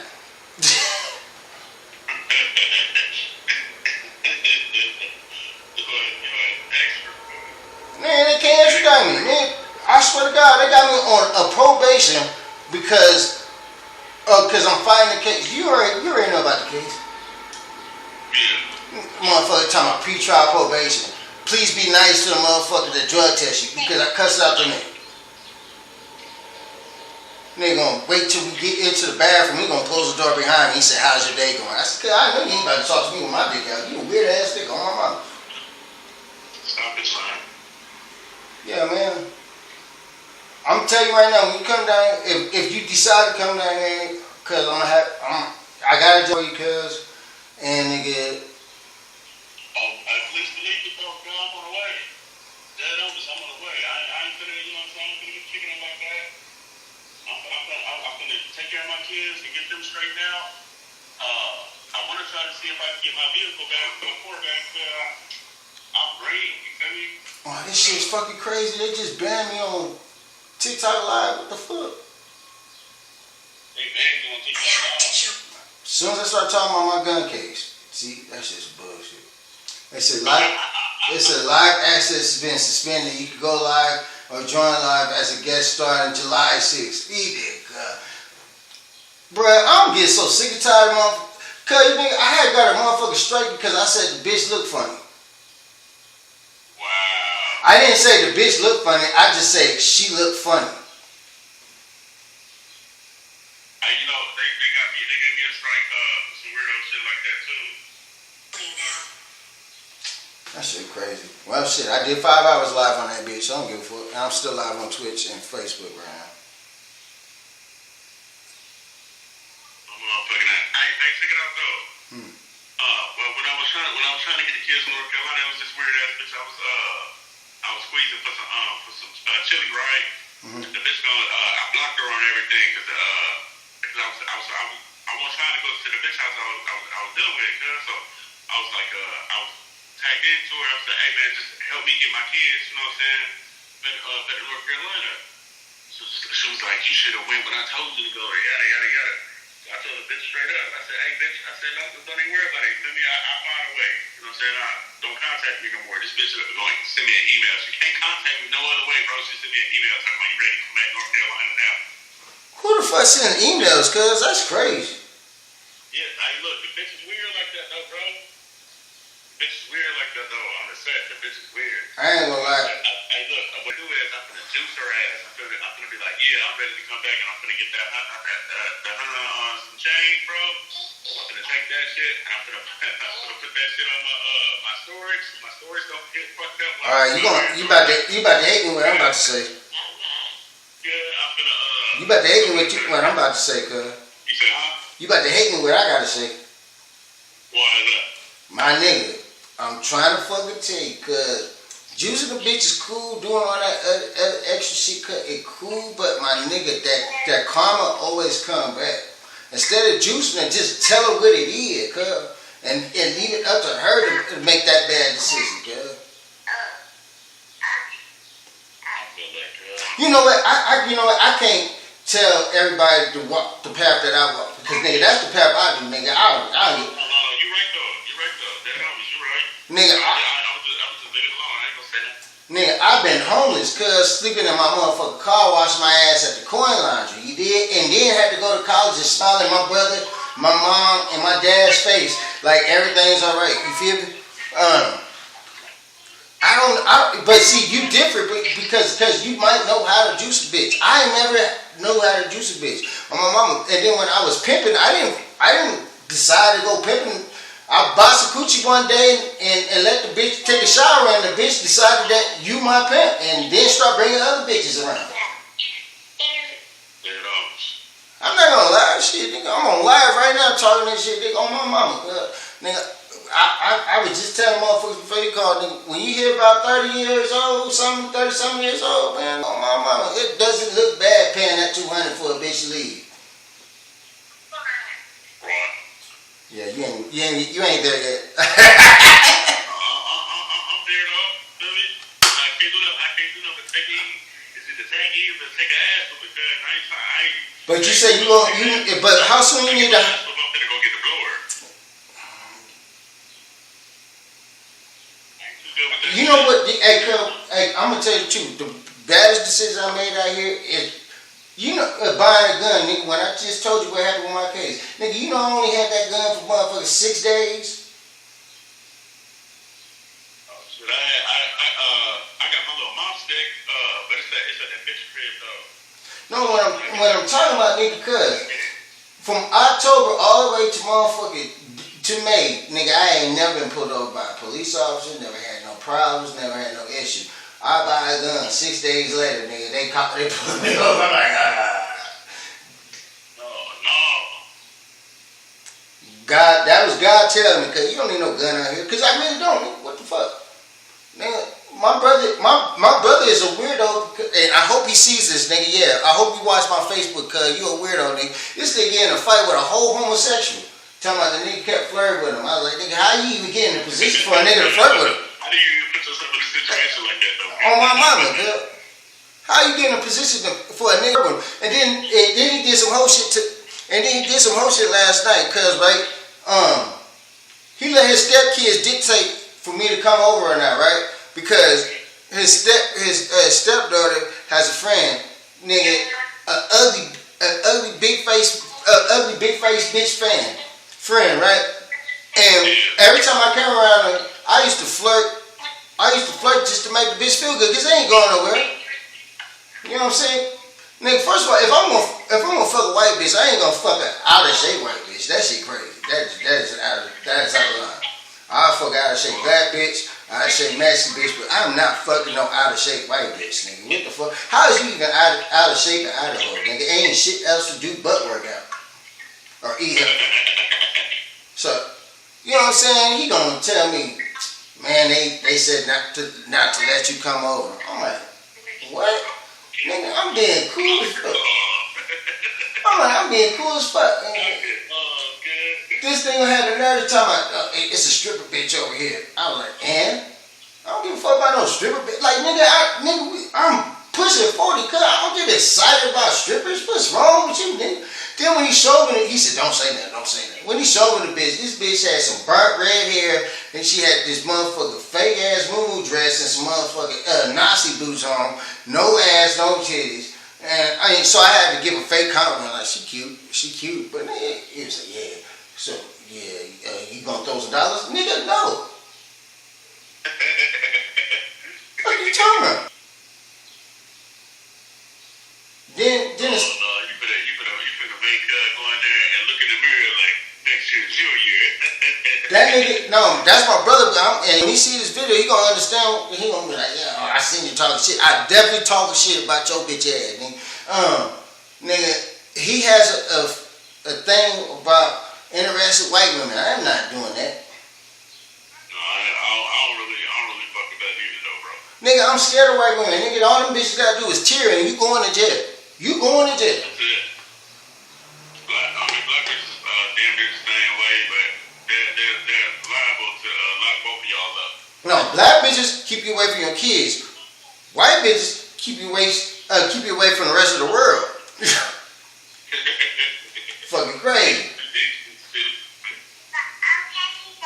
Black bitches will motherfucker make your kids hate you, but you ain't going to jail.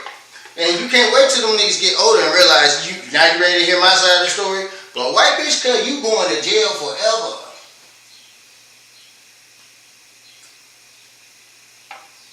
He showed me that bitch, man. Cause he showed me that bitch cause she looked like she needed a turkey sandwich cause she was real skinny, everything. I don't even like bitches like that, bro. That's weird. I don't like real little skinny ass bitches and all that. Hell no.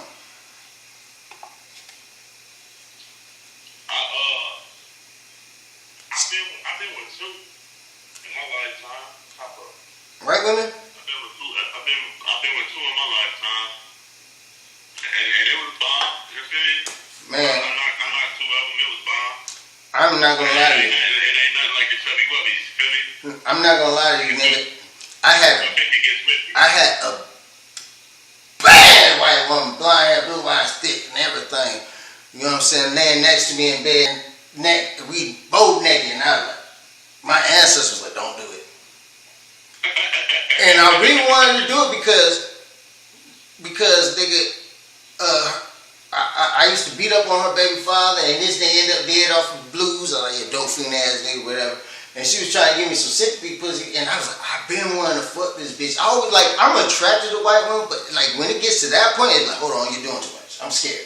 I get scared. Right? I'm not Martin Luther King. I don't have that dream. You feel me? But she was bad than a motherfucker. She was sending me all kinds of pictures and videos of playing with shit. Boy, on my mama. Nigga, it's so terrible, nigga. I watch girl on girl white porn, not black girls, because you can tell that motherfucker, oh yeah, oh daddy. Man, shut up, bitch, get up out of here. White bitch, yeah. That's what I want to hear. There we go. Yeah, boom.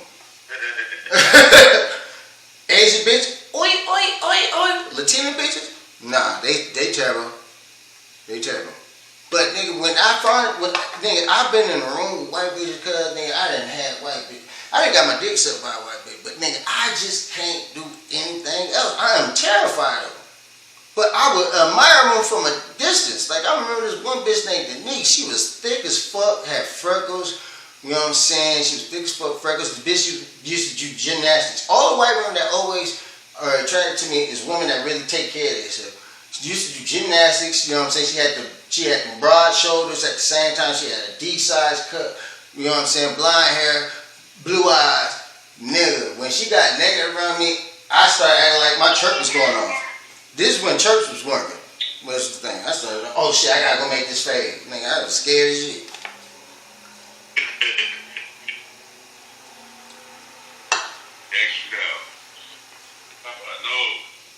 I'm trying to tell you, why nigga? Hey, stay by your phone. Baby Cass calling my phone. I'm finna just take on shoot me some cash so I can go get these kids something to eat real quick. For sure, okay.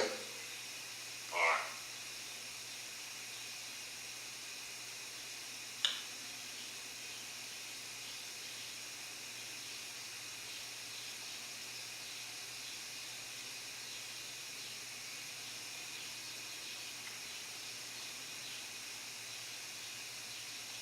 That shit crazy.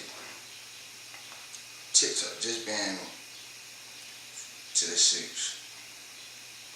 I don't even know what I was saying wrong.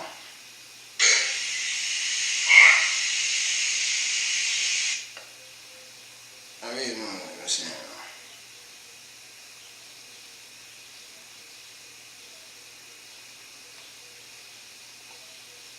Like, I be dead ass, like,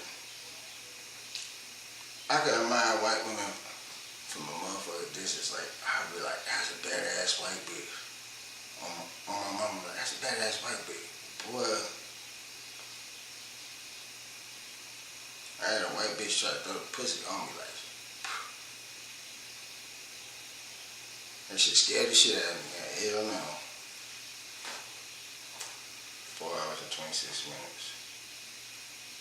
Your truthful leads to. Oh shit, I'm sorry, Tyra Flum. Your truthful leads. Milestones, be careful. All that you share.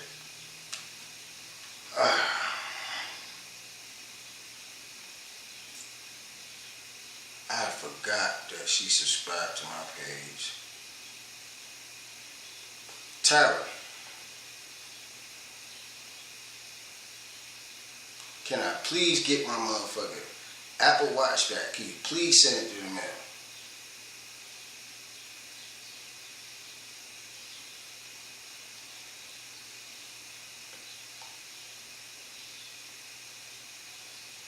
This motherfucker.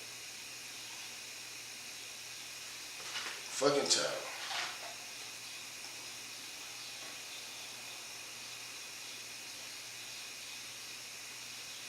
She literally said, your truthful milestone.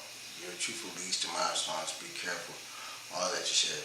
No, nigga, I don't gotta be careful with all that shit because at the same time, it's always a lesson in between that shit. I already figured out. Everything I said, I already learned from. I already fucking learned from it.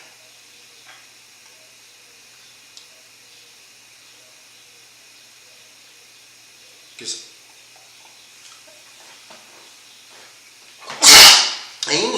you need to sound is messing up. Man, you can hear me right now?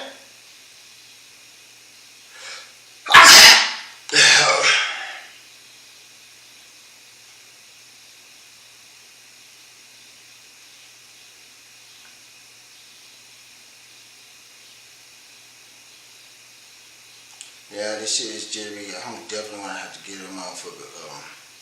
Either I gotta make some space or get an external hard drive or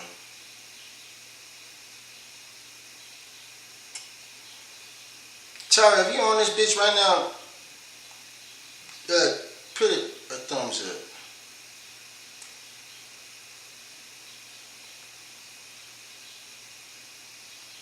I'm really shocked about this shit. I had literally been streaming for 4 hours and 30 minutes just talking.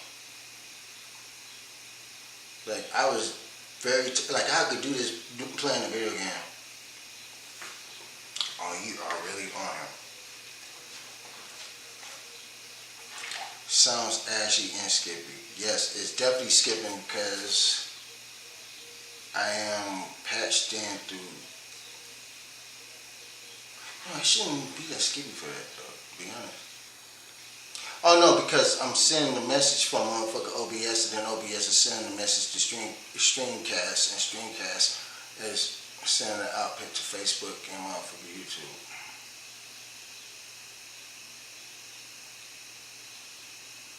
What the fuck is you doing up at this time?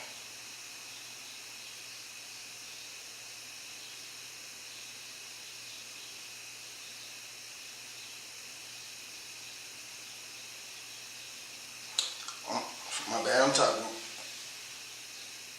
She's on my YouTube live.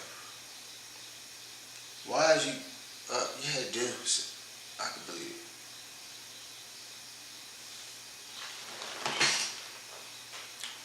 I rated this on for goofy ass shit though. I called off of work at midnight thinking that I missed work.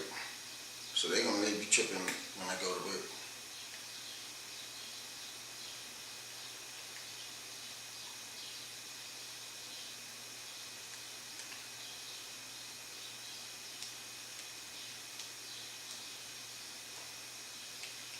But yeah, that shit crazy.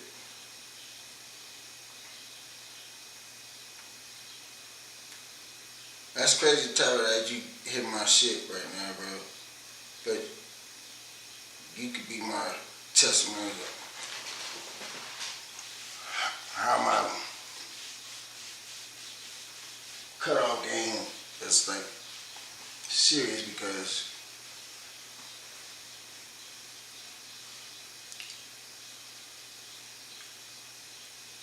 I've been talking for 4 hours and 31 minutes, but I am not a man of many words when it comes to motherfucking talking to people. Graveyard shit.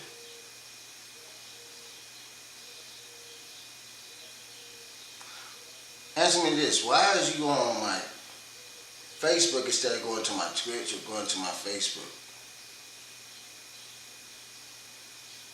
And Graveyard, nigga, it's timing. 7 in the morning.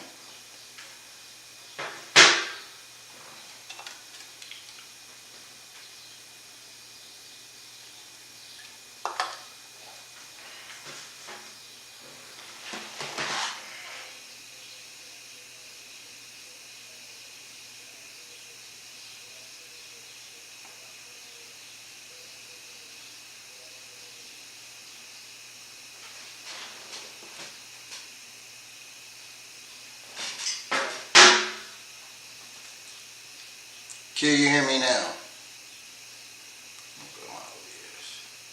At least somebody finally said something to carry that. Yo, it's Sean, man.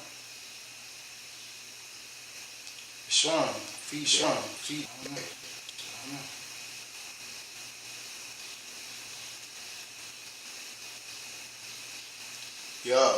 Yo. See, no, that's no,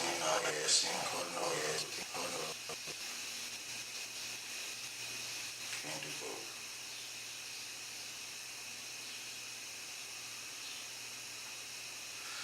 Yeah, it's quite clear I gotta get a motherfucker.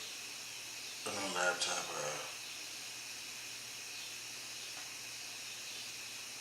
I either gotta get a new laptop or ask my memory. This shit is looking like Joe.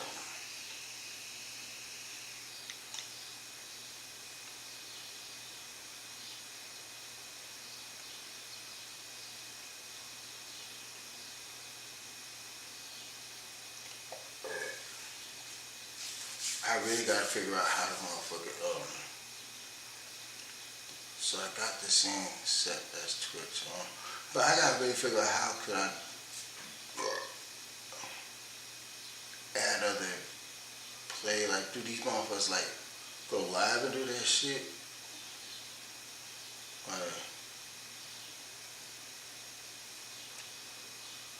It's fucking crazy that you sitting there talking about it's still choppy. Nigga, you got my number. Call my number if you want to hear my voice and talk to me, cuz that's crazy. Because I do have some questions for you.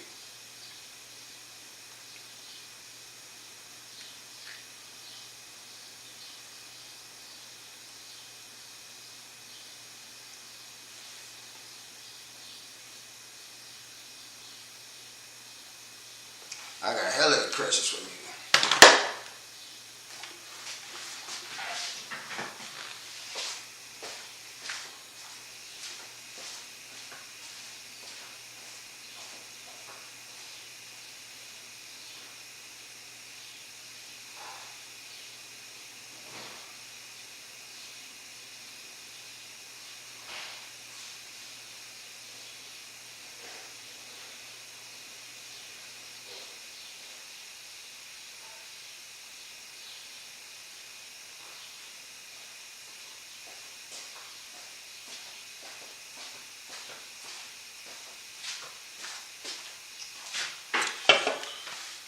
Last one, once the shit gone, I'm done. going back to being a sober. Yeah, I'll get it to you. I'll tell you about them.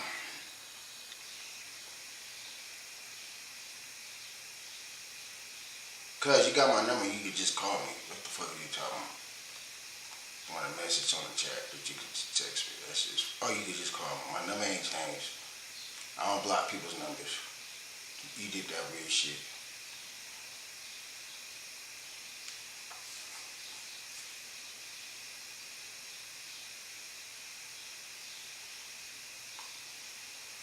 I think so. It must be choppy through all that shit.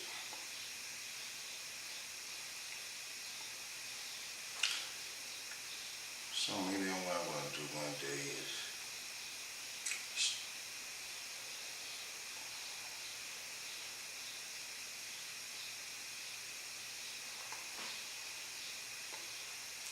probably just like stream. But like see, so I might have to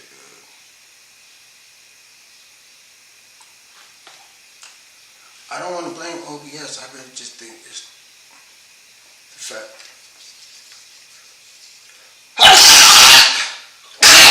My computer sucked.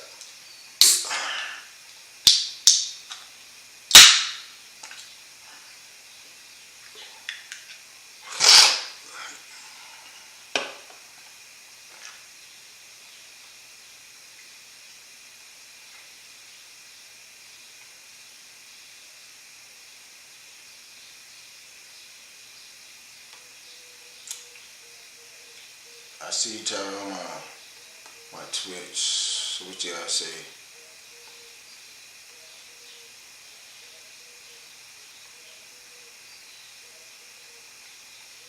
Chat. Why the fuck you keep doing that weird shit, bro?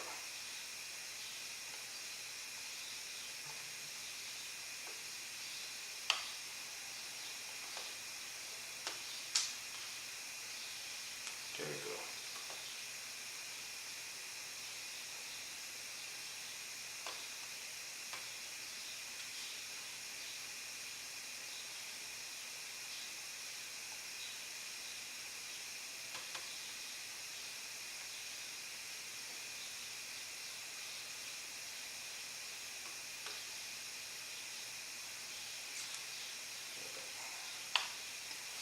Shit, so I'm really gonna have to go for either put memory in, new memory and shit, or get on your computer. But the problem is with me, man, I love buying new gadgets, but I hate getting rid of the old ones. And I don't understand what's filling up the memory on this shit because I don't have pictures or video or none of that type shit because I use SSID cards, external hard drives and shit. Like, so I don't understand what's running this memory up so bad.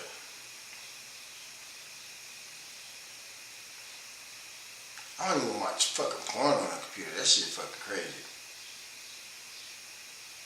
Watching porn on the computer, that's something different. Yeah, that's crazy. Actually, watching porn at my age is fucking crazy.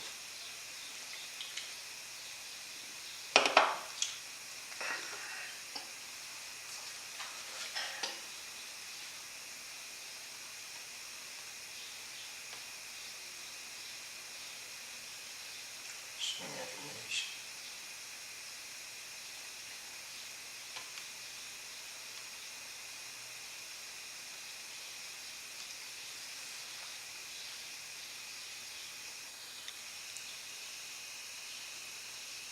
That's it, too choppy.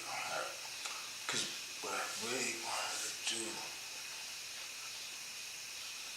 I want to do my after work streams or after workout streams. But I gotta save some time to play some Call of Duty. Only problem is I haven't playing Warzone here. I've been watching a lot of videos on TikTok and I said, these niggas out there really cheap. It's a nigga that's more, and they're not hiding. It's a nigga every time you go to his motherfucker live. It's just, you don't see him, it's just a screen. When you go to his motherfucker live, call my mama. it shows how he could see through the walls where everybody's at, and everybody's a stick man phase. I'm like, oh, what the fuck? This nigga out here cheat like that, bro. I ain't got the chance for that. I went to try to play solos. This shit, solos, but man, solos humble me, cause like I went on motherfucking played 24/7 Newtown or some shit. Cause man, I went crazy. Nigga, I went 57 and 9 or some shit like that. I'm like, I mean, I'm ready for solos. I'm going on solo. Man, I went to solos, cause man, on my mama, these motherfuckers, bruh, they had the map we work, cause you know, you by yourself, so you ain't got no team and shit, everything. So I'm trying to go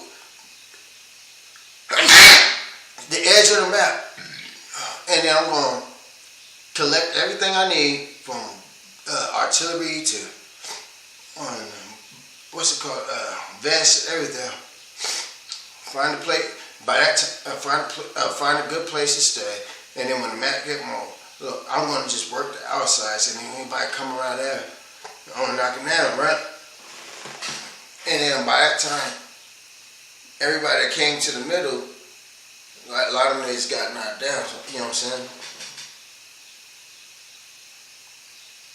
I know it's clear over here because it's the main source himself. But yeah, so I'm going to chop anybody that comes to the outskirts, work my way in.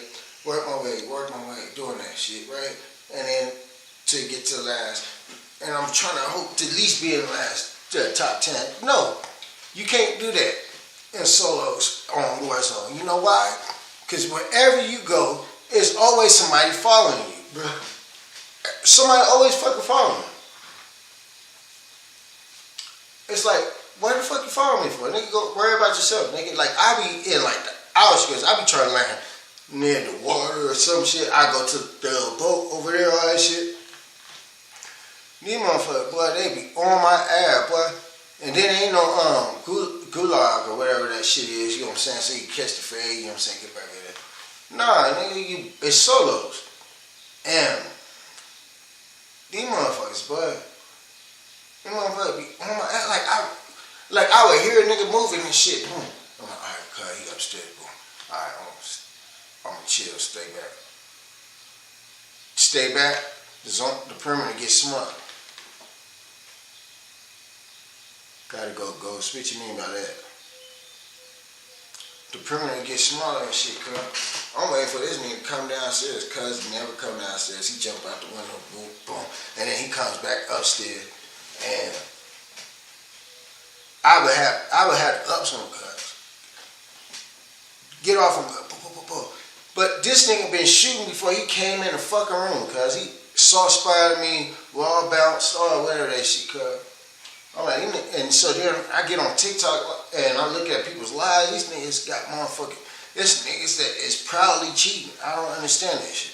So that's the reason why I only do like team deathmatch. I never played fucking, what's that shit called? Zombies. I never play zombies.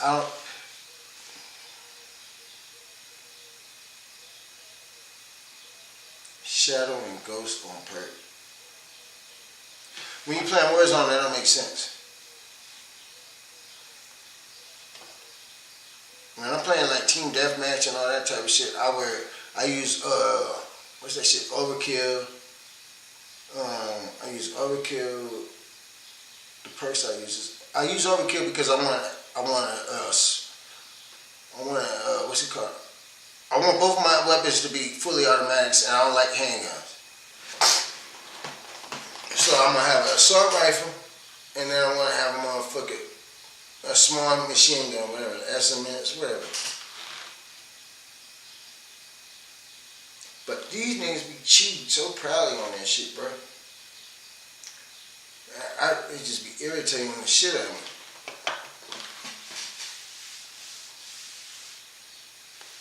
I can't wait to believe I read been streaming for fucking Friday shit. Oh.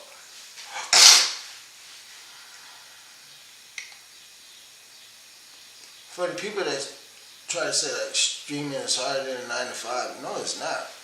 I only think streaming is harder than a 9 to 5 if you're a person that really ain't never been outside, bro. If you ain't never been outside, you ain't got no story to tell. You don't experience shit. If you was one of them kids that never went outside, yeah, streaming is fucking definitely hard for you.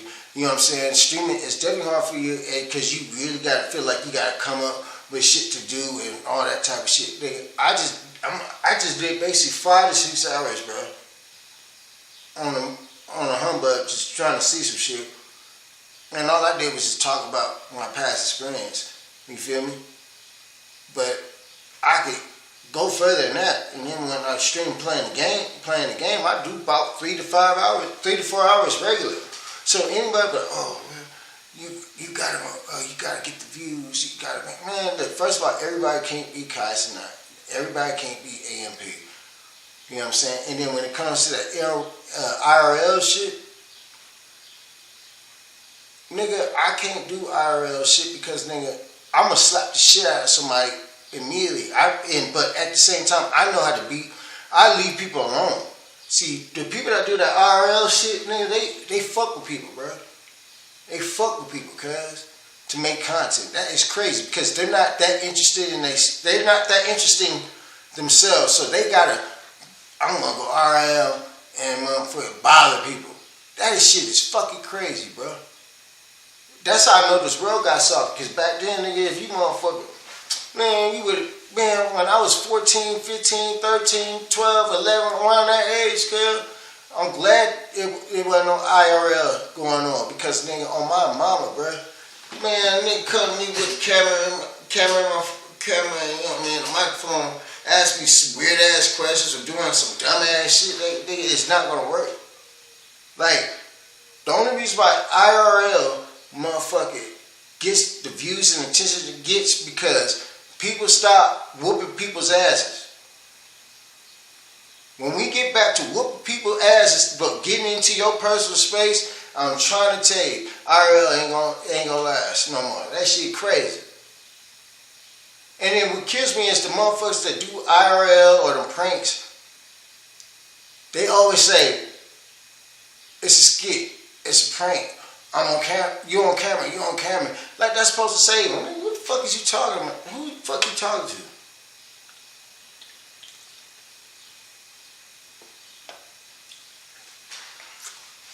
Oh, so now I'm serious and you done playing, so I gotta stop being serious. You fucking crazy. On my soul, G. You niggas be crazy. You on camera, it's a prank, Everything in the fucking prank. And then now IRL and they motherfucker and all these prank videos because now motherfuckers it's just lying and making up shit. Like all those videos, the gold digger videos, those are fake.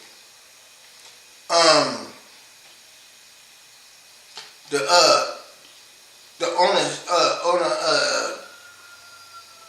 like coming down, like what's it called, the escalator type shit, and nigga talking about ready to touch a bitch face, you know what I'm saying, and the bitch go for it and all that type of shit. Those are fucking fake, bro. Those are fucking fake as fuck. Especially when they like, nigga, I got homegirls that used to sell coochie. I got homegirls that was strippers and all that shit, cuz on my mama, in the strip club, you can't touch that bitch face. On my mama, she gonna flip out on you, nigga. Out of that little G-string, nigga, she probably, you wouldn't even think the bitch had a weapon on her, nigga. You ain't about to touch nobody's face in public. Is this your girl? That should be motherfucking candy camera all day. That shit crazy. Like, this shit, the gold digger shit, that shit don't make no sense at all. That shit really don't make no sense. Oh, bitch, she fine right here. Let me see if I can get her. That shit be super fake as shit, bro. Man, it doesn't matter if you're in Miami, doesn't matter if you're in LA, doesn't matter if you're in New York, It doesn't matter. It doesn't matter where you at. My nigga, on my mama, on block crib, nigga, bitches ain't just walking around looking like that regularly all the time, nigga, on my motherfucking mama. Not just that, nigga. Oh, now you gonna hop in the car, all of a sudden they like you. Nah, nigga, I know bitches, nigga, that, man, on my mama, cuz. Nigga, bitches are smart now. Like, I ain't gonna say nowadays, bitches being smart. Nigga, a real American bitch right now, a bitch that's a gold digger or a bitch that's a motherfucker really active, you know what I'm saying? Like, you know what I mean? Nigga, these bitches are not being impressed by a nigga car no more or jewelry no more or any of that type of shit, bro. Like, the older I get, I'm starting to realize a lot of these bitches became more emotionally aware about they self. You feel me? You know what I'm saying? So it's like, man, I don't give a fuck. Because they crushing everything. Oh, sorry, you ain't talking about it. All right, let me hop in this car. Oh, that's your car? Man, this bitch ain't doing none of that shit. Because a lot of these bitches realize, man, some of these niggas is rent. You could rent cars like that. So, they gonna question. Bitches questions everything. That might be his bitch car. It might be his homie car. It might be a rental. You know, it didn't fucking do stupid ass shit like this, like niggas wearing motherfucking safety vests. Man, what you talking about? Real bitches know. Niggas that work, a lot of bitches know that niggas that work the 9 to fucking 5 is the ones those are the ones that motherfucker that got money. That all right, so everybody can't be a motherfucking influencer. Like this influencer shit is crazy. That shit's crazy. Like real bitches know, nigga. Nigga got a job. Ain't nobody worrying about your car, man. Bitches been meeting niggas. I didn't see like bitches to be meeting niggas cuz got a Benz, but cuz sleeping that motherfucker Benz. Bitches is not impressed by fucking cars. I really be hating that social media shit when it comes to that shit because these motherfuckers, gold digger prank. Touch a bitch face. Fucking crazy. Or like that one nigga, motherfucker, he got a broom and he put it between the bitch legs. Nigga, that's sexual assault, nigga. I know you know that bitch because that's sexual assault. You can't just do that shit. But you gotta motherfucker put a disclaimer out because you gonna make the other young motherfuckers think that they could do that and get put on. Nigga, that's not cool, cuz. You can't motherfucker put a broomstick between a bitch pussy, you know what I'm saying, and think it's No, that's the only problem I hate about another thing. That's one of the main things I hate about social media because the bitches are getting smarter, but the niggas is looking stupid as shit, bro. Like they taking the likes, like bitches being motherfucker taking views and likes. You know what I'm saying? Like to the head and act like they mean something, but that's what a bitch do, cause that's where a bitch currency come from, motherfucker. The attention that she get. But now these niggas is acting like nigga. I really heard a nigga tell me, nigga, oh nigga, I get more views than you. That is the gayest shit I ever heard, nigga. That's what you going. That's how you defend yourself in an argument. I get more views than you. You clout chasing. I don't give a fuck how many fucking views a nigga get over me or whatever right now. That is crazy. Like, social media that made niggas bitch ass niggas on my mama. These niggas out here, motherfucker, making up scenarios. DDG, that's my ball. Guess what happened? Everybody started using that ball shit. That's my ball. That is fucking stupid as shit, bro. That is stupid as shit, bro. I just don't even understand it. I don't understand the bitches that let this shit slide. You my ball? No. That shit's dumb, nigga. That's like, nigga. That shit's stupid. That's my ball. I wish I would be talking to a bitch and nigga say some stupid shit like that to me. Hey man, you know you talk to my ball. Man, if you don't get your goofy ass away from me, cuz, oh mama, nigga, if this is your girl or this somebody you talk to, or you interested, then go ahead and do that shit. But see, we got streamers like, right? I respect a lot of streamers that do the IRL shit because, you know what I'm saying, they putting themselves on the front line. But what I don't respect about a lot of them motherfuckers is they really be carrying themselves and like, oh, don't get this streaming shit fucked up. I'll do this, I'll do it to you. No, the fuck you won't, nigga. You got a camera in front of you in front all the times, nigga. You are a walking snitch. A lot of them niggas don't even realize you are a fucking walking snitch. Nigga, you are going to tell on something and then this is your camera. This is your motherfucking footage to prove that, nigga.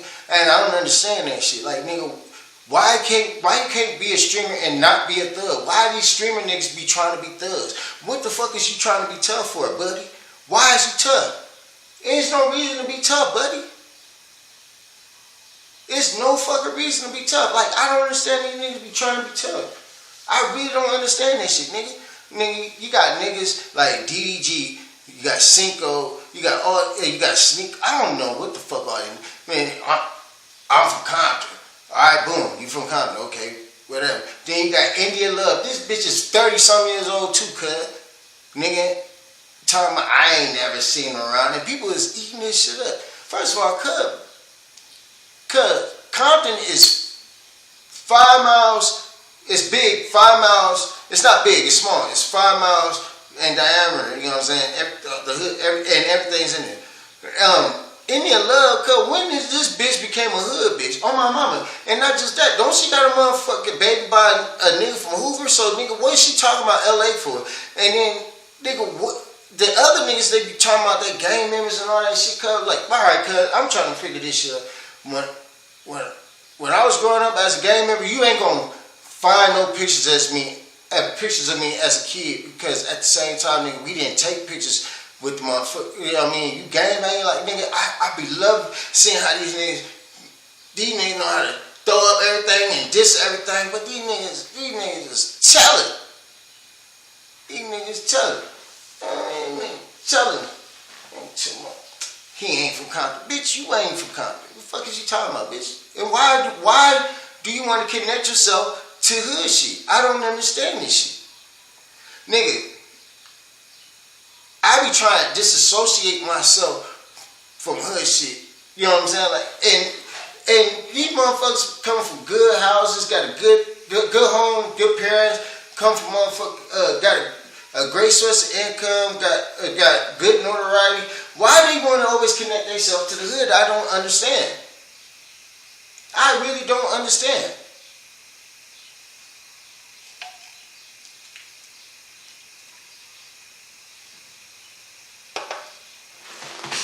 I really don't be understanding this shit.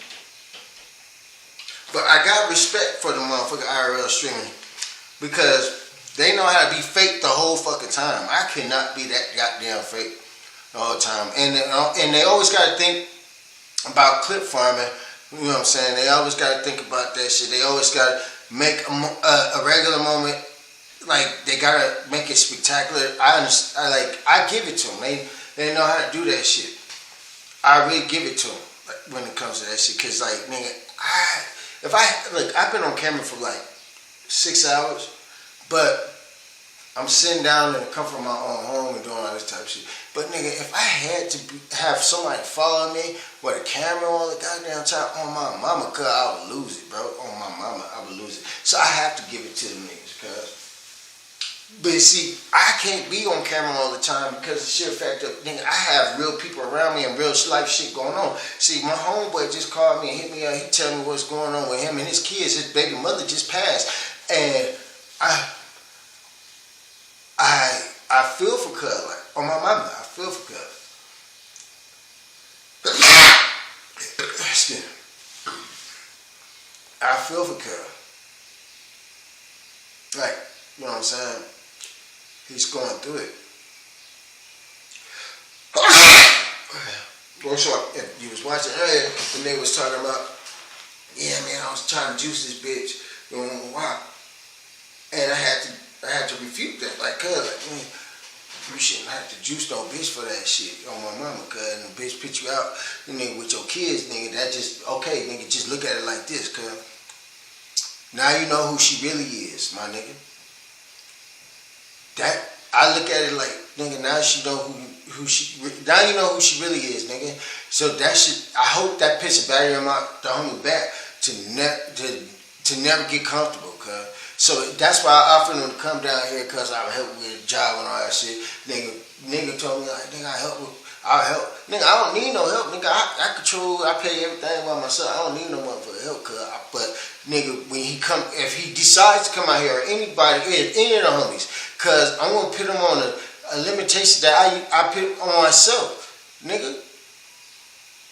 Oh, nigga, what? Okay, yeah, you got it. Come on here, nigga. I'm gonna help you move out, nigga. You got about 3 to 5 months, nigga, to motherfucker get on board, nigga. You ain't gotta worry about nothing else, nigga. All you gotta do is feed yourself, and that's it. Feed and wash yourself and all that. But you ain't paying nothing. Don't. As soon as I see a motherfucker say, "Hey man, I buy groceries for us," I'm like, "Cuz, don't do that." I'm gonna look at a nigga like, cuz, you cut that. No, I'm not going for that. No, don't buy groceries for us, nigga. Fuck is wrong with you, nigga? Save your fucking money. Because the reason why I want you to save your fucking money, because nigga, when that 3 to 5 months come up, nigga, get the fuck on. I gave you a chance. Tyra, say okay if you still on that bitch. No, I gave you a chance. Fucking crazy.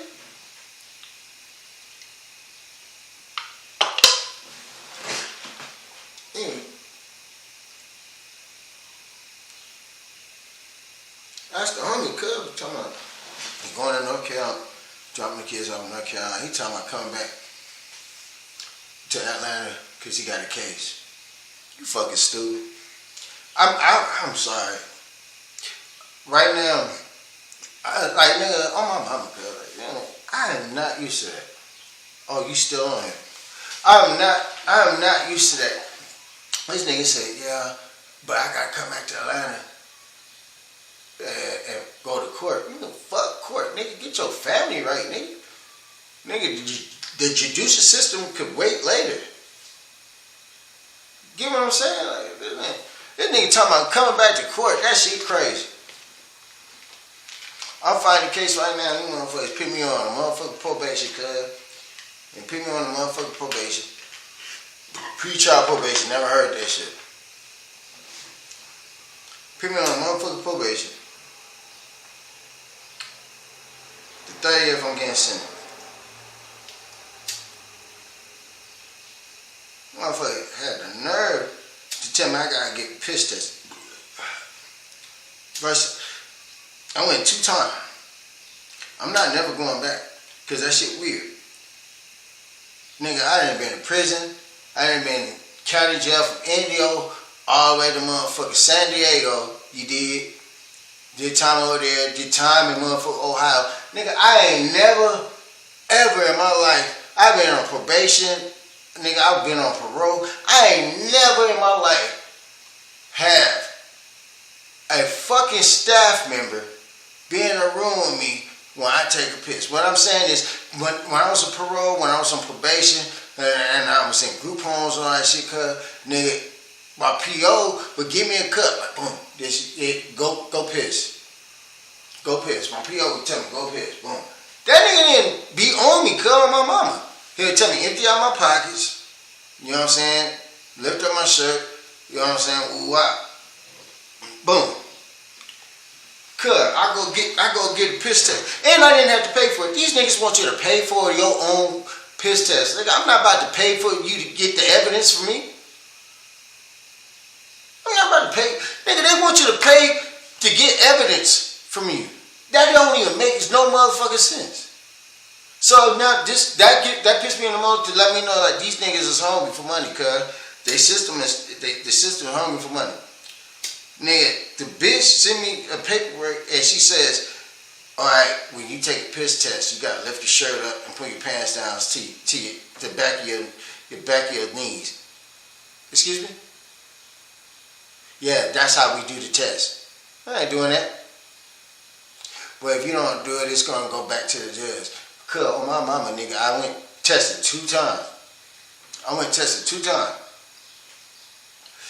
And I'm telling you, I ain't never followed the stipulations of that shit. The first time I went, I came in some basketball shorts, motherfucker, a tank top.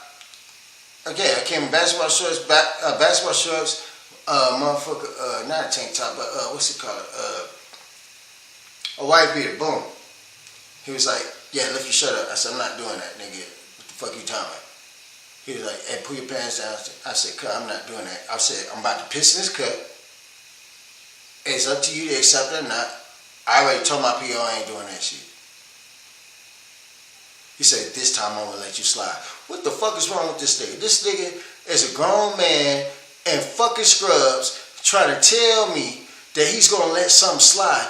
Like, nigga, I will beat your ass up in this, and this what makes it really uncomfortable. I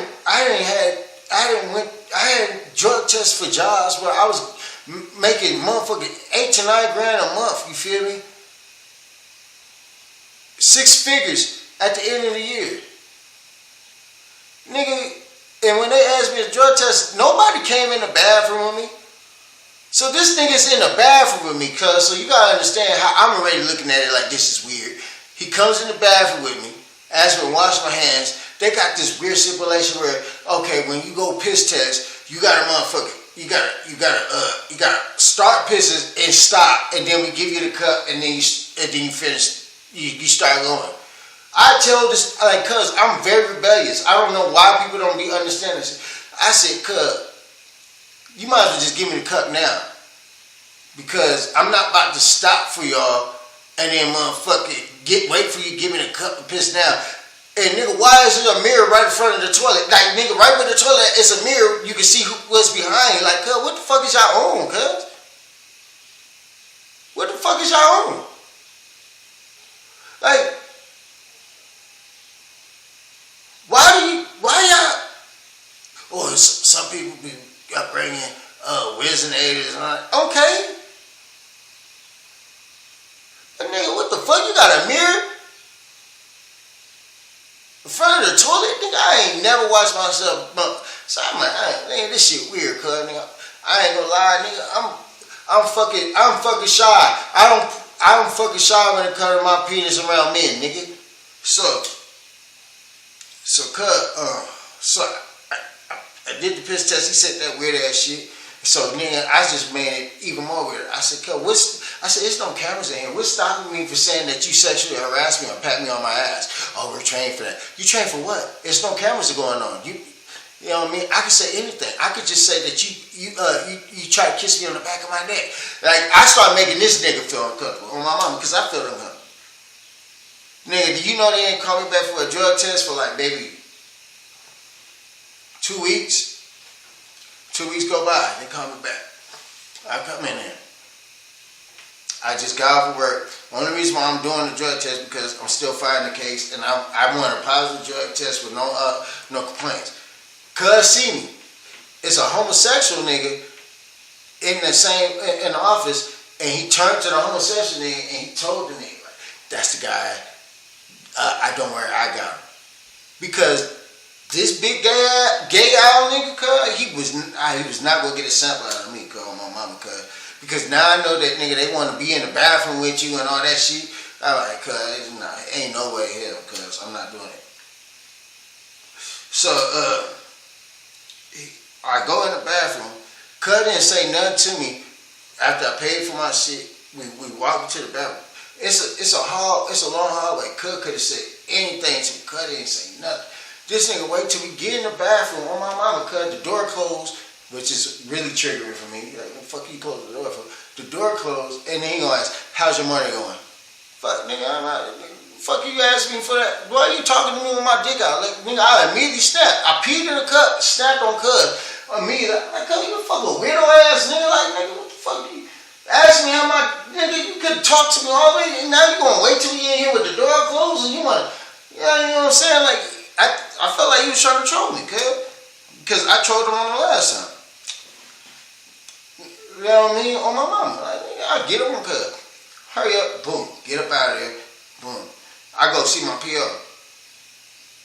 This bitch had the nerve to say, she said, I got a message from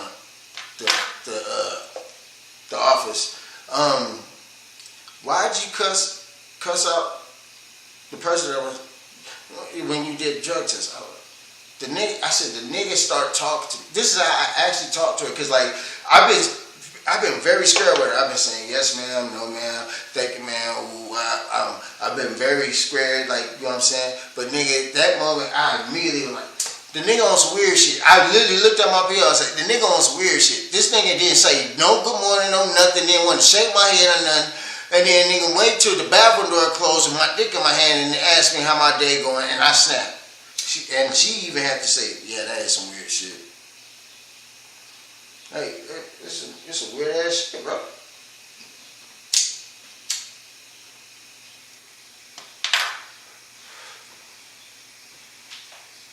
And I blame myself for being in this situation now, because I was talking shit to my brother. I was talking shit to my brother. I could have. All y'all niggas on probation when out here, nigga. Like, I'm not going on probation. And Memorial Day weekend, I get in trouble, bro. And I didn't get in trouble on some shit like they had to investigate and catch me. Nigga, I was speeding. I got pulled over and arrested in front of my house. Because I was 5 miles over the fucking speed limit.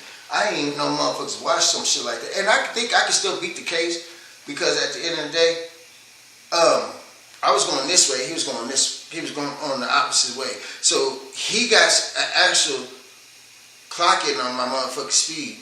And I'm trying to figure out, how the fuck did you clock my motherfucking speed when you was coming the opposite way and I was coming this way? And by the time you pulled up on me, I was at the light stop. You know what I mean? Stationary. You know what I'm saying? I was right behind my brother, and my brother, he let my brother take my car back to the house. He let my brother take the car back to the house and everything. Then my bond was $150. I had never heard of something that low. As soon as I got out, went to go see they told me you gonna be on pre-trial probation. I was like, what the fuck is a pre-trial probation? When I went to go see the bitch told me you only gotta check in once a month. You know what I'm saying? The 17th of every month. You gotta check into it till you get sentenced, right? Here's my thing. Only reason why there's a continuance to my case is because I hope they do something different. This is crazy. My nigga, I go to court, it's these windows, and I'm like, yeah, here's my ticket. They say, do you plead guilty or not guilty? Nigga, what the fuck? Hold on, wait a minute. Like, yo, like, nigga, what do you mean? I'm not about to plead nothing, because, nigga, I ain't even talked to a public pretender or none of that shit. How the fuck you automatically gonna ask me to do that shit? Oh, so you're not gonna, so you said not guilty? I said, I'm definitely saying not guilty. And then she looked at my shit. She said, oh yeah, you gotta go to court. So I go to court. Nigga, another bitch come out the window with paperwork talking about myself. Do you want me to plead guilty or not guilty? I said, I don't even know what I'm being charged with. Bitch told me when I was getting charged with both. Bitch told me when I was getting charged with. This is the problem I have. She said,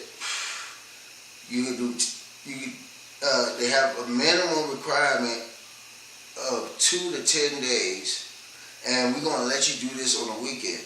Like, this shit is crazy, because out here in Idaho, there's people, I work with people that's in prison. Like, literally, like, they come to work, and then when they leave work, they go to the prison, not county jail, prison. These niggas, so when she told me that shit, I was like, what are you talking about? She's like, yeah, if you sign right here, but it's up to the judge's discretion. See, what's going on in my mind, now this is why I kind of understand what my uncle was saying, and a couple of my homeboys were saying, you know what I'm saying, like, you gotta be with somebody that got your back, whatever, whatnot. Because I would have said guilty and they would have motherfucker made me do the 2 minimum days. But it's 10 minimum days, but you could do weekends, right? But you gotta do 48 hours back to back, right? If I had somebody at home with me or that type of shit, I would be like, yeah, I'm just gonna get this shit out the way. But I'm looking at it like, nigga, I live by myself. I can't afford motherfucking expensive work. I don't want a no car, no show. I don't want to lose work. You know what I'm saying? So she's like, oh well, you can sign up for a public pretender. Well, they don't say public pretender. She's like, you can sign up for a public defender. I'm like, this is what you're supposed to do in the first place. So I signed that shit up. They gave me another court date. You know what I'm saying?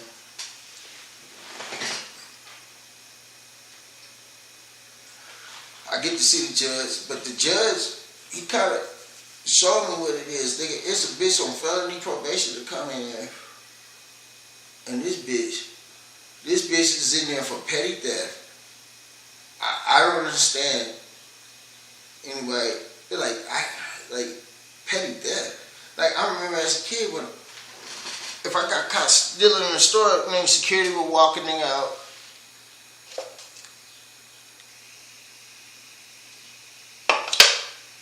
Security will walk a nigga out, bro. They'll walk a nigga out and tell you don't come back to the store. During that time when I was a kid and I got caught, if they would be like, stay right here, we're calling the police, I'm booking it. You can't escort me to a back room or anything or do no stupid shit like that, bro. But yeah, this bitch, she had petty theft. She's on felony probation. They tell her, are you in these classes? She said, yeah, I'm a drug addict. I'm like, okay, that makes sense out here. Because out here in Idaho, a lot of these people are drug addicts. I'm not going to lie. These people are fucking dope fucking fiends. But look, she's smiling at the judge. The whole time laughing and smiling the whole time at the judge. Right? And she's on felony probation, and her felony probation is based on the fact that she's on felony probation for being a drug addict. But he give her a pass. I'm the only black person in the room, bro, on my mama, bro. It's only like 10 of us in this whole fucking town. But give her a pass. When it come to me, this nigga go, yeah, we're gonna put you on level 4.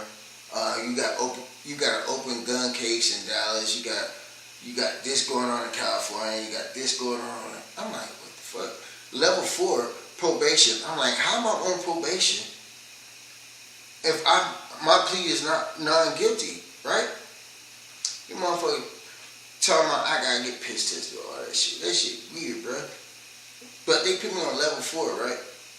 And my probation officer, this bitch so fucking weird. They tell us, she told me like, you're not allowed to drive. You can't be around alcohol. You can't be around alcohol and drugs. You can't. If I catch you at a bar, you gonna violate. My thing is, look at the paperwork in front of me. I'm in here for a fucking speed shit, cuz. And not just that,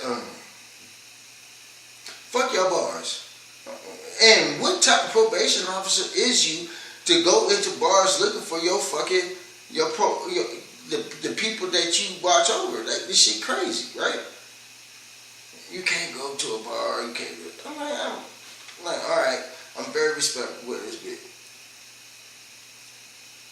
But for me to be on probation is just crazy. Like, I never said guilty, cuz. Like, how are you treating me as a guilty candidate? But my case is open still. Crazy shit. Had to apply for public defender, whatever. Shit is just, I just don't get it. And this goes back to why I should never, ever ever made fun of my brother and his friends about like, y'all niggas all probation. I ain't out here getting in trouble. Because I don't do shit at all, bro. Like, for real. I had literally the reason why I got chickens because I had did some impulsive buying because I ain't never seen you could just buy chickens. I always wondered how people get farm animals.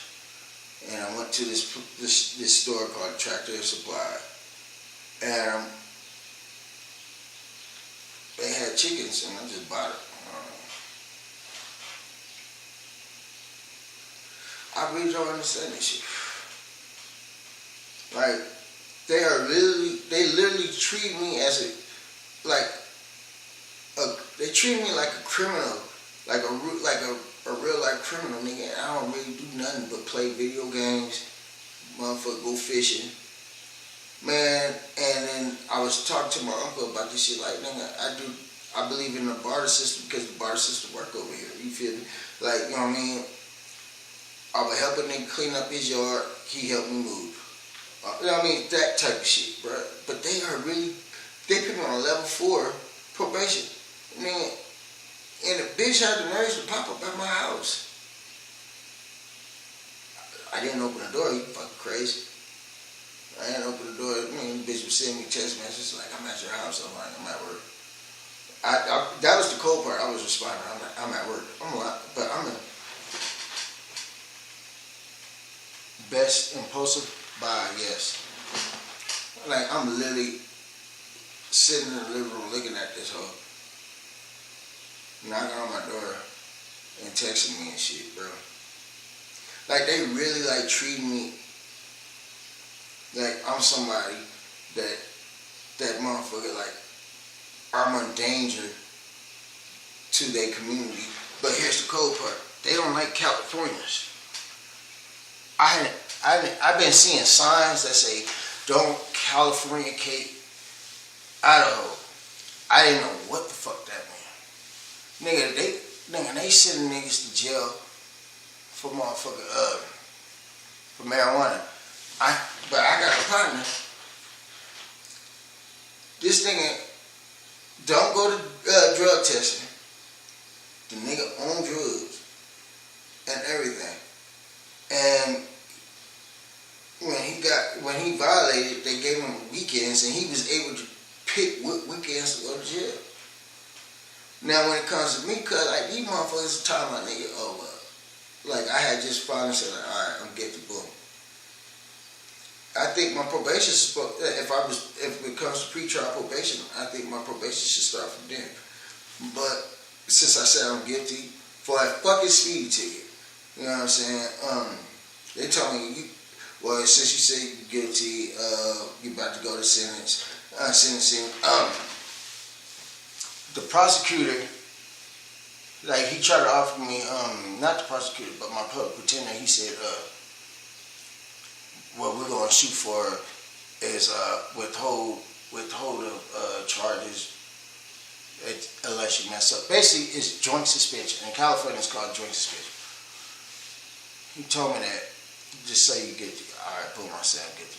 Then he going to tell me, like, the judge might make you do weekends, or you're going to have to do 180 days, which is 6 months.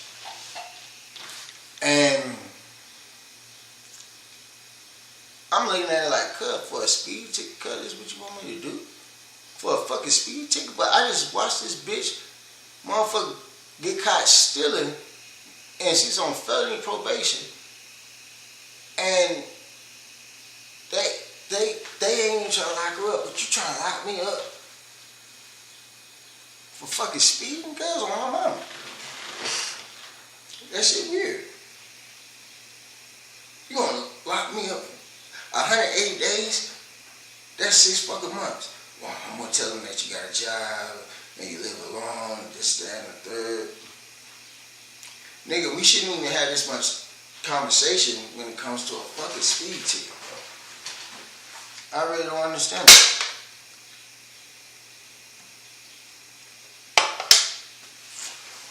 We're gonna piss test you for this, might say for that.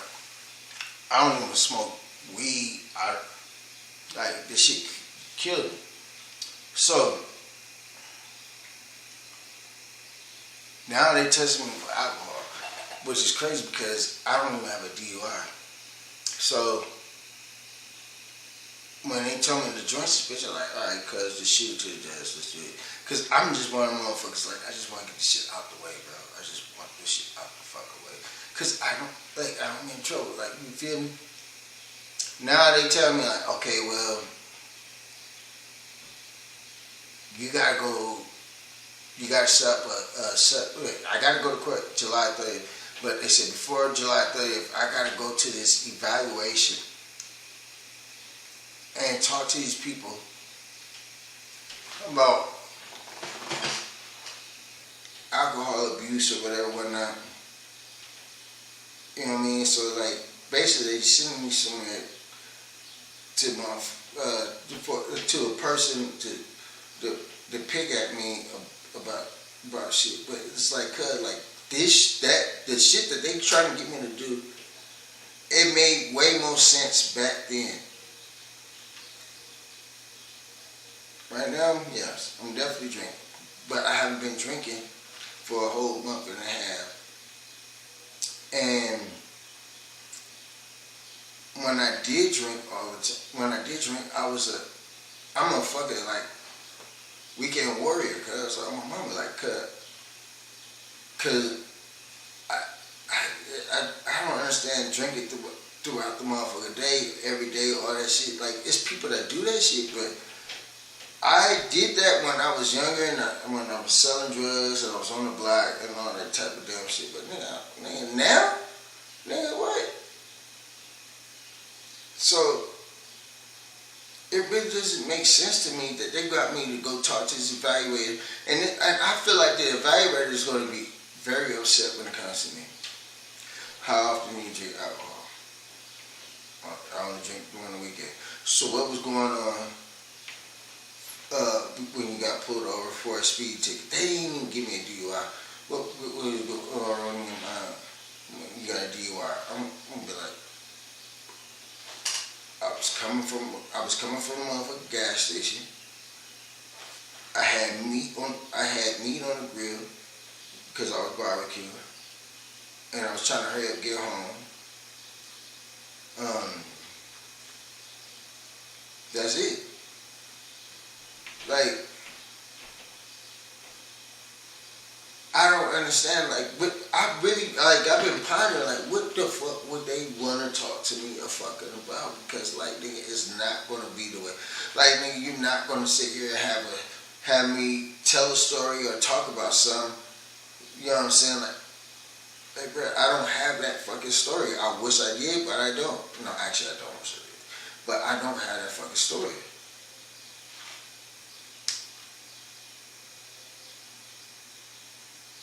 I really don't have that fucking story.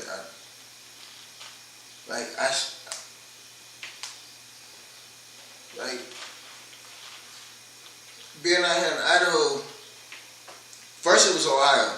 When I was in Ohio, I learned how to be white friendly.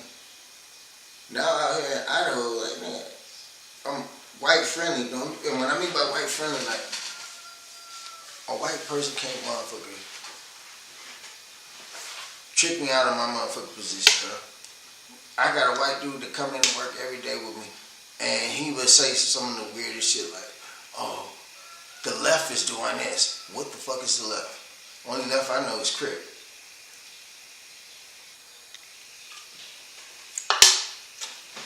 Can't drag me into politics. You don't want to talk to me about race issues because it's not going to work. And whenever these white motherfuckers talk to somebody of an ethnic group about racism, the person that they talking to is dealing with a white person. So you can't drag me into that. I'm good. I'm great at my job. They don't bother me at all.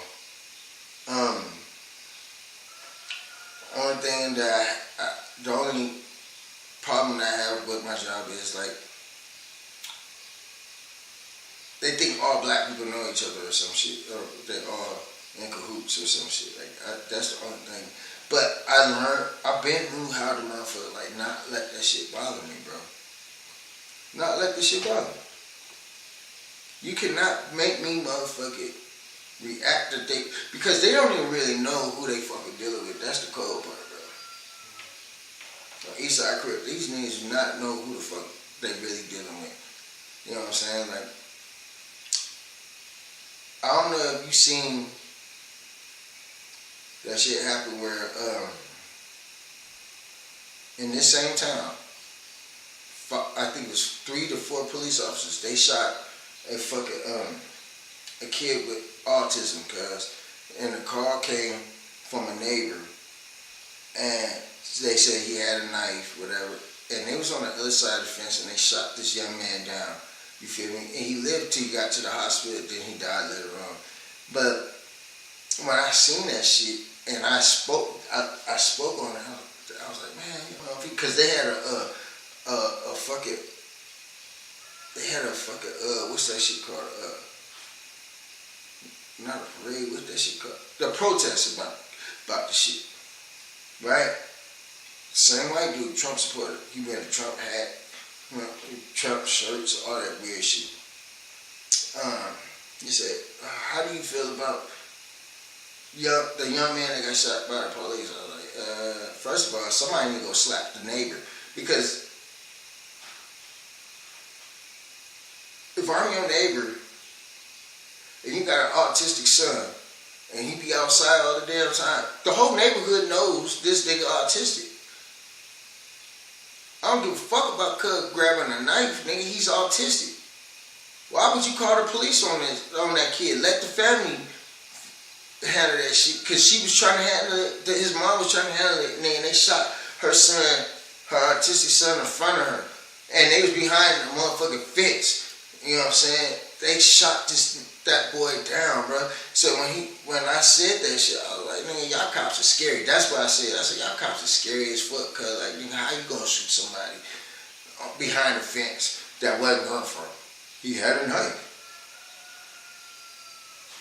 So, he's autistic. Why would you shoot him with live rounds?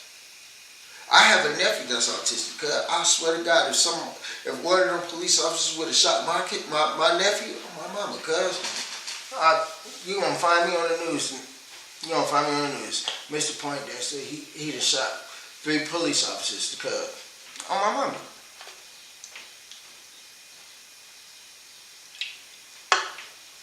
But they really don't be knowing who they be dealing with, because I just be on some nice, cool shit, and I don't be trying to get in the mix with none of this shit, bro.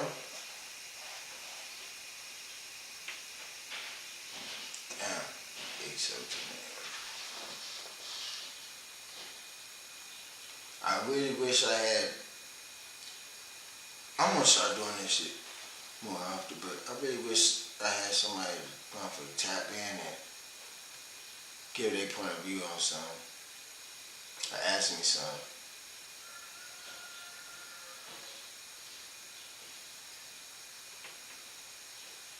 But this shit is still funny. Streaming is harder than a 9 to 5. No, the fuck it not.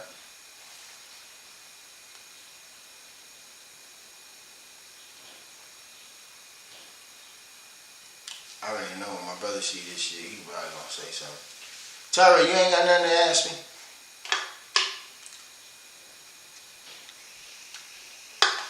Okay, I see this shit. I was on to say.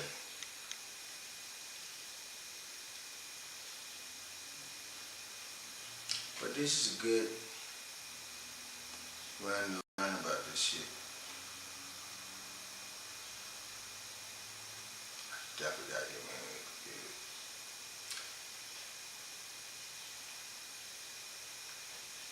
What's my next gameplay? What do you mean, what's my next gameplay?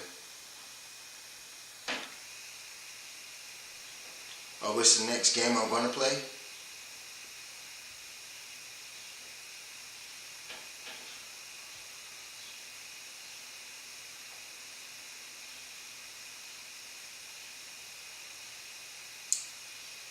I need you to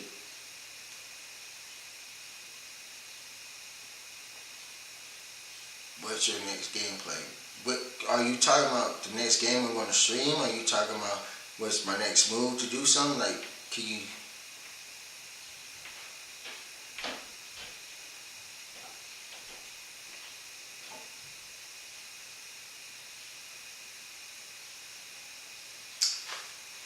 Have you tried any of those scary games?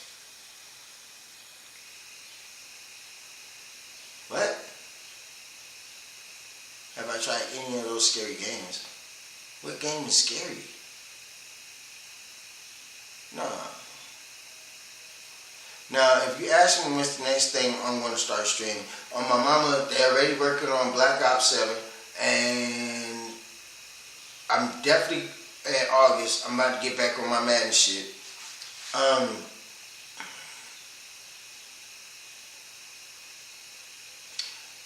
don't find video games scary, bro. That shit, no, I don't.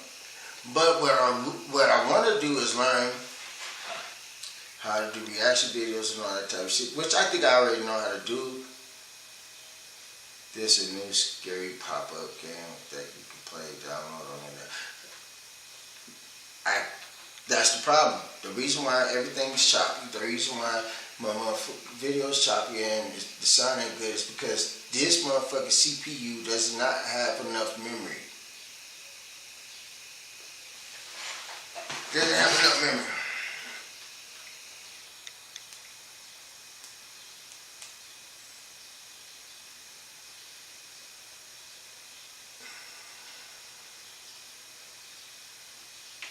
Actually, I gotta go check for this.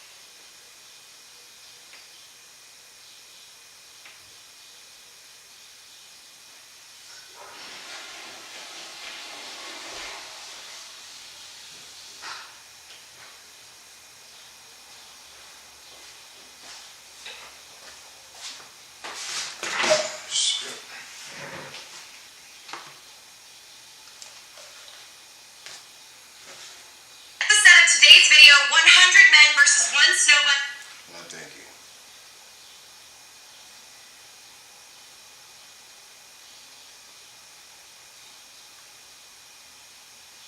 Women. If a man got kids, how many kids is the deal breaker for you?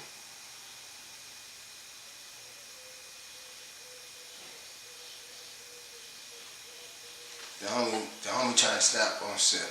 He said, this nigga posted something, he said, women, if a man got kids, how many kids is the deal breaker for you? I can answer that. Five Nights at Freddy's is so scary, I never even watch people play. But if he play, I'll watch. I'm not about to play no stupid ass shit like that. But he said, if a man got kids, how many kids is the deal breaker for you?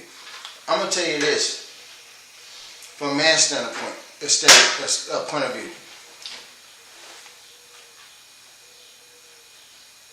If he thinks anything like me, alright, I prefer women with kids at times.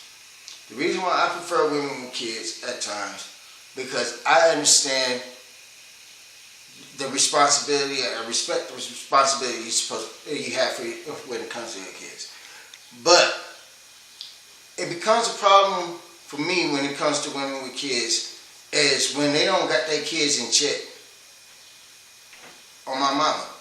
When they ain't got their kids in check and they still fuck with their baby father, that's some weird shit. And not even fuck with their baby father if they don't have a good understanding with their baby father. I hate bitches that motherfuckers sit there and say, I don't let him see my kids. I can't be around you, bitch. Cause I'm the type of nigga, cause I would date a woman with kids and I would want to meet the father and I would introduce myself to the father and you know what I'm saying, and whatever nigga, it takes a village, cause like I'm not that nigga, cause I got kids, bro. I'm not, but one problem I would have if the father is not around and you got a son that's older than 5, I don't want to fuck with cuz. Cause you've been treating that little nigga like he's the man of the household and he's gonna make it hard for me every which way in the turn. I can't do it.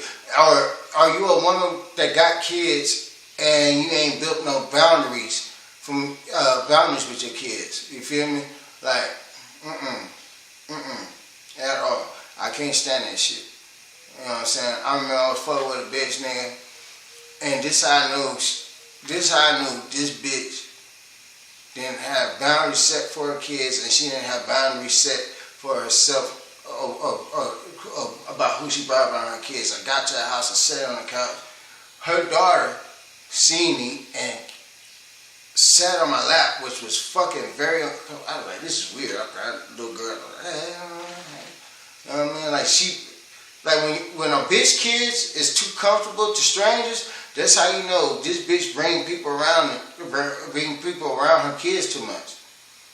Like, I'm a single father of 2, and during the time when my kids was living with me, I remember when bitches would say like the most dumbest shit. I remember one bitch told me, I don't think I'm ready to be a stepmother. Bitch, I don't need you to be a fucking stepmother. They got their own mom. They got aunties and grandmas. I'm not fucking with you for help, bitch. I don't need you to help raise these kids, bitch. I'm fucking with you because I'm trying to fuck with you. You know what I mean? When a bitch said that shit to me, that shit was crazy. I'm not ready to be a stepmom. Who said that I was looking at you to be one? I'm not one of them dads that just motherfucker bring. My kids would go everywhere I go, but I would never introduce my kids to the bitches I was fucking. No, fuck. I believe in boundaries.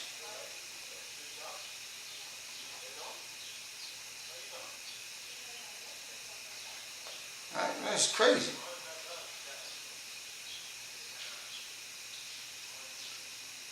Think about that shit to this day.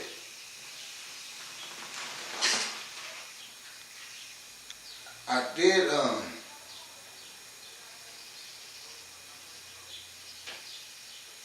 really find myself ready to be involved with a woman that had multiple kids, but she let me discipline. But discipline wasn't like putting my hands on the kids. She let me, you know what I'm saying? Because I don't even hit my own kids, so I don't want to hit yours. What I mean by discipline, like check them. Hey man, chill out, man, sit down. You can't turn on the game until you finish eating your food. I'm full. Nah, you're not full. Finish that. You know what I'm saying? Mama slaved over the stove, cooked all that. You know what I'm saying? Like, she let me discipline me. She understood that shit. She understood, like, you gonna bring a man around, you know what I'm saying? You gotta let the man be a man, as long as he ain't doing no abusive or strange weird shit. And I'm not an abusive person. If I don't want to hit my kids, what makes you? I'm not gonna try to hit yours. You know what I'm saying? She was cool as shit. You feel me?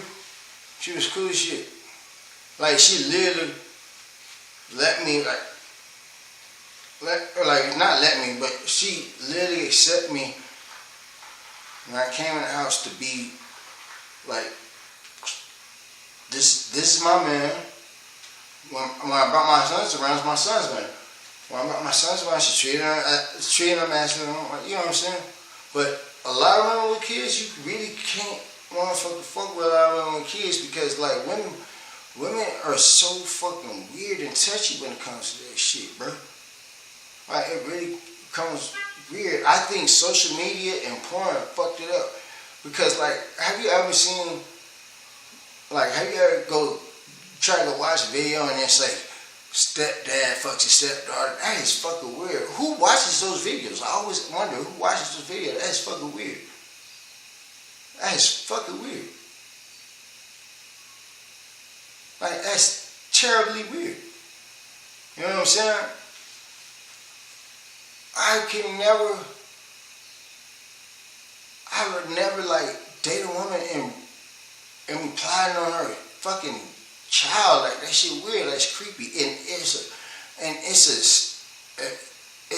you can pick that on porn. That's fucking weird. Stepdad fuck stepdaughter. Weird.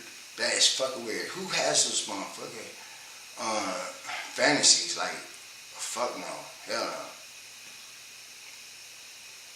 And then the whole polygamy shit. I can't do polygamy. I'll never be able to do polygamy. I don't have the attitude to deal with multiple personalities when it comes to bitches. I swear to God. And then when bitches are around each other, they periods synchronize and all that type of shit. That's fucking crazy. I'm not doing that shit. Hell no. I would never be able to do polygamy. That shit fucking crazy. You know what I'm saying? Like, hell no. This bitch mad. But this bitch might be mad because this bitch mad and been treating her bad. Now, I got two bitches mad at me living in my motherfucking house. And you're like, oh, you fucking crazy. Hell no. I can't do polygamy. And I'm not eating two asses in one night. I'm not eating two assholes. I'm not sucking two pussies in one night. Fuck you talking about.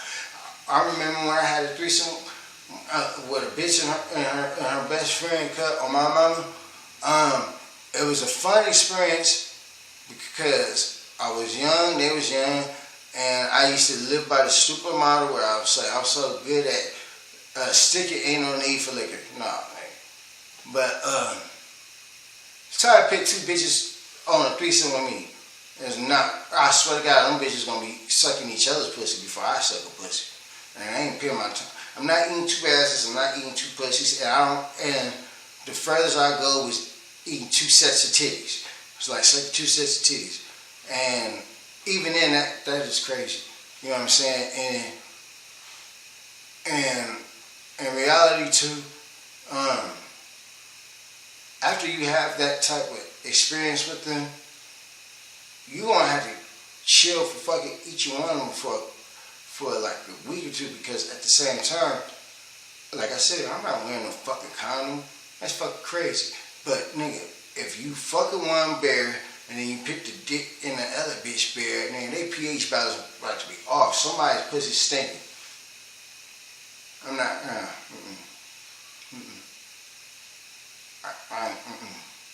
When I used to pimp bitches, it made sense why I pimp bitches, because I had a bitch tell me, it's your birthday, daddy, and I fucked up and I slept with her and the bitch went bad, tried to lock me out the room and everything, and I was ready to kill the bitch. And that's why I said, I ain't got it in me to do this. Hell no. But the way I think, you'd be like, that's really pimping. Like, that's really pimping. I had one bitch try to tell me, daddy, I want to do an OnlyFans with you. Bitch, I'm not putting my dick on camera for the world to see. That is fucking weird, bitch. Simple as that.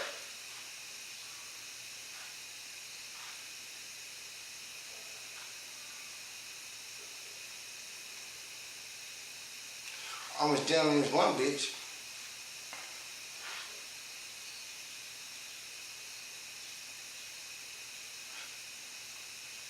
I don't mind a hairy coochie. It just depends.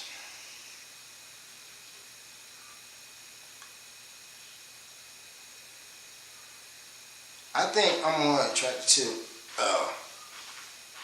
the what if factor.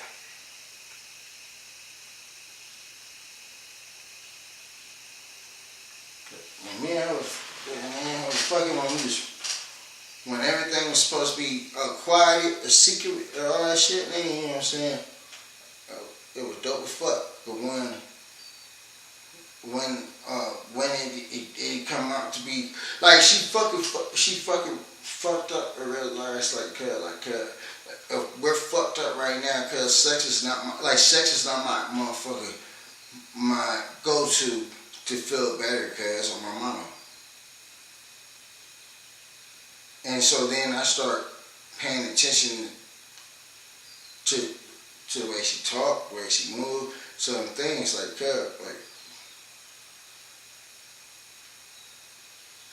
for real.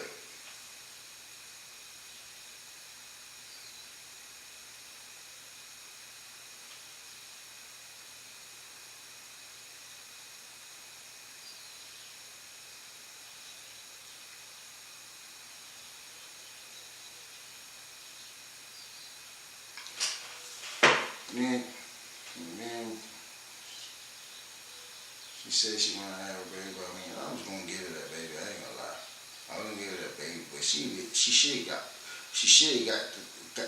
got pregnant from me when we very first started fucking around. But the problem is with her was like she was too connected to her fucking family. And I don't understand that shit because I'm not that connected. Like I don't care, bro. You know what I'm saying? Like I'm gonna focus on my own family, you know, all that type of shit. You feeling like, you know what I mean? Yeah, what the fuck? Like you can't find, like if you look for approval from people for your family, bro, that is not gonna work for me because look, at the end of the day, I don't look for approval from my own people. At the end of the day, I don't give a fuck. I got an uncle, bro. He called me. He called me. You talk to him. Cuz love me to death, but Cuz would hang up the phone and my motherfucker and he'll hang up in my face. You know what I'm saying?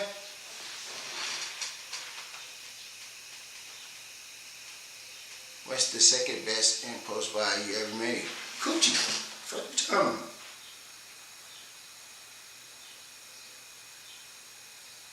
That's number 1, 2, 3, 4, and 5, nigga. Shit. Hey, the nigga that sit there and say, man, I would never pay for pussy. You do pay for pussy, nigga. You take this bitch out on a date, so you had to buy an outfit, get a haircut, motherfucker, put gas in the car, go pick the hoe up, take her over there, bitch hungry, feed the bitch, do all that type of shit, cause you paid for coochie, nigga, but you paid for a chance or you might get some coochie. Man, shit. Bitch told me $200 of money on the dresser because nigga, at the end of the day, nigga, I'm gonna bust my name and get the fuck on. Fuck crazy. We need to normalize. We need a men to really realize, nigga, it's nothing wrong with paying for coochie, and we need bitches to realize, a lot of y'all hoes, y'all prostitutes. I'm not going 50-50 with no nigga. Bitch, you don't even pay 100% bills in your own fucking house. You on the county, bitch. What the fuck is you talking about? Just because you motherfucker got your titties popped up and you wearing some little ass shorts, you think you a bad? You ain't no fucking baddie. You a bad decision. Fucking crazy. Shit. Why man don't pay 100% bills like they pawpaw did? Because it wasn't no county. And grandma knew how to cook and clean. I was ain't even doing that shit. Oh my mama. Nigga, I can go on Facebook right now, cuz, and hit a link. It's a bitch motherfucker twerking, or it's a bitch sucking dick on camera with a link. You know what I'm saying? Like, cuz, Facebook then became secretly porn, just like Twitch. Fucking crazy. You know what I'm saying? Some of my opening lives, especially when I was in motherfucking Dallas, Nigga, I'll tell a bitch, like, what you doing? What you do for money? I said, I make content. Word, you got the camera with you? Hell yeah. And you know what I mean? Bitches out of fucked on camera, they ain't never gonna see the light of it. Oh, well, fucking crazy. What's money for? Anyway. Money's the only reason why money's important because bitches. Simple as that. If bitches love homeless niggas that push carts and lived in a cardboard box, it would be cardboard boxes every street you go to. I'm so sick and tired of niggas sitting there acting like they don't do shit for bitches. You fucking crazy. Because if you do it for niggas, you a homosexual, bro. You know what I'm saying? Oh, nigga, you acting out for a bitch. You goddamn right, nigga. I'm trying to get a coochie. What the fuck is wrong with you? Fucking stupid. What I really don't like is a motherfucker to try to judge you on, or a bitch try to judge you. Like I hate when a bitch asks me what's my type, and I say what's my type, and she try to frown about it, or she be like, I don't fit that. I'm like, well, because bitches is more than visual. When you ask me my type, I'm talking about visual. You feel me? I'm talking about fantasy. Shit. One bitch asked me, would you fuck a midget? Hell the fuck yeah, I'm a fucking midget. I'm a big booty, big forehead ass bitch. I'll fuck the shit out of me. That's like trying to fuck a kid. No, it's not, nigga. This is a grown bitch, but she just short. I like short bitches. But then I also fuck tall bitches, man. Last tall bitch I fucked, she was like 6'6", played volleyball, nigga. When I had the ankles in the air, it felt like, nigga, the ceiling fan broke. That's what that shit looked like. You know what I'm saying? I humped the shit out of that bitch. Humped the hell out of that bitch. Boy, when she wrapped the legs around me, it felt like it wrapped twins. I was like, I call that bitch prey mantis. You feel me? I hate when motherfuckers say stupid shit like that. I'm like, so you a fucking midget, bitch? Hell, fuck yeah. Bitch, you are 5'4". I like short bitches. I like tall bitches. I hate being light skinned or being a black light skin because dark skinned black women are fucking weird because they say some shit like, I didn't think you would like dark skinned women. I think I like black women. What the fuck is wrong with you? You can be dark skinned, you can be light skinned, you can be brown, you can be tall, you can be short. You don't have to have a tail, you ain't gotta have no ass. You know what I'm saying? Like, black women talk the best shit, the best sex talk. You know what I'm saying? Black women have the best sex talk. Well, white women is like, I never fucked a white woman. I'm tripping. But like, I would imagine like white women, like, they sex talk is, like, I probably would punch a white bitch if she said, give me this nigger dick or some shit like that. I would probably like flip her out and slap the shit out of her. Bitch, what you say? Halfway hard. Chuck the bitch out and put it in the dumpster. Workout content is coming. I was thinking about doing workout content, but the problem is I'm never going to bring a camera into a fucking gym. And when it comes to my type of workout, because I believe in doing burpees, push-ups, pull-ups, and dips. And when I lived in California before I got shot, I used to have a 40-pound weighted vest, and I used to jog with that shit. But see, now, if I ever do any type of workout content, or if I ever decide to share a domicile with a woman ever again, if I ever decide to live with a woman ever again, on my mama,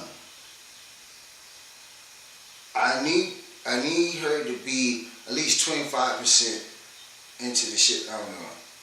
So, if I work out, we're gonna work out.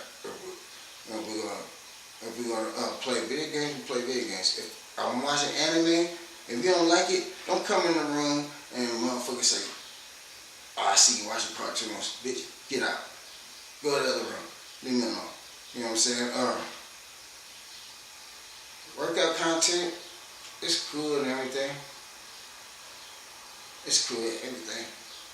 But I'll be wanting to fuck afterwards.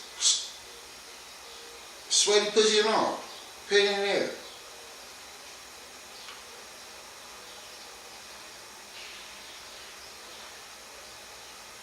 Put it in there. Hell yeah. Hell yeah. I think that's what these white women out here be trying to get me to do or try to get me into. You know what I'm saying?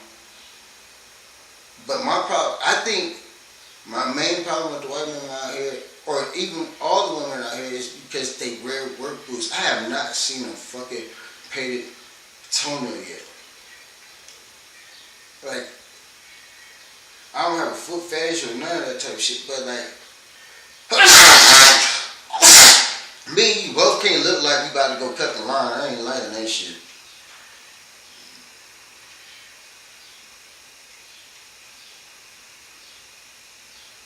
Like, I had became friends with this one white girl. She tall, she worked everything. Bitch used to come to my house, stay at night, and she would sleep naked in my bed, and I would lay on the floor, because I would feel like the police was kicking it. I'm gonna kick the door out sooner or later.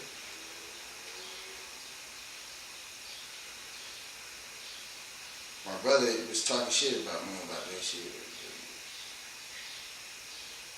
You need to start fucking this white man. I'm terrified. I think the first time I finally fuck a white woman, I'm probably gonna lose my motherfucking mind, bro. I'm probably gonna lose my motherfucking mind.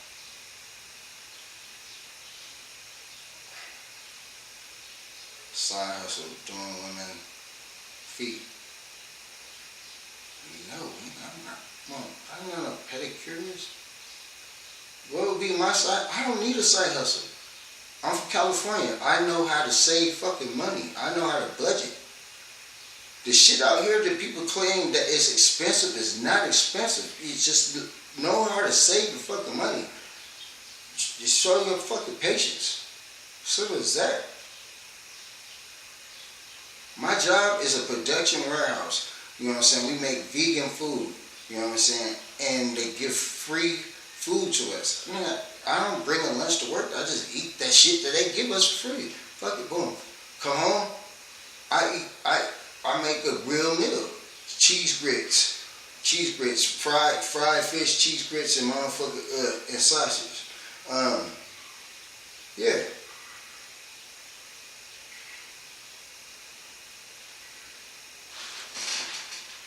You never see more paint toes. You like. I don't see no fucking paint toes. These bitches be wearing fucking work boots, which is crazy. I don't find that shit attractive. These bitches wear cowboy boots and booty shorts, and I don't even find that attractive, bro. I don't find that attractive.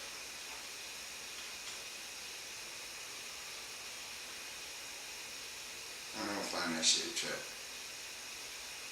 I'm really terrified of you hoes being talk. Every time a white bitch hit on me or ask me, what's your name or anything like that, I really just be like,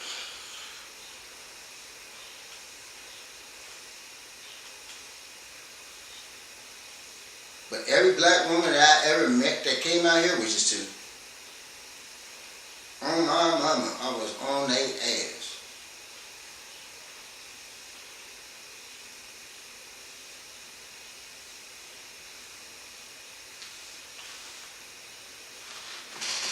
I love a woman in uniform. First of all, cuz you need to stop. You fake gay anyway, cuz. You fake gay anyway.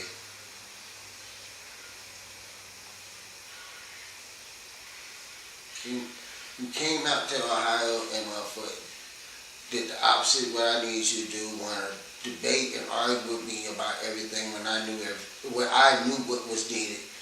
And then you motherfuckers did some whole ass shit and left without. It just bounced and left. They tried to leave me stranded, but good thing I knew what I was doing.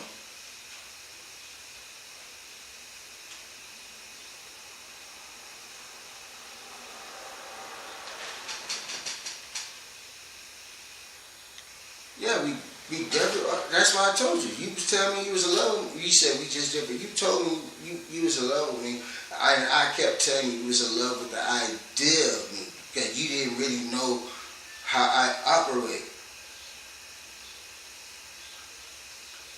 If you would have just stuck around for about 3 to 4 more months, cause we would have had everything going, nigga, and then I would have been breaking your back regularly. But I want to have sex when I'm under the stipulations of motherfucker getting money, have to get money and shit, cuz.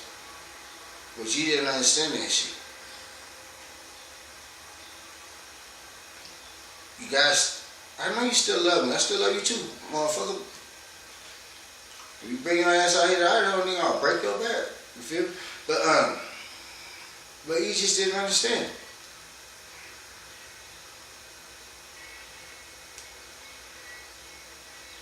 I've never made it seem like I'm an easy person to deal with or be around.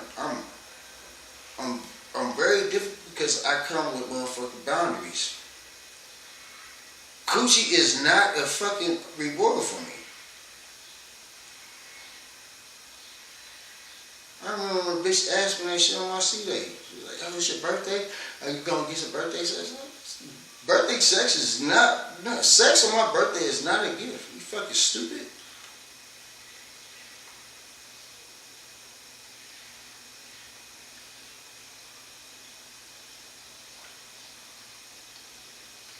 You need to send me my motherfucking watch back though, cuz.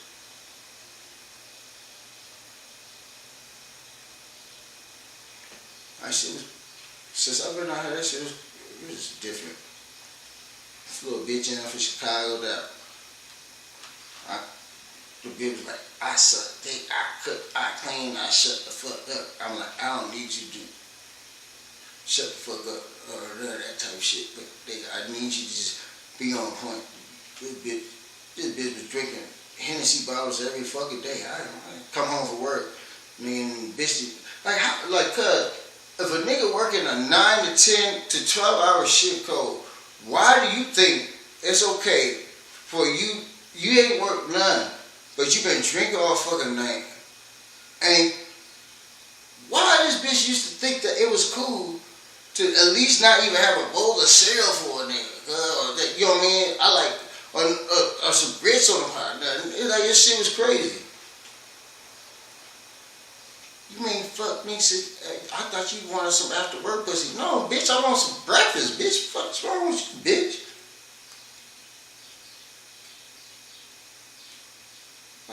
I'm tripping on that shit.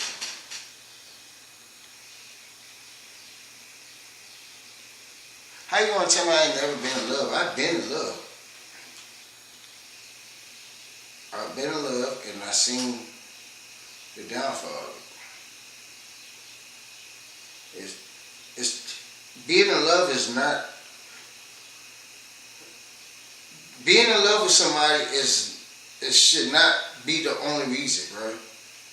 You gotta prosper with each other. You gotta move with each other, bro. I was trying to show you some of the simple shit that I like. Like I said, you was in love with the idea of me, but you wasn't in love with me because you didn't really know who I really was. You never seen. You didn't know nothing about me being home just washing my ass in the shower at sinks at crying laundries. You ain't never motherfucker see me motherfucker struggle to motherfucker do homework and motherfucker go to college and take care of 2 kids. You ain't never seen me in the mode where like, cuz every moment is crucial, like, to me. So when you start seeing a little shit, and you know, like, cuz I took you fishing, you got mad, like, I'm ready to go. And then what happened? I started knocking fish back to back, boom, boom, boom. But you was big, but you was like, I don't want to do this, I don't want to do that. I'm like, cuz, like, oh my mama, cuz, like, that day, cuz, nigga, you took the video for me on that shit, cuz, on my mama, cuz, on crib. Like, cuz, I was so much in a good space that I wanted to go get us a hotel room and go crazy on my mama. You know what I'm saying? You know what I mean? It was like, you didn't want to deal with what was going on at that moment, because I ain't gonna lie, my sister was a weird ass, goofy shit, and I didn't want to be there at all, because of my mom. Didn't want to be there at all, but I had understood the situation, because this bitch kept asking me for money, and she went out, she went out 4 hours away, moved 4 hours away behind the nigga, and the nigga wasn't doing nothing for it because she goofy. But I was trying to tell you and coach you, look, nigga, this is what we dealing with right now, because it's going to get better fast, because the way I am, the way I work, the way I am, you know what I'm saying? No, you never seen me, nigga. Nigga, you lust for me. That was all it was. That was all it was. You lust for me.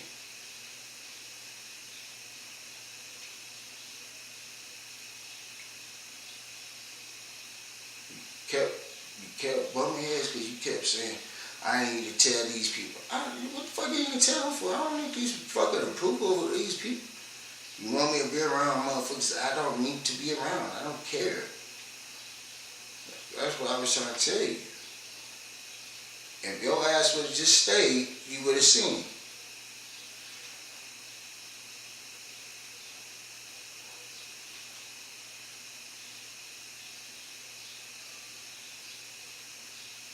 No, I ain't getting no fucking puppies. What the fuck am I going dogs for?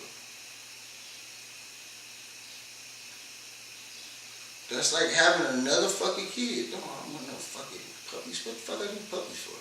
The only reason why I got chickens is because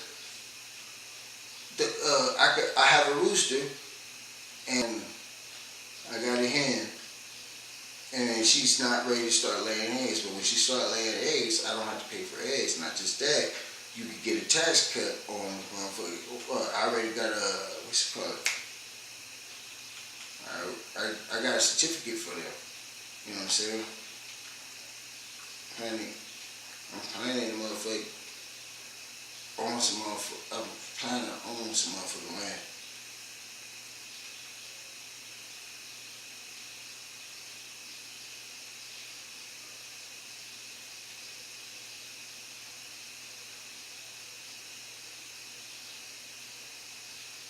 That shit's crazy.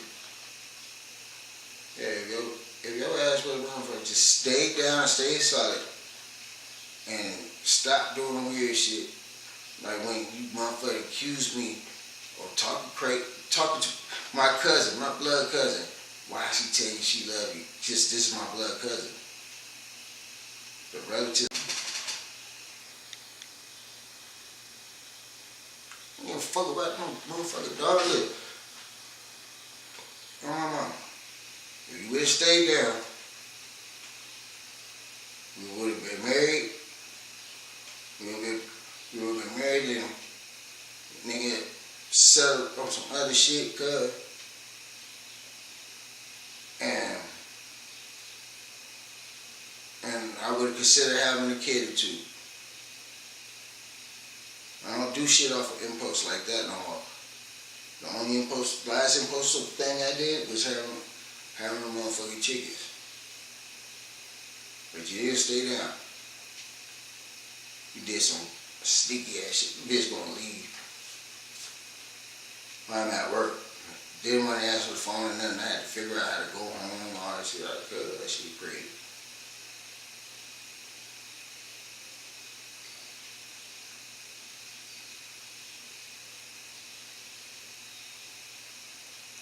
This is what I be talking about. Like, I don't do good with making new friends or bringing new people in my life. So I go back to the past and try to bring motherfuckers from my past up to deal with me. You know what I'm saying?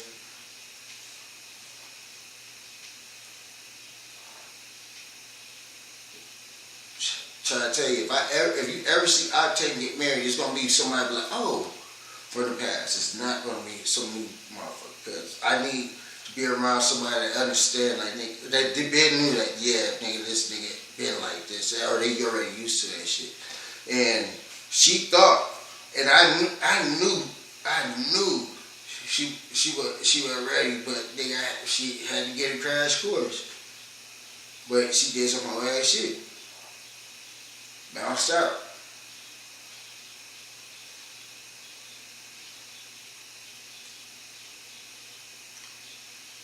Bounced out while niggas was at work. Like, this bitch shook the house like motherfucker, like I was gonna stop her. I'm not gonna stop you from leaving. If you wanna leave, you could leave. What the fuck you talking about? You didn't have to wait till I was at work and do some suck ass shit like that. Let me kept calling and text like, hey, are you on the way? What?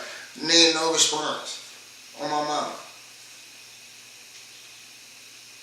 What do you mean? Nah, stop. Nigga, that's the truth. That's the real. That's what you did. It didn't make no sense. I had to have a stranger motherfucker help me, a co-worker, the last person, the nigga you met, on my mama. You didn't have to do no stupid shit like that. If you would have just told me, I'm ready to move back to California, I can't deal with it. I would not have stopped you. I would have took you to your fucking plane or whatever, the nearest stop. I would have said, well, all right, I would have did some shit like, before you leave, you know what I'm saying, could we just fuck around one more time, or you want to get something to eat once, or could we go fishing one more time, you know what I'm saying? I understand, you know what I mean, when you ready, I'm gonna be here, like, you know what I'm saying, like, it's a reason why I don't have no bad issues with my exes. I get along with all my exes to this fucking day.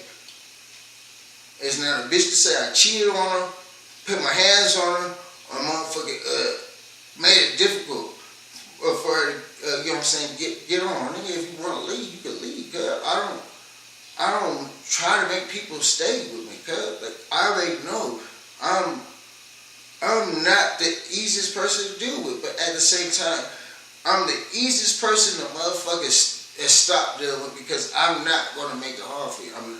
I don't have no stories of beating up bitches or breaking in their house or doing.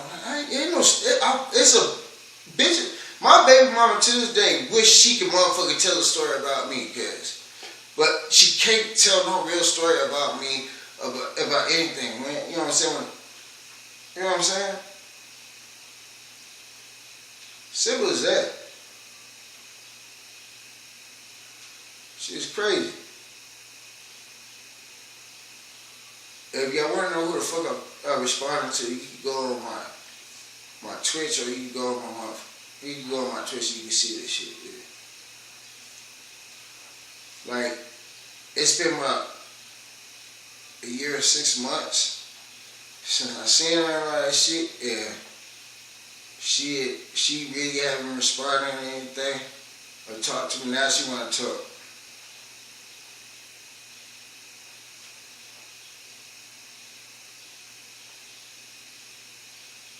I'm waiting for your comment. Talking about, nah, stop. Damn, fuck this. Fucking crazy.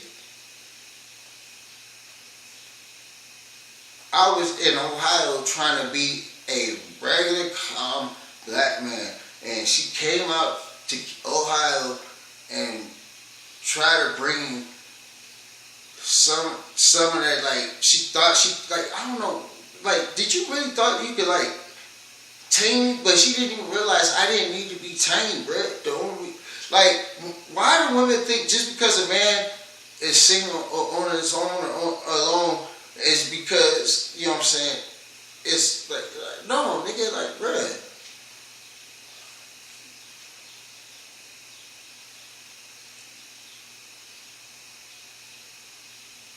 If she would have went anywhere else, niggas would have used it as a fuck toy. Used it as a fuck toy, motherfucker. We're leaning on her for direction, anything, nigga. When she came around me, I didn't lean on her for direction. I wasn't using it as a fuck toy. You know what I'm saying? I was just being G, being quiet, doing what I gotta do. You know what I'm saying? And the problem with a lot of these bitches nowadays when it comes to me, you know, like how boisterous, or how you want to say it, how open I am about what bothers me and what doesn't bother me. You say you have stopped listening to Drake completely. No, the fuck I didn't. You fucking crazy. I don't listen to new Drake. See? In the minute when I'm talking, she gonna text me and say some dumb shit like that. You have stopped listening to Drake. What the fuck is you talking about?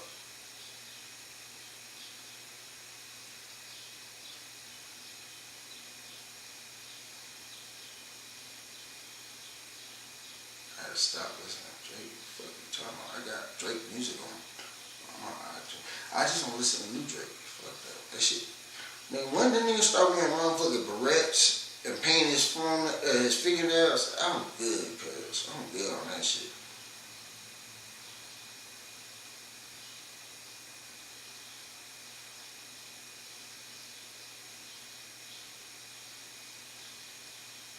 I'm really good.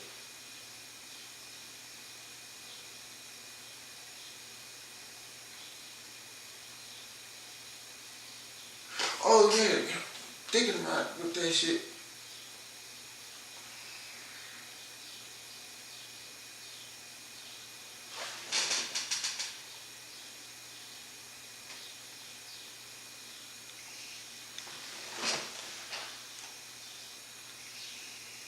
You be in between listening to them and like, nah.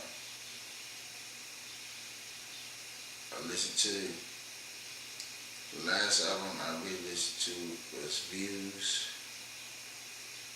And then I listened to the old shit. I don't listen to the new shit, bro.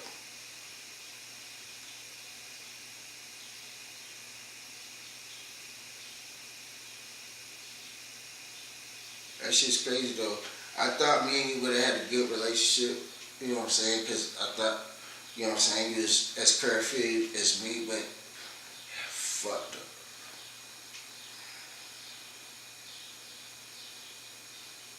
It was a problem.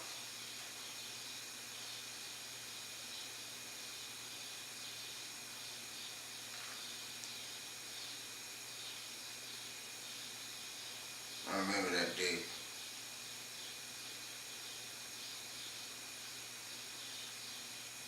It was like you wanted to fight me tooth and nail for every fucking reason, which I did not understand.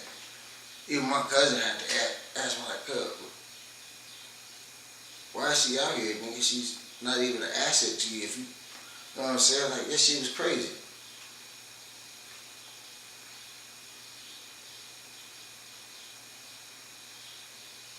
Like, you really had a fucking problem. It was like, you was just so used to motherfucking niggas that thought you was cute. I was like, well, all that type of shit, cuz.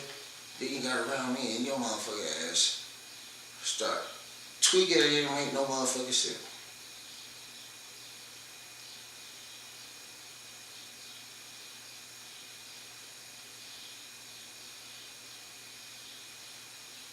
I don't give a fuck about no lotto. I ain't listening to no motherfucking lotto. Fuck is wrong with you?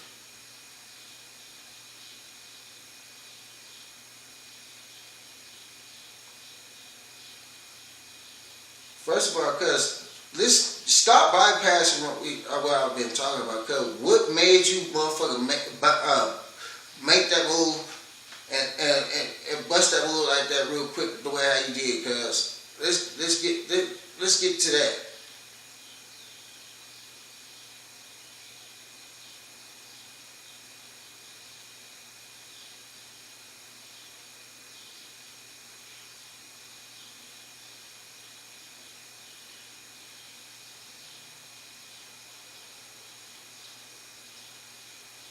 Let's really get to that. Because I can tell you what I was doing wrong. I shouldn't have been drinking as much as I was drinking.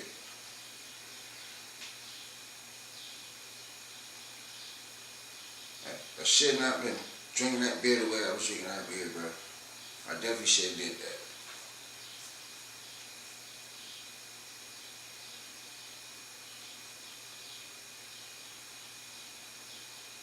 Let's get to the point.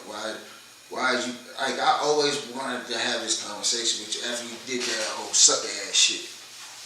Why'd you bounce the way you bounced? And why'd you make it sound like I was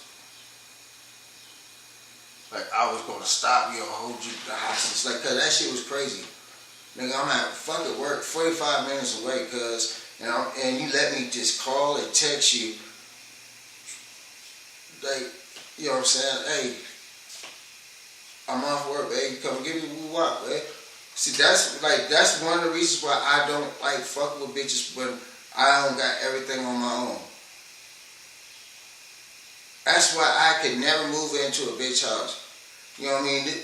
The bitch, only thing this bitch had over me was she had a vehicle during the time. I had a vehicle during the time because I was using my sister's vehicle and I fixed her car up and all that shit. But then my sister was going through some bullshit, and then she was asking me for money, so I was like, cuz, just move back to the apartment with your name on it. And then my sister just started trying to make it rough on me, like I was the burden, but this bitch didn't have a job and didn't know how to work. All right.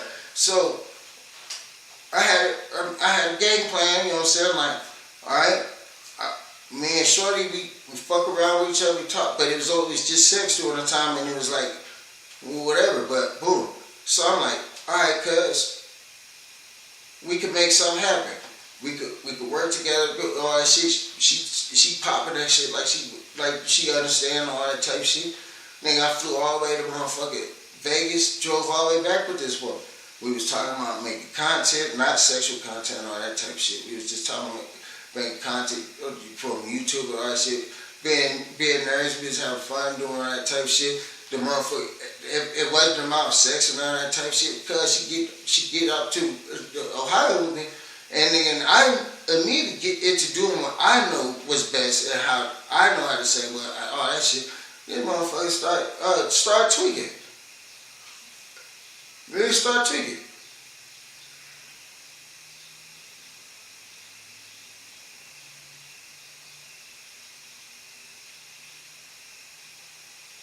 We at my cousin's house, cuz. I hope you ever see this. We at my cousin's house, cuz. We at my cousin's house. We cooking and all that type shit, cuz. She showing her cooking skills and shit, cuz. You know what I'm saying? There's some fish that I caught, whatever, whatnot. My cousin is like, man, about time this nigga brought somebody around to keep it cool, because my cousin know me as a spaz out. Like, I spaz out, whatever, boom. Give her all kinds of props. My blood cousin texted me on Facebook, and then she didn't say anything. I guess she seen it on my phone, and she's like, who's Serenity? And immediately I'm like, bitch, you been through my phone? That's not my ass. Who's Serenity? I'm like, my cousin. Why would she say she love you? This is my blood cousin that when I was 5, 6, 7 years old, you know what I'm saying, used to look out for me. My mama got evicted from her apartment because my cousin Serenity was 15 years old and beat up a motherfucker bitch at the pool because the bitch kids kept spitting water at me and my brother. And I was about to fight the little kid, but my cousin said something like, you know what I'm saying, like, hey, tell your kids to stop spitting water. And the bitch said something slick, and my cousin Serenity whooped on the hoe. Boom. Yeah. Right? This bitch saying stupid shit like, you can go through my phone. I said, I don't want to go through your phone. I can't go through yours? No. It's boundaries. I ain't doing anything else with anybody else. Bitch, I just motherfucking flew all the way to motherfucking Vegas and drove 3-4 days back with you to bring in Ohio. That looks crazy to try to cheat. Fucking stupid. What the fuck is you talking about? Bitch pulled a whole weird shit. Nigga slept in a car outside of my cousin's house, kid. Like, this bitch would pull like these motherfucking tantrums, like, and then didn't like the way how I responded to that shit. Like, what the fuck you talking about? I ain't gotta do that shit. What the fuck is wrong with you? I'm not doing None of that shit. I even called my cousin. Hey, cuz, man, this bitch went through my phone. And I said it just like that. This bitch went through my phone. Can you please tell her you my motherfucking cousin, cuz? She get to talking. This is my cousin Serenity. One of my thug cousins on my mama. What the fuck is wrong with you? Hey, this bitch didn't even understand that, cuz, like, the people that I keep in my life, like the people I surround myself with, fuck me for real, cause I'm a good person. I don't do people wrong. I don't have bad karma. And the bad karma that I had, that was when I was younger, cuz, like, I got shot 5 times and I look at it just like this, like, that was just probably my karma catching up to me. The nigga that shot me, cuz, he shot me because he thought I was fucking his baby mama, and I don't get down like that. I never backdoor none of my homeboys, never did none of that shit, cuz. That shit weird, bruh. If a bitch fucked the homie, no. Hell no, I don't want to be part of that shit. I'm not with that shit. I did that shit. I went, my baby mama, she fucked with me. She ended up fucking with my best friend, and then they broke up. And then me and her fucked with each other, and we made a plan. We gonna get an apartment there. We gonna get out. Well, she told me she didn't have no kids. She got pregnant immediately with both of my kids. Well, mine. Then she tried to say that my homeboy, my friend that I grew up with, can't come to the house. And I told the nigga, like, hey, come to the house and give a fuck, nigga. You my friend. You my best friend. You my brother. You know what I'm saying? Like, a bitch can't come between me and anything. And she really flipped out, like, cuz, and it was crazy when she did that shit, cause, like, I was so turned on because she was cooking, and we was at my people's house. She was cooking all that shit. My people was giving her praises, all that shit. I was like, I might put my tongue in this bitch, but, and this bitch flipped out on some other shit. Oh my mama.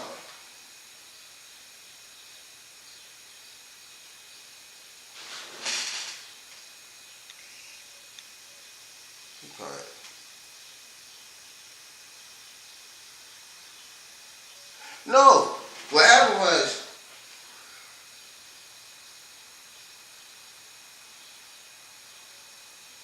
I remember, no, that's not what it was. It was the main thing that happened before I went to work that night. It was the night before, nigga.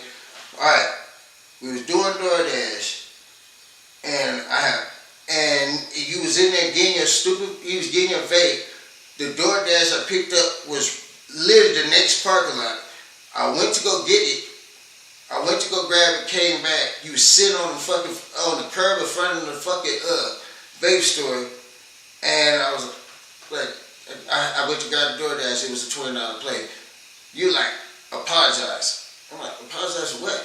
I went to get the money. Woo. Apologize, I'm not getting in the car. What? I'm not getting in the motherfucking car till you apologize. I was like, bitch, you tripping. And I drove off. Left your ass on the curb because you was down the street from the house. Yeah, I definitely did that. Made the play, came back, your ass still sitting there on the curb, looking like a fucking lost puppy. And he was like, you don't leave me. I'm fucking gonna leave you, cuz. What the fuck is wrong with you, cuz? Like, I went up the street for, not even up the street, I went to the next parking lot for 3 minutes. And you pulled that bullshit. I don't deal with no motherfucking tantrums. If you was my kid, I would have did the same shit. And then I went and made the play, came back with the money, and you know what I'm saying? And you was still sitting there, which did make sense to me because nigga, you could have went back to the house because the house was literally right there. But you had a point to prove because you know what I'm saying? Your family deals with that type of attitude or all that punk ass shit. But nigga, I'm not that nigga, cuz. I'm not about to play these type of games, cuz.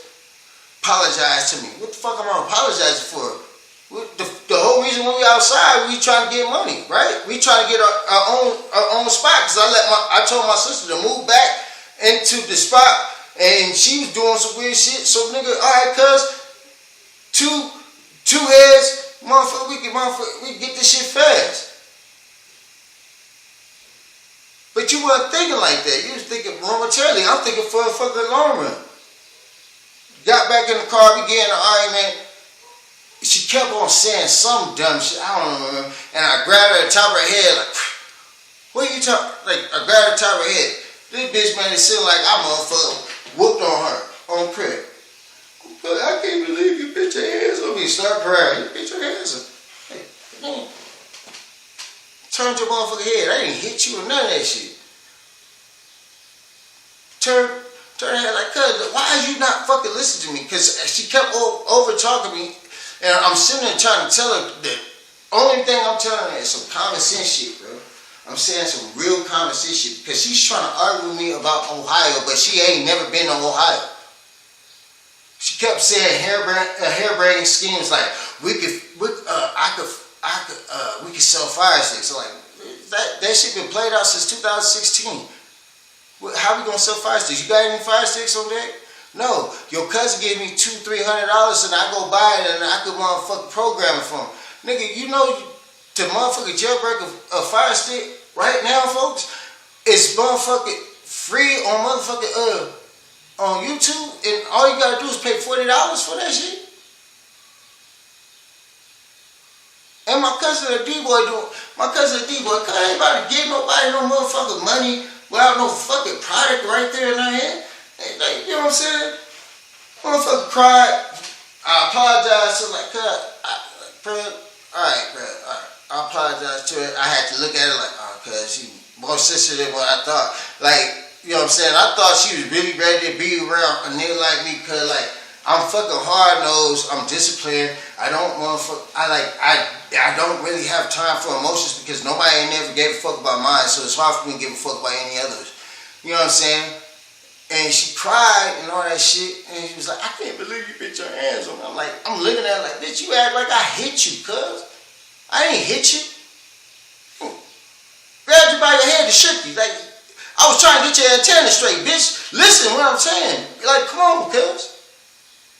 Because I don't come with too many stipulations. I'm very easy to deal with, and I talk straightforward about everything. And simple as that, bro. And so, like, when a motherfucker don't understand me and when a motherfucker don't understand me and can't get along with me, I just really don't know how to leave it alone. But I can't leave it alone. This woman I done flew all the way out to motherfucking Vegas and drove back with her all the way to Ohio, and we agreed on a plan of building a life together. But she don't really understand that, nigga. I am really like I'm been through so much that cuz like I don't have the time for the stupid games. I don't have the time for that shit.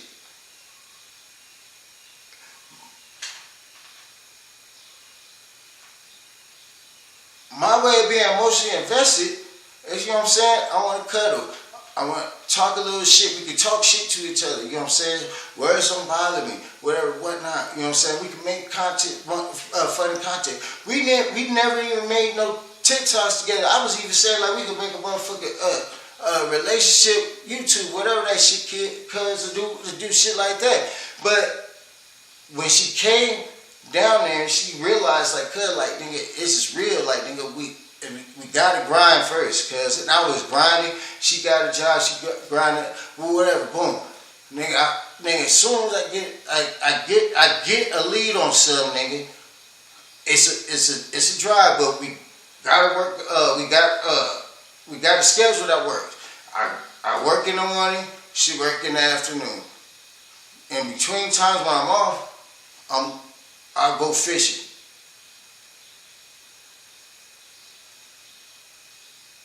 She was treating like me going fishing like me cheating, nigga. Like, I don't have the mentality to fuck multiple bitches. I don't like it. I wish I knew how to cheat. I'm terrible at cheating because I'm going to tell on myself immediately. You was probably fucking another bitch. You got there right. But I don't have it like that, nigga.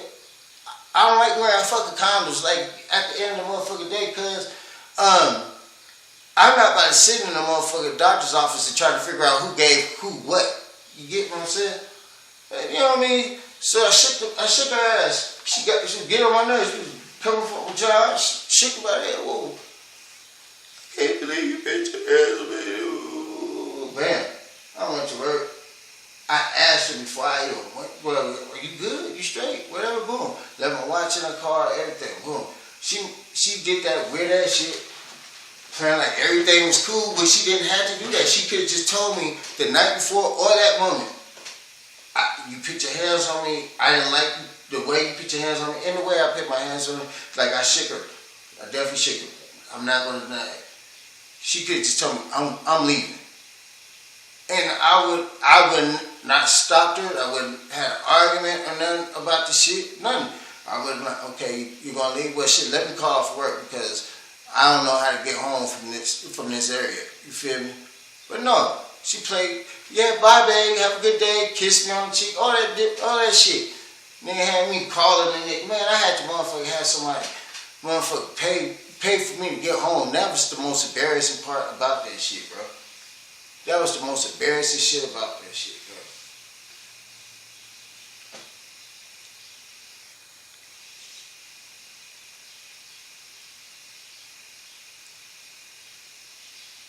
That was the most embarrassing shit about that shit, bro.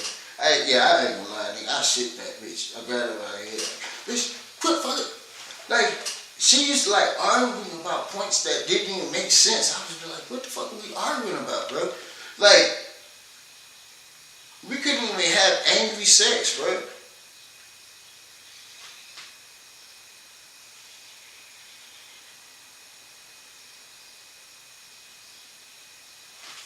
I'm straight up. Like that.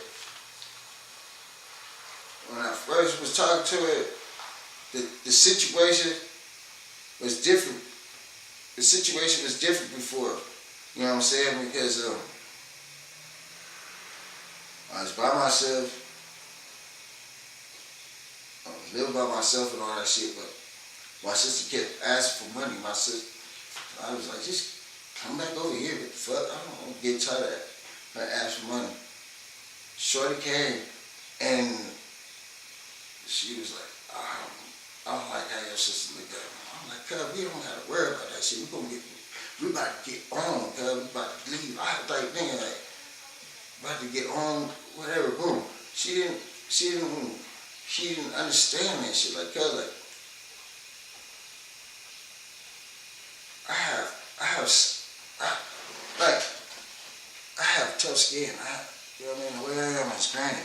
You feel me? Like, when I don't know how your sister, I don't give a fuck about my sister or my mama. You feel me? Like, these people do fucked up shit to the people close to them, bro. And I was trying to explain this shit to her. Like,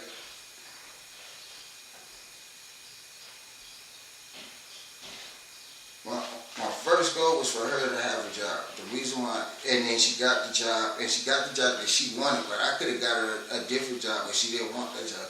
She got the job that she wanted, you know what I'm saying? And that was dope. That was dope. The reason why I needed her to have her own income, because she didn't even have to give me nothing.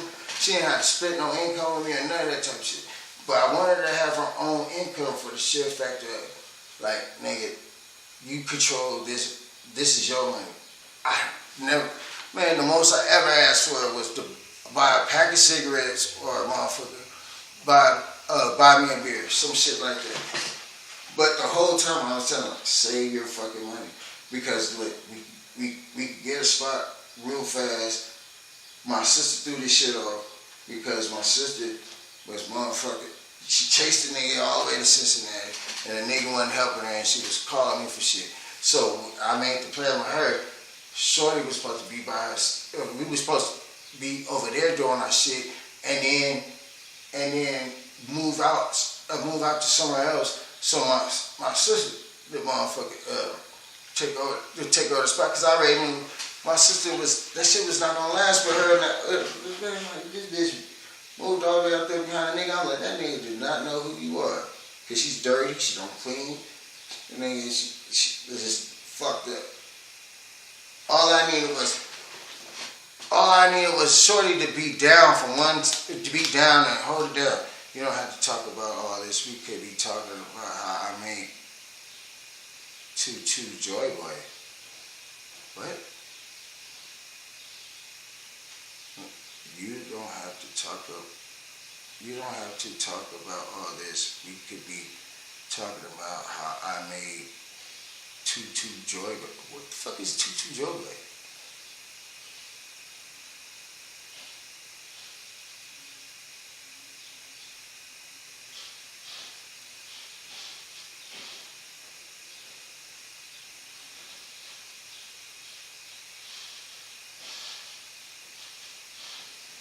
I don't know. This is crazy.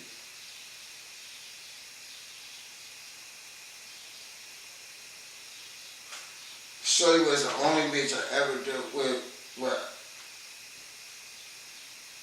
I was trying to build from the bottom up with and see how that do. Like, cause every other bitch that I've been with or live with me, nigga, like they come into a situation with me where everything's already settled, everything's ready, all that shit. They ain't gotta do shit with motherfucking, you know what I'm saying? Like, they ain't gotta do shit, cause so I learned my lesson when it comes to that shit, cause nigga, I don't know how to build with people. I know how to build for myself. But every other bitch I ever dealt with, cause if they ever lived with me, they came into the situation with everything already. All she gotta do is all the bitch gotta do is just make me happy, or, you know, just not even make me happy, just, you know what I'm saying, make shit, just keep shit peaceful. That's it. Simple as that. I don't know what it's like to get thrown out of a woman's house. I don't know what it's like. I don't know what it's like to get kicked out. I don't know what it's like for.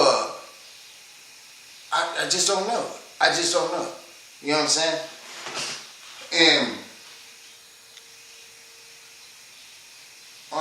that was all she really had to do.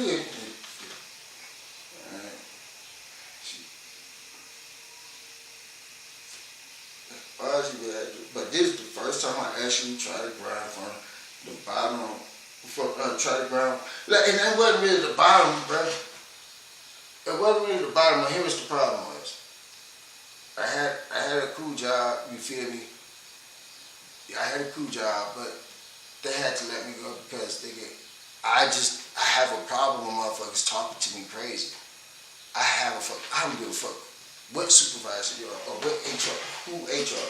Nigga, you're not gonna talk down to me. Like, I always end up, not always, but there's a lot of times I find myself in these jobs or in these places. And motherfuckers don't even realize I'm older than half of the people in the motherfucking room. Man, and have more experience than the motherfucking supervisor. This bitch used to talk to me this white bitch used to talk to me crazy and catty. Sooner or later, you gonna get your experience up. I used to have a kid your age. What you do? You killed a nigga? How old do you think I am? Bitch, motherfucker would say stupid shit to me like, man, I'm old school, I'm old. How old are you? I'm 42. Bitch, I'm 38. You ain't even a decade over me. Nigga, we watched the same cartoons growing up.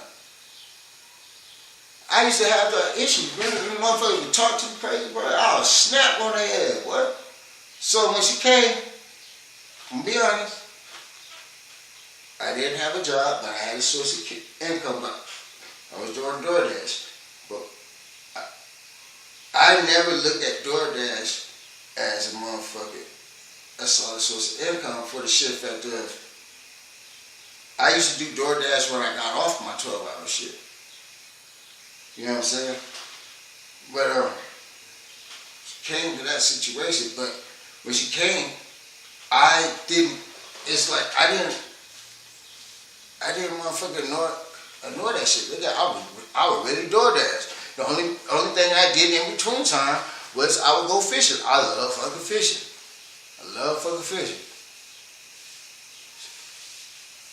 I used to go fish at the same fucking lake. Like, I would literally, the max I would spend a day was maybe, without gas, was probably like $15.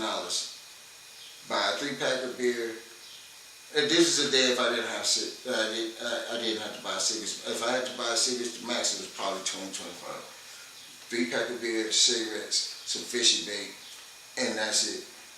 And that was it. Every time when she was off work and all that shit, it felt like we were just spending money on dumb shit. I'm like, why we can't just cook this at the house? I don't want to cook in your sister's kitchen because your sister this, your sister that. And my sister, I ain't gonna lie, my sister was a dirty ass bitch. But I'm like, cuz, I'll be in there with you and you know why? But my sister was a dirty ass bitch. My sister was a weird ass bitch. I give her that.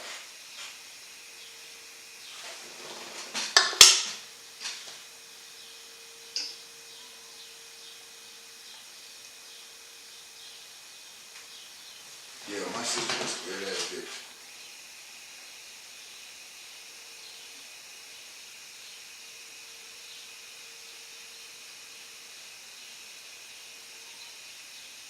Oh, and then, what was with you with this not brushing your teeth at the house shit? Cause like that shit was crazy. And then the bitch would never want to drink water. I didn't understand that shit. And I was giving her hints to let her know, like, your piss smells strong in the mud. You can't just drink soda all day, cuz. You gotta drink water, cuz. He said, I got skinny. Yeah, because I stopped drinking. Yes. I've been drinking that shit. In the last 3 months, that's my first drink. Well, that's not my first drink. Yesterday I drank. After this, I'm not drinking anymore again.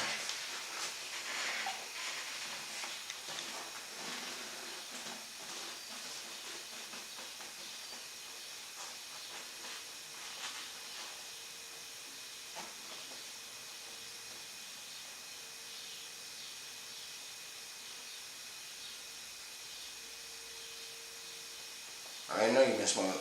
I already know you smoke, cuz you just be on some other shit. It's crazy. She's literally on my Twitch, messaging me and talking back. But nigga, she never answered my fucking phone call. Last time I talked to her, I asked her for my fucking Apple Watch back.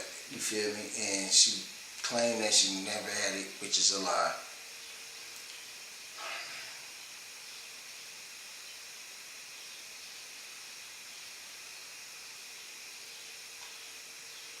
I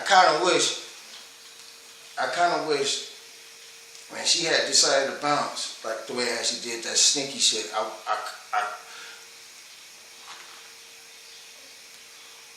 I kind of wish that we was hypersexually active, but we wasn't. But I kind of wish we was, because then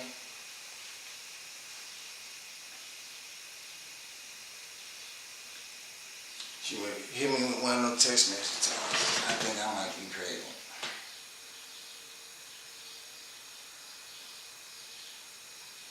But I ain't really going on a fucking 7-8 hour run.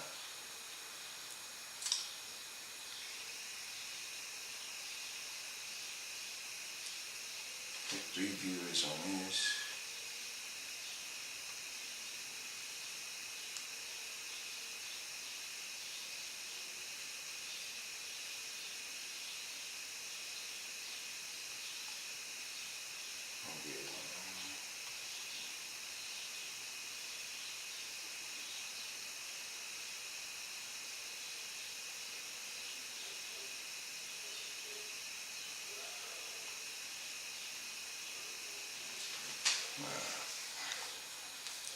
After this shit, wow. It's a long fucking stream. After this shit, I don't think I'm ever gonna try this shit again until I get a new computer. After this, I quit smoking. For what?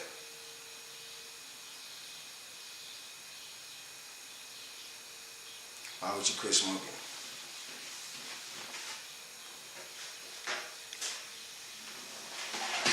You have no excuse not to quit smoking, okay?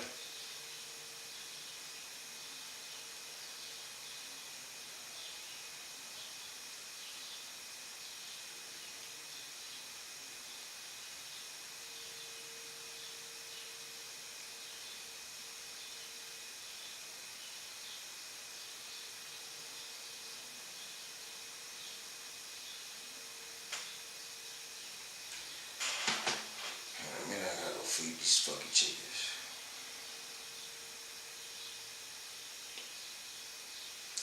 That's one thing that's gonna be hard for me to do. I can't stop smoking cigarettes. That shit is hard. I've been smoking cigarettes since I was motherfucker.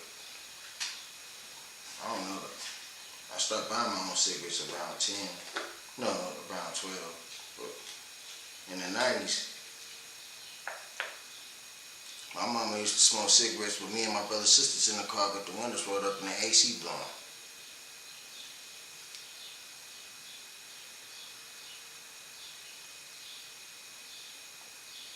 You need your face.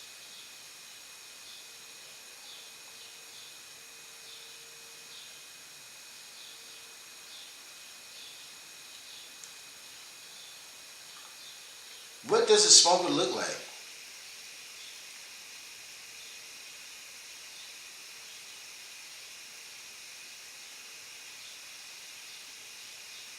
I don't want to be looking like a smoker all my life. What the fuck does a smoker look like? Like a crack smoker? Are you talking about a bitch that smoke weed? The way how we know that, the way we know women that smoke weed, it's not in the face. It's the hands.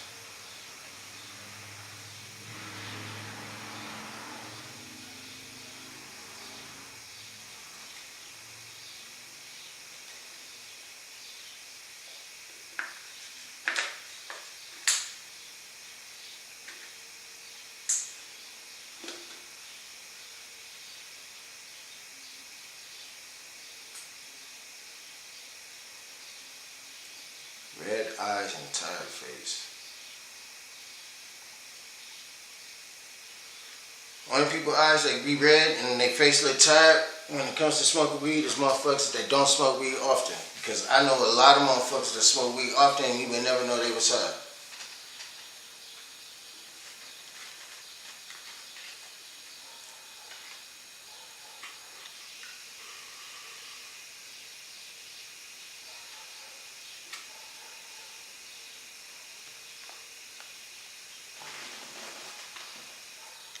And then I also know people that don't smoke weed and everybody think they do, which is me.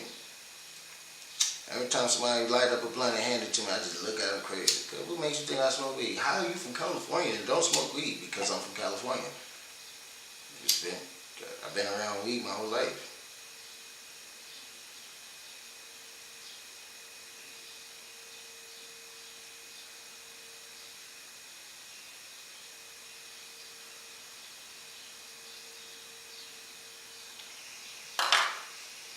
And plus, you always want to look tired in the face because you always motherfuckers trying to start shit for no reason.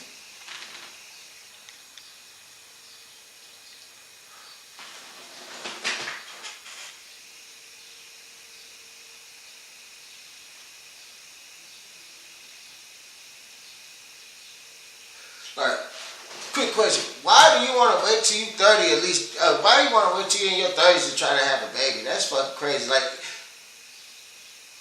bitch, can't you die from that?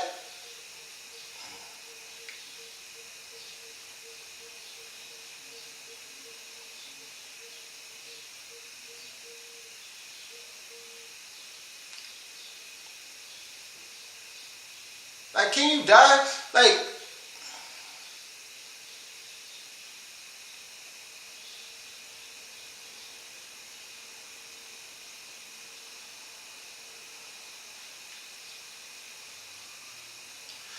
for real.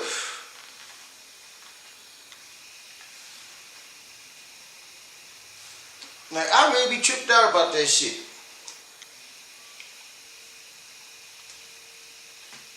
women that have kids in their 30s, cuz I be like, man, y'all are some soldiers, cuz you could die on that bed, bitch. That shit crazy.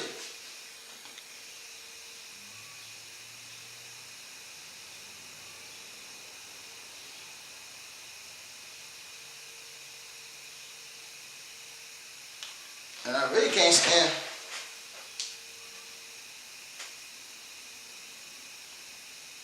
I really can't stand when bitches with low body count. Why your body count became a motherfucking? Why is that? Man, I want a bitch with a high body count. As long as she get tested, nigga, because then she know how to fuck. You feel me? Bitches with low body count, man, they do some. They don't even know how to fuck. Cause I don't want no bitch with a low body count, man. I want a bitch that already fucked 100 niggas before she was 20. You feel me? Because then she already know when it's time to leave a nigga alone. Like, when I mean, like, she can read energy.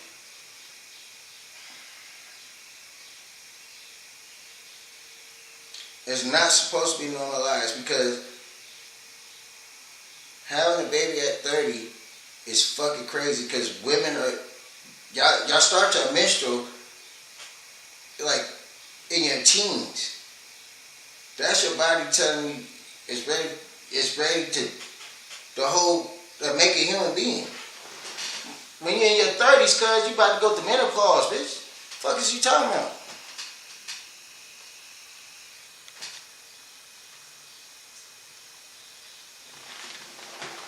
Nothing's more terrifying than a woman in her 30s talking about she want to have her first kid. Are you fucking crazy? Most women in their 30s, they ain't even looking forward to a kid.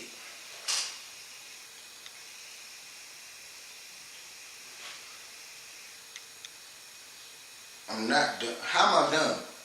I'm dead ass serious. Like you willing to die on this fucking hill that you ain't got that many bodies, right? But I'm sitting here telling you, since you don't have that many bodies, that's the fucking problem with you, because nigga, you think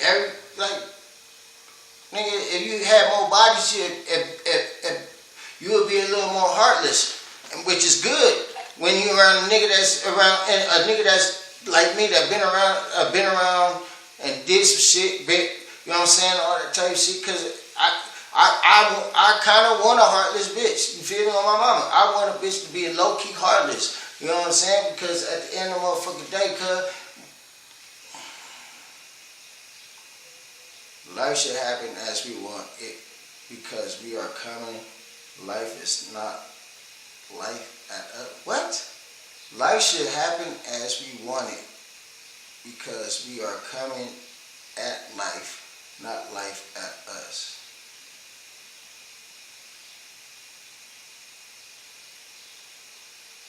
I agree to a little bit of, you should make your life the way you wanted to make it.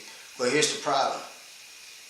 You cannot expect everybody to see life the way how you see it.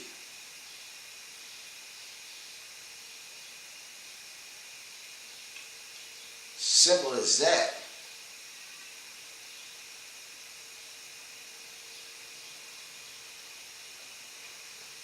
You know the whole saying about you can't make a hoe into a housewife. You a goddamn lie, man. Some of the biggest hoes are the best nurturers. It's the bitches that got a low body count that don't understand.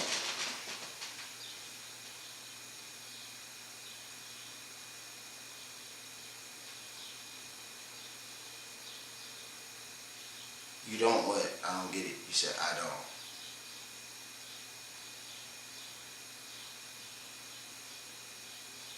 Because your last message was, life should happen as we want it, because we are coming at life, not life at us, right?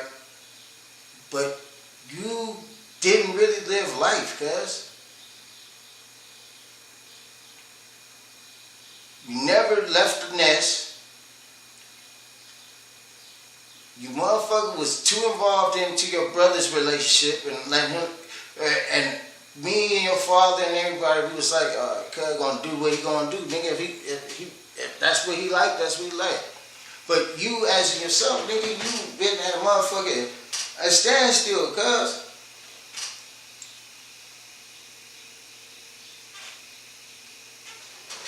I think that other people has to see my vision. For those that do, I appreciate them. For those that don't, they just know not part of it. Nobody's supposed to see life the way you see it.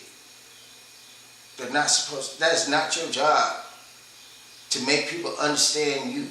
And once you start understanding that, then life will be much easier for you. I don't want people to see life the way I see it. But what I do is stand on business and stand my ground on why I live the way I live, or how I am.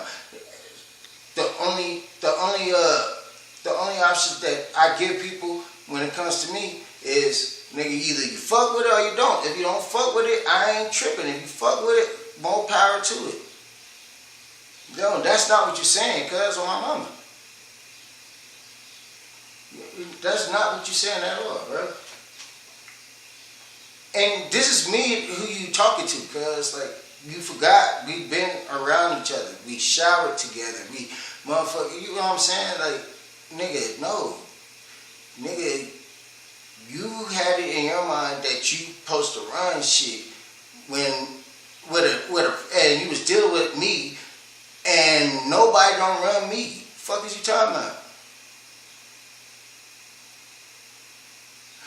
I remember one time you told me, you don't love me, you ain't with this shit. Fuck, how you gonna tell me what I give a fuck about? How the fuck you gonna tell me? Told the bitch I love her. The bitch was like, you don't love me because what the fuck is wrong with you? How you gonna tell me what I give a fuck about? But cause you don't act like this.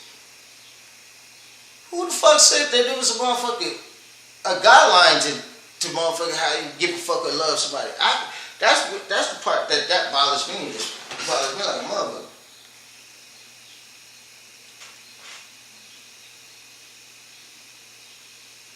I remember my oldest son said that some dumb shit to me like that. Dad, you don't care about me, nigga. I would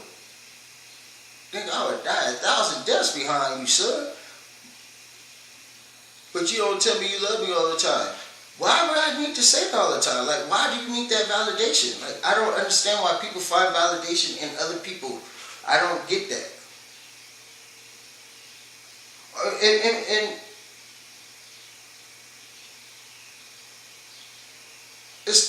I don't have a problem with people finding validation in other people. I have a problem with people that motherfucking judge people because, like, I've been judged based on the fact of, I don't know, like, I'm not vocal. As much shit I talk, but I'm not vocal about how I feel at times and all that type of shit, man. You know what I mean? I've been told, like, oh, you're a heartless person. You don't never talk about your emotions. Why the fuck would I need to do that, cuz? If I love, like, every relationship that I ever had and every relationship that I involved myself in, and every people, and people that I be around, bro, nigga, I'm not a vocal person when it comes to how I feel, but I know how to show up by small shit, and motherfuckers don't know how to read the small shit.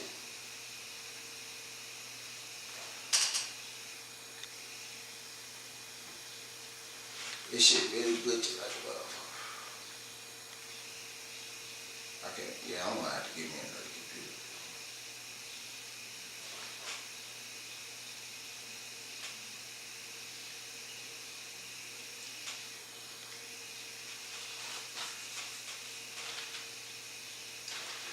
I remember, what was it, like, maybe a year ago, I think it was maybe a year ago,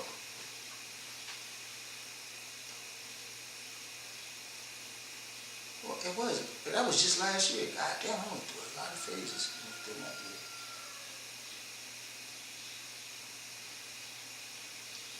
I ain't gonna say that.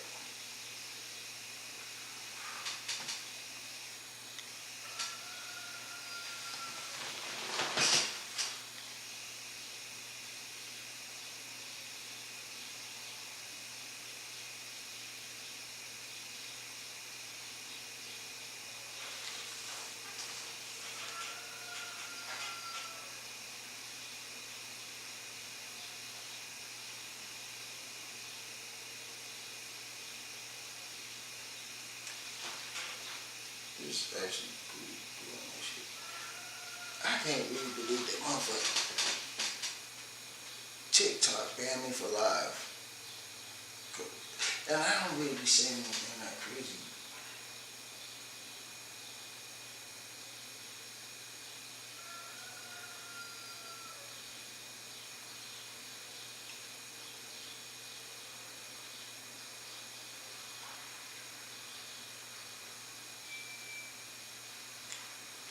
No, I don't. I have a rooster, but that is not my rooster. That's the neighbor's.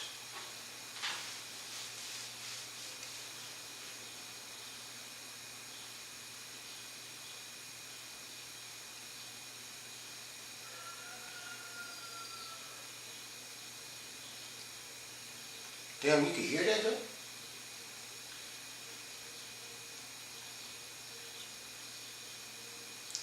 I think I'm starting to come in terms to why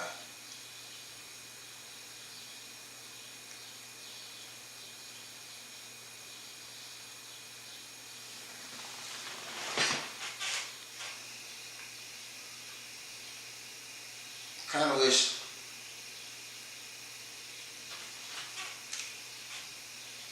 my brother Tony would answer the phone with his faggot ass.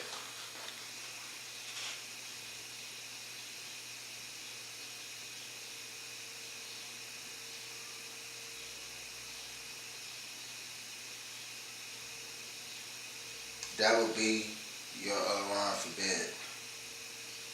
You'll be ready to be sleeping at your ass. I don't understand how the fuck people sleep past 9 a.m. That shit is crazy. Your ass just be sleep. I used to have to wake your ass up. Like I'm ready to get out the door at 11 o'clock.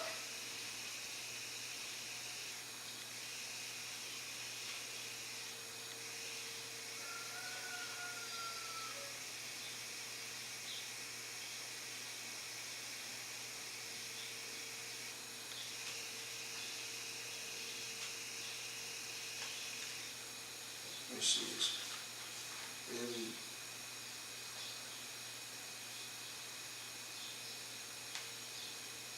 But one thing I can't wait to do is really decorate this room and all that type of shit.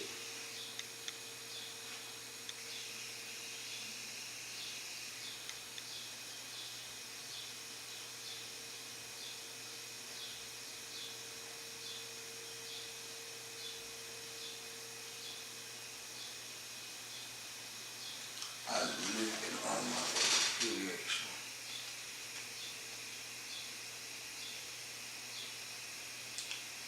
You say shit like that and that's not what you talking about. Laugh out loud, personal alarms are the best.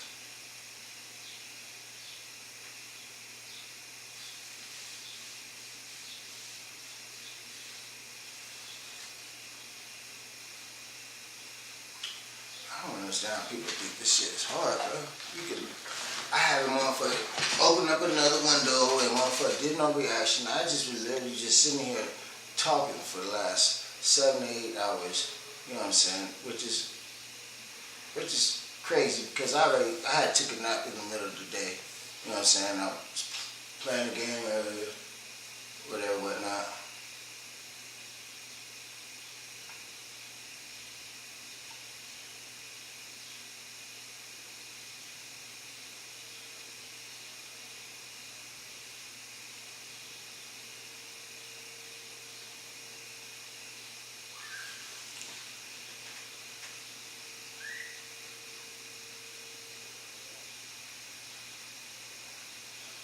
couple of homies call me.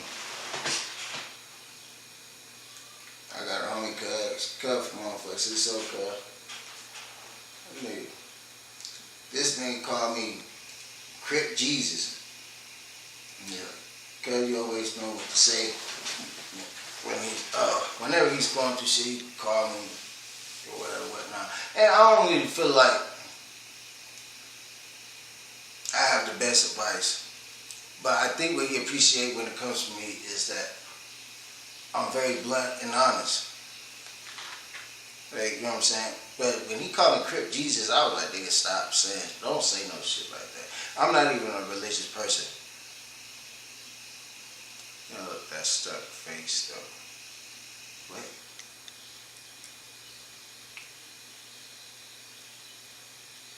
I'm not fighting sleep. I'm not fighting sleep. I'm going to bed around that. But you actually made these last couple of hours on the stream, motherfucker, eventful for me because nobody was saying anything, but like I said, I had tried something different.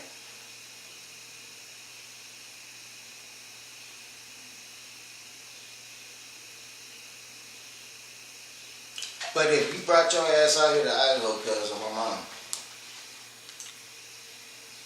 where I'm at right now, because like,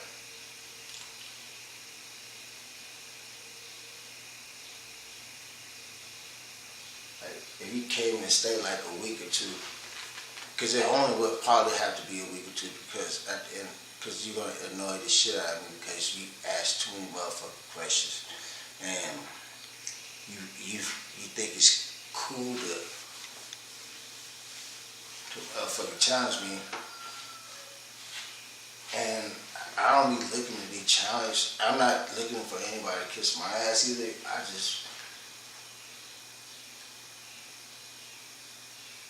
just want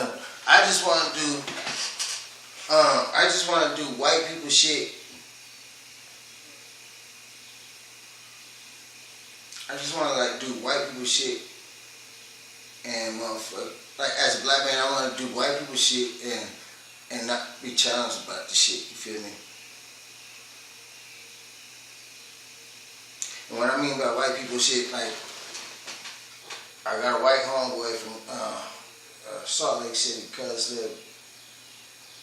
just moved out here. We worked together. Cuz he took me to my first horse race, right? But he wanted me to bet. I don't like betting. I'm not a gambling person. I remember shooting dice when I was a youngster, but then I seen a nigga get his teeth kicked in for touching the dice. I seen a nigga get shot and shooting dice. I seen a nigga get stabbed. So I'm not big.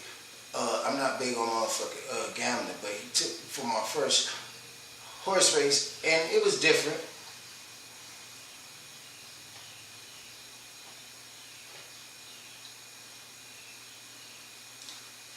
Being out here in Idaho, it taught me how to be a little bit more right friendly.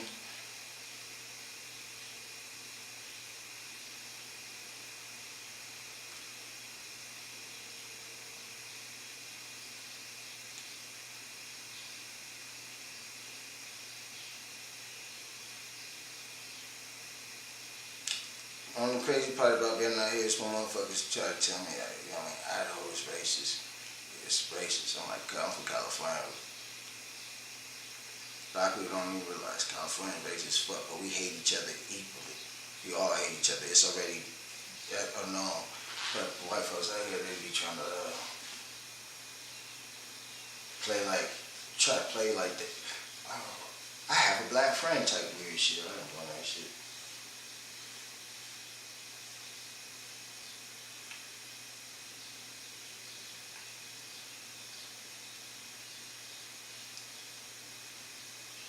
I do play tennis and I'm never getting on a horse. The only thing that's going to be between my legs but is on mine is a bitch. You fucking crazy. She said, you should go horseback ride it and then try to play tennis. I know how to play tennis. I know how to play pickleball. Done that before. And I'm not getting on a motherfucking horse. Nothing's going to be between my legs. with its own mind, but a bitch. Simple as that. Run that shit. Fucking crazy. I ain't getting on no fucking horse.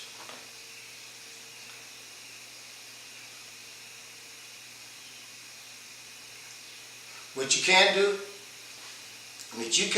is when you find the time, drive down here, bring my watch, my camera stand and all that type shit.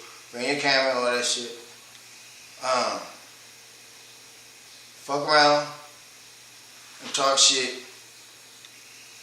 And then get your ass out of here because on my mama, because you gonna annoy the shit out of me, because at the end of the motherfucking day, you like to fucking play games. And I'm not a game playing ass nigga.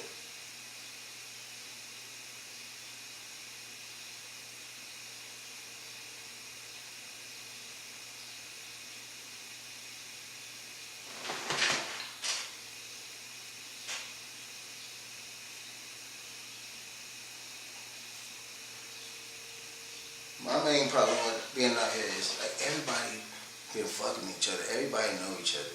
That shit is crazy. Like, man. Like, everybody.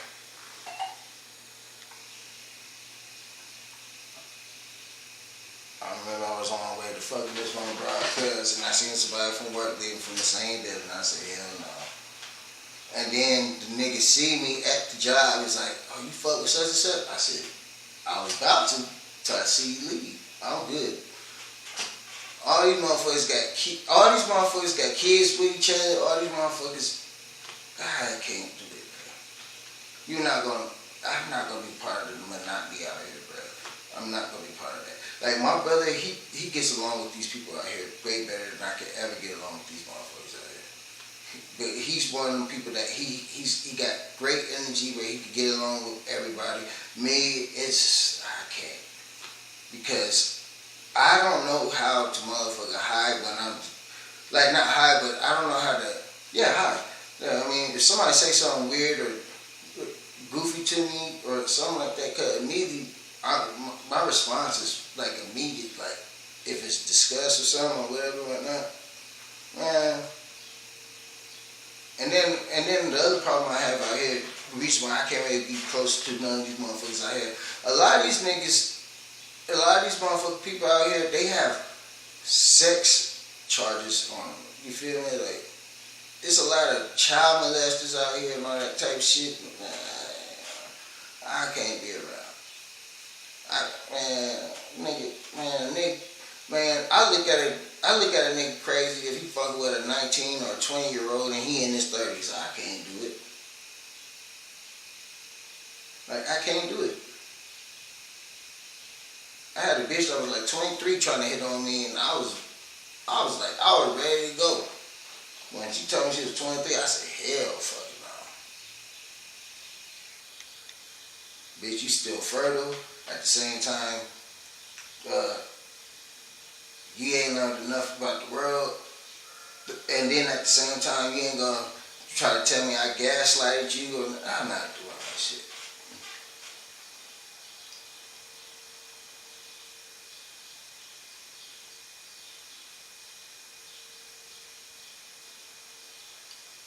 $75. Boy, I really been on this bitch.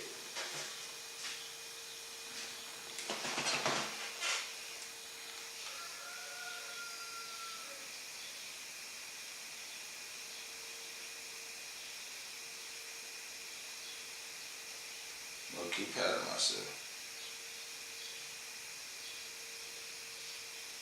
7 hours and 17 minutes.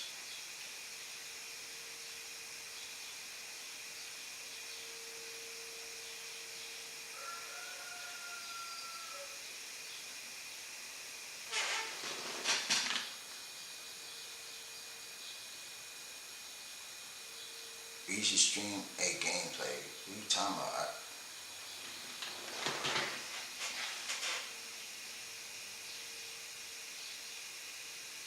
I don't know if you've been looking at my motherfucking YouTube, but I have a lot of gameplays and all that shit.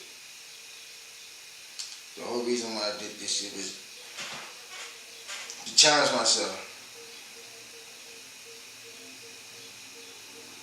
I wanted to see if I could literally stream doing this shit.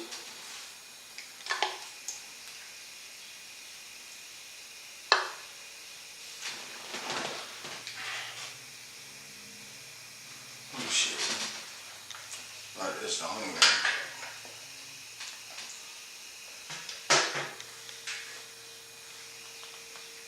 Yo.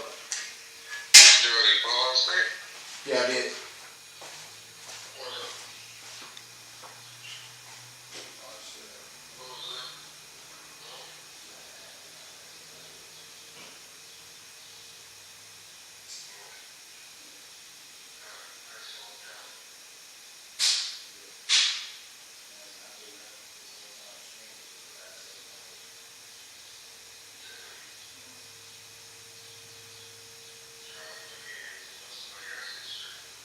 What's good?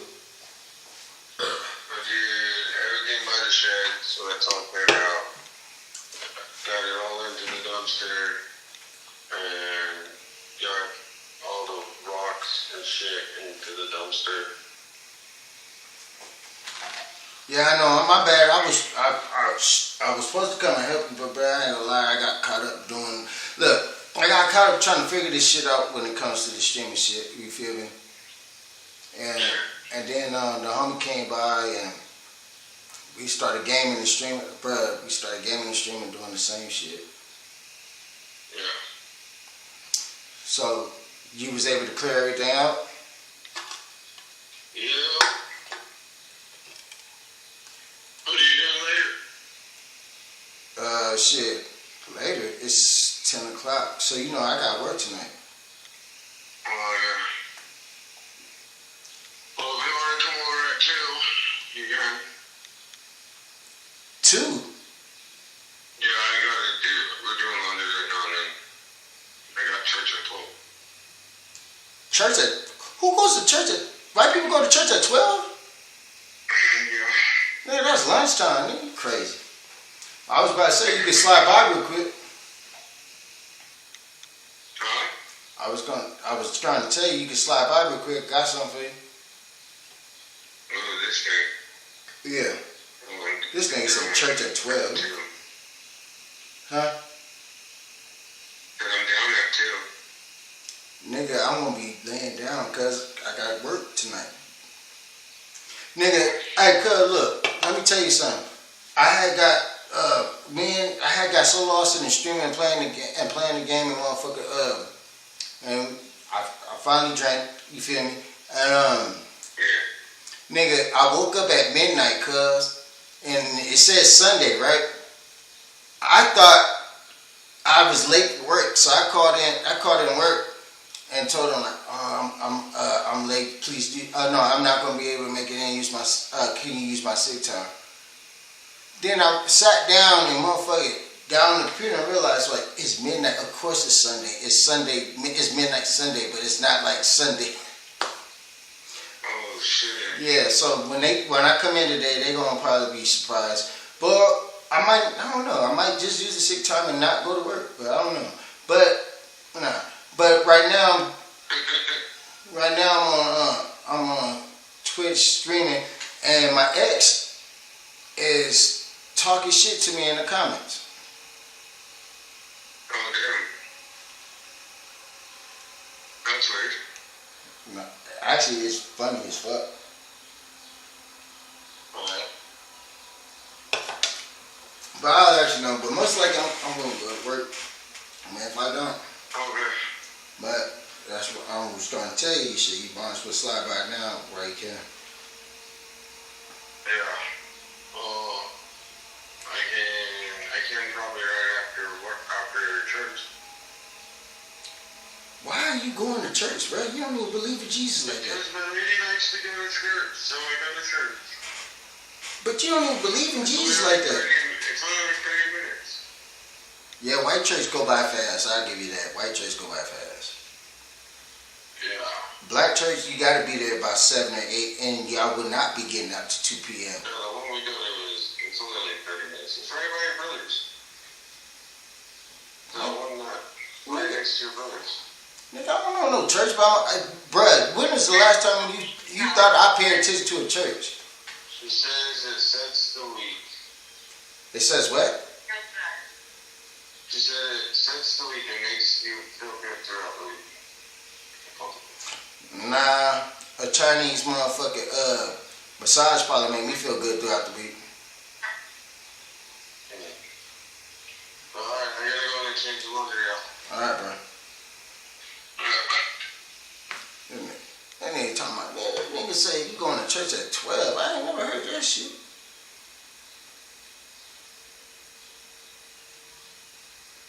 I'm home, bro. You probably sleep. D-Lo, phones off.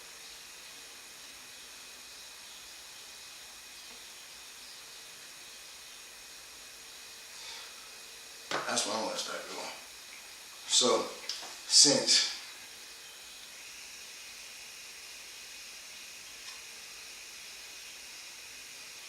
OBS is a little shaky,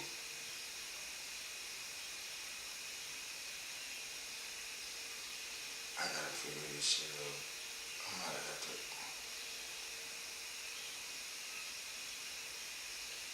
Like, I wonder, can I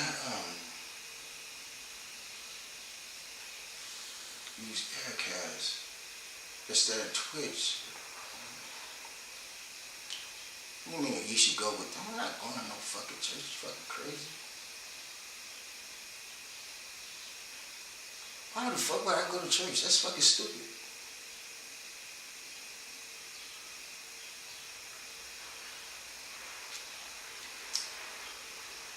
I used to go to Bishop Noel Jones Church.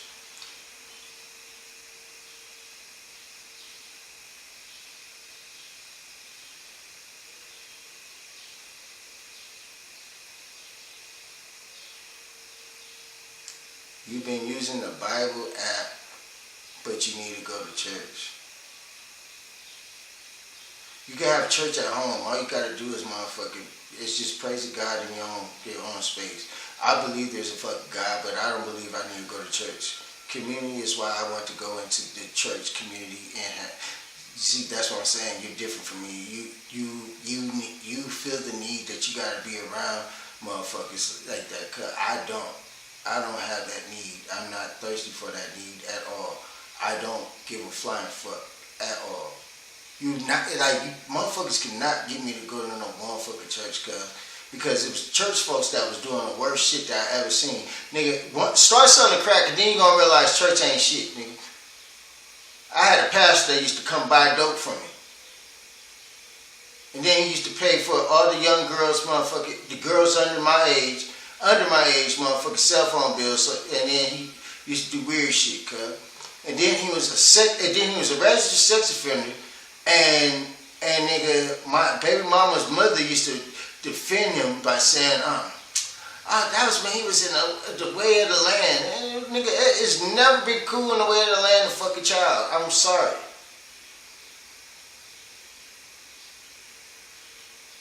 You be in that fucking community.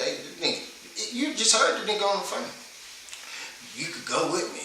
Nigga, I'm not fucking going to church. You fucking crazy. But when I was in Ohio, it was this one pastor. I would never go to his sermon. But whenever his church needed lawn care or whatever, but I'll go and do that. The only reason why I went to do that because he used to take me fishing on his boat.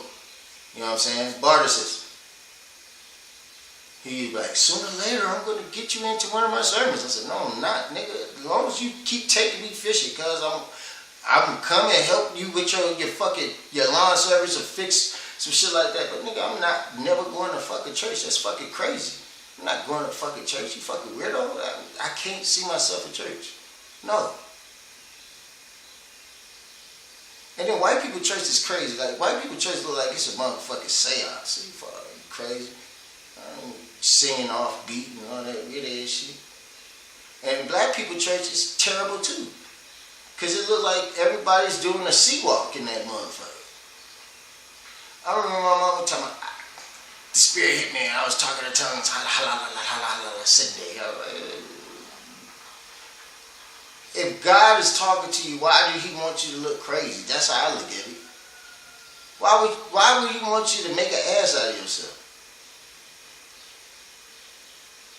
And then when you go to Atlanta, they crazy. They got a whole homosexual pastor with his first husband. That's what he called himself. The first man. Instead of the first lady or whatever, it's the first man. Nigga, so we just gonna skip Sodom and Gomorrah? So we just gonna skip that, cuz? We gonna skip the fact that nigga in the Bible say nigga homosexuality is a fucking sin, and you gonna open the church? I'm like, oh, these niggas crazy, crazy shit.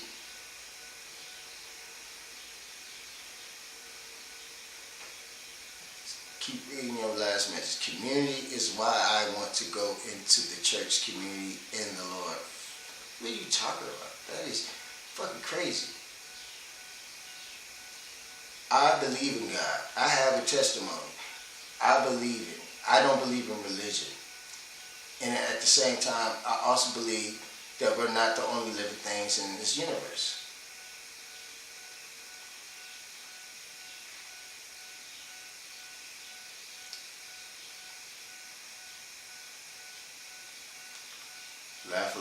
Laugh out loud. It's a true skip. Yeah, they definitely skipped that.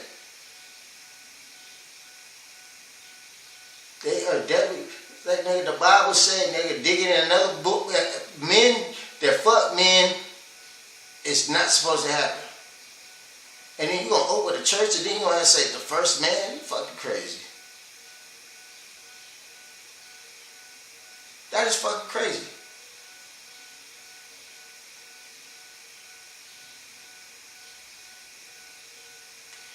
No, what's really crazy is why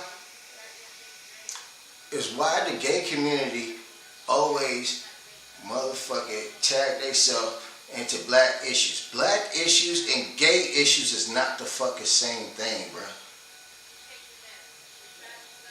It's not the same thing.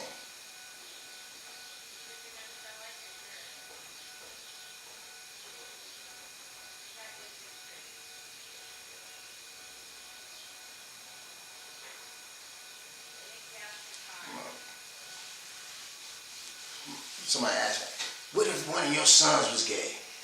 I said, that's the reason why I got two. Because somebody got to keep the lane going. I don't give a fuck about Cub being gay. You know what I mean? Cub be gay. Both my sons be gay, but this is the thing that's going to fuck everything up.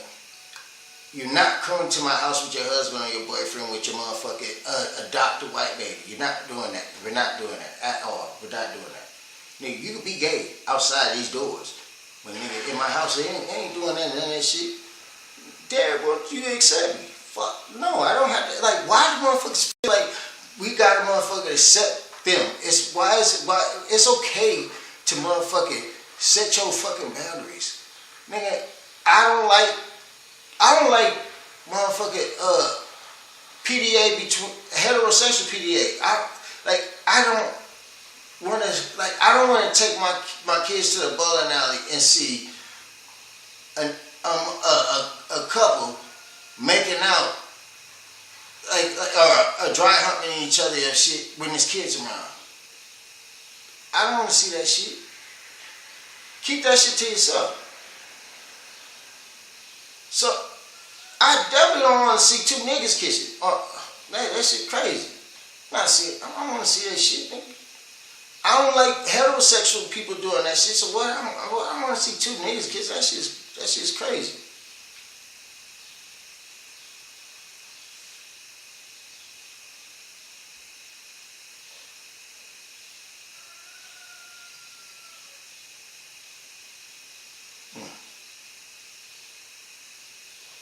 I literally get afraid to. I never watch a video all the way through when I see somebody saying they in Thailand. That's a lady boy. Fuck all that. And I don't understand. And women, y'all gotta put your fucking feet down and just say it what it is. Nigga, a man cannot be bisexual, cuz. Once a nigga suck a dick, cuz, he is gay, cuz. That is gay.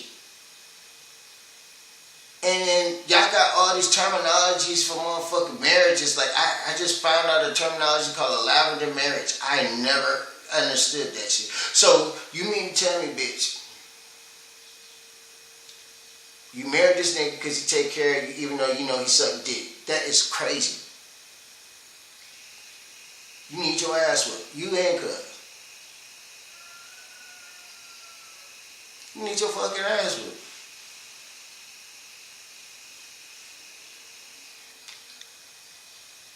A lavender marriage. I seen that shit. And then bitches be mad at niggas for being on the DL. The only reason why is niggas on the DL because y'all bitches accept it. Because a lot of them niggas that is on the DL, cuz, they told a bitch and the bitch kept that secret. When she should have been pointing them out. Cuz suck it.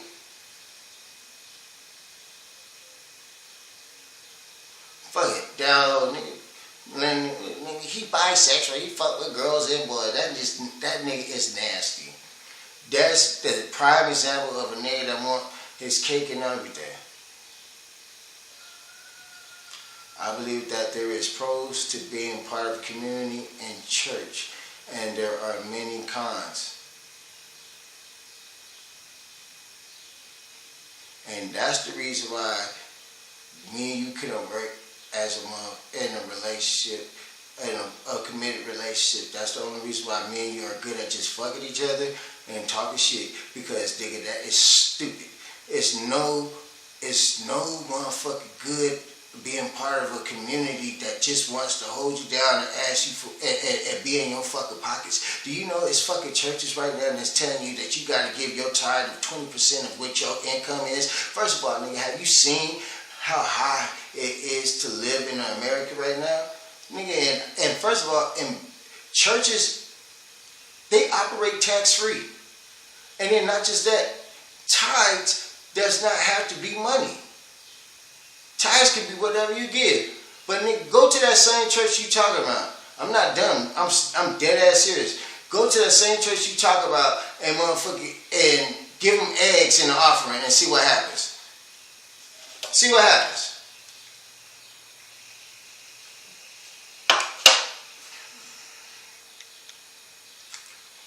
I don't need to be part of any community that motherfucker tries to tell me that I have to go to this building and worship the God that I believe in for everybody else to see and pay tithes to a nigga. You fucking crazy? These pastors be motherfucking rolled up in Benzes and Rolls Royces and all that type of shit while your grandma is motherfucking giving her last motherfucking dollar, you feel me, and pulled up in a raggedy ass Honda. Cuz, you crazy as hell. I'm not doing that. You fucking dumb. I'm not doing that. That's pimping. That's what they doing. They pimping and they using the Lord for pimping. I'm not telling you not to be a religious person or not to have faith. You can have faith in your home. The fuck you going to this building from? Jesus was not born on December 25th. If you read the Bible, nigga, it explains the motherfucker, the weather that was when he was born, nigga, and that was basically April. Easter don't make sense. Christmas is a fucking what's it called? A Greek holiday where grown men was fucking on fucking on little boys. That's where Christmas came from. Easter, this man, what's that when? Is Easter where he supposedly came from the dead? Get the fuck out of here. You're dumb. You're at home. What do you mean I'm at home? What? First you want to tell me I'm dumb, then you want to tell me I'm at home. That don't make sense.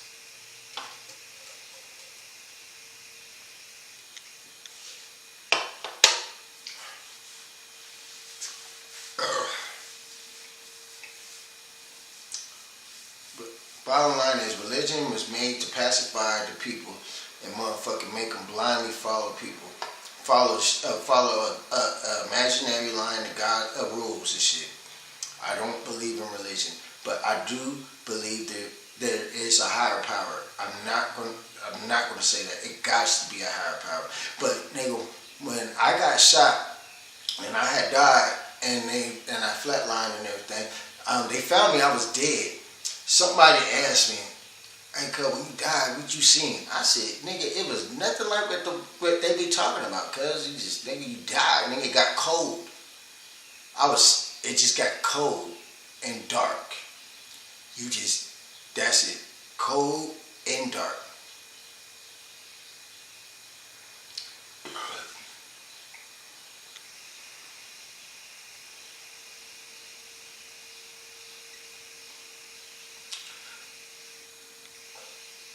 You right home. When I ask you what the fuck that means, you say, much like this rap. It doesn't make sense. How? I'm responding to what you said. I'm responding to you. So how does not make sense?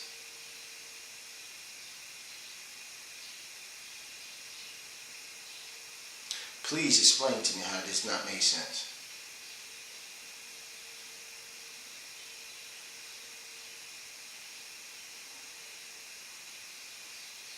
Yeah. And then when I came to, oh well, God wasn't done with you yet. God got you. Nigga, why would God get? Okay, if God got me, if God was looking out for me, if God had my best interest, why would He let me get shot? During that time, I wasn't selling drugs. I wasn't gangbanging. I was a full-time father. I was going out of trouble. I wasn't doing nothing against His will. I was working on motherfucker being a Muslim. I had took my shahad. I was praying 5 times a week, working out, motherfucker, doing everything to be positive. And I got shot 5 times.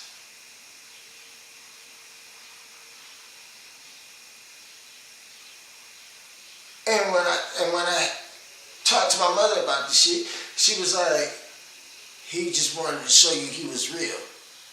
By damn near killing me, nigga?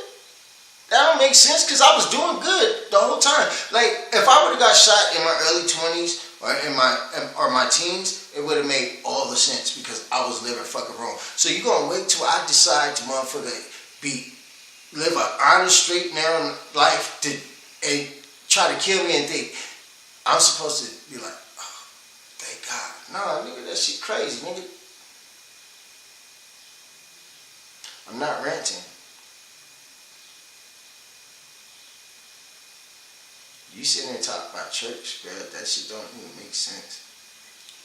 Yeah, then nigga wait till I motherfucker get my life together and start living positive to put me on my deathbed.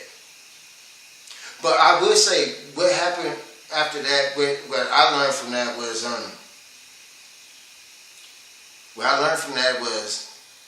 my mother is really a conniving motherfucker, because they told her if I flatline again, they don't know how to bring me back. And what she did was make sure my Uncle Keith and my Auntie Shelly was not able to motherfucker come see me, but they was my emergency contacts. She didn't even know I was shot in the hospital till my Uncle Keith and my Auntie Shelly called her, you know what I'm saying? And she had the nerve to say, that, I don't know if y'all got you popped a shot or not, and woo, this, that, and that. I'm like, what the fuck you talking about? I learned that. My father never came to see me. At that moment, I learned who really fucked with me, thanks to that.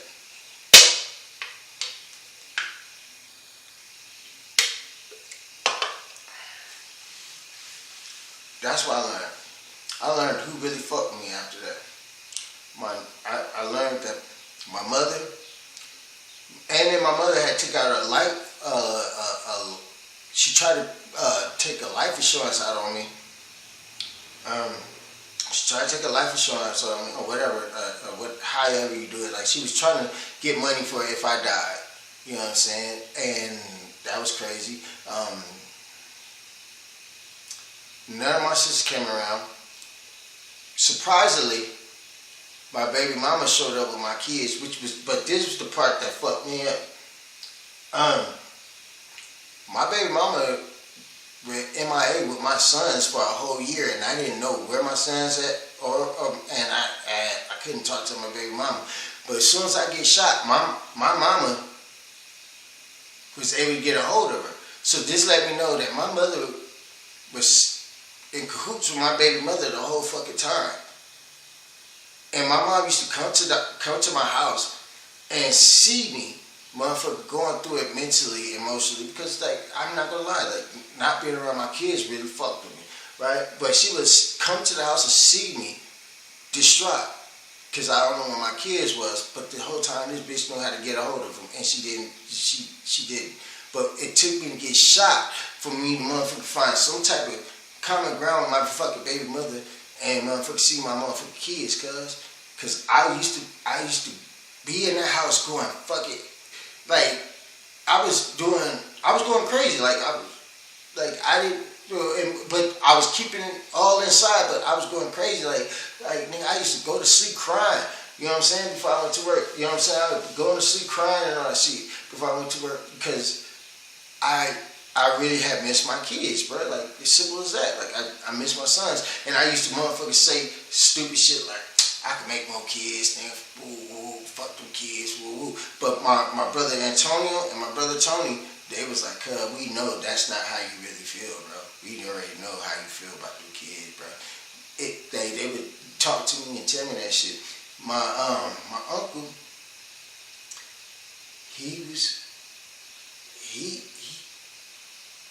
cousins say some of the same shit. You know what I'm saying?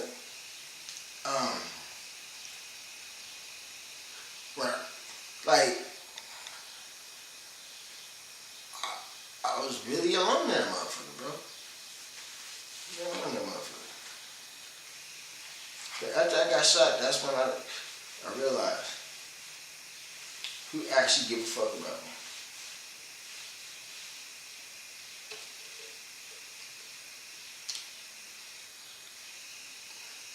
That's what I'm learning.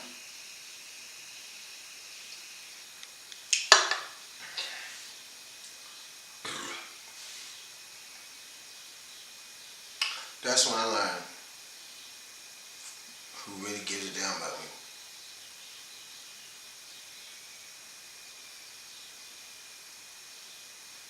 Cause I used to be in the house.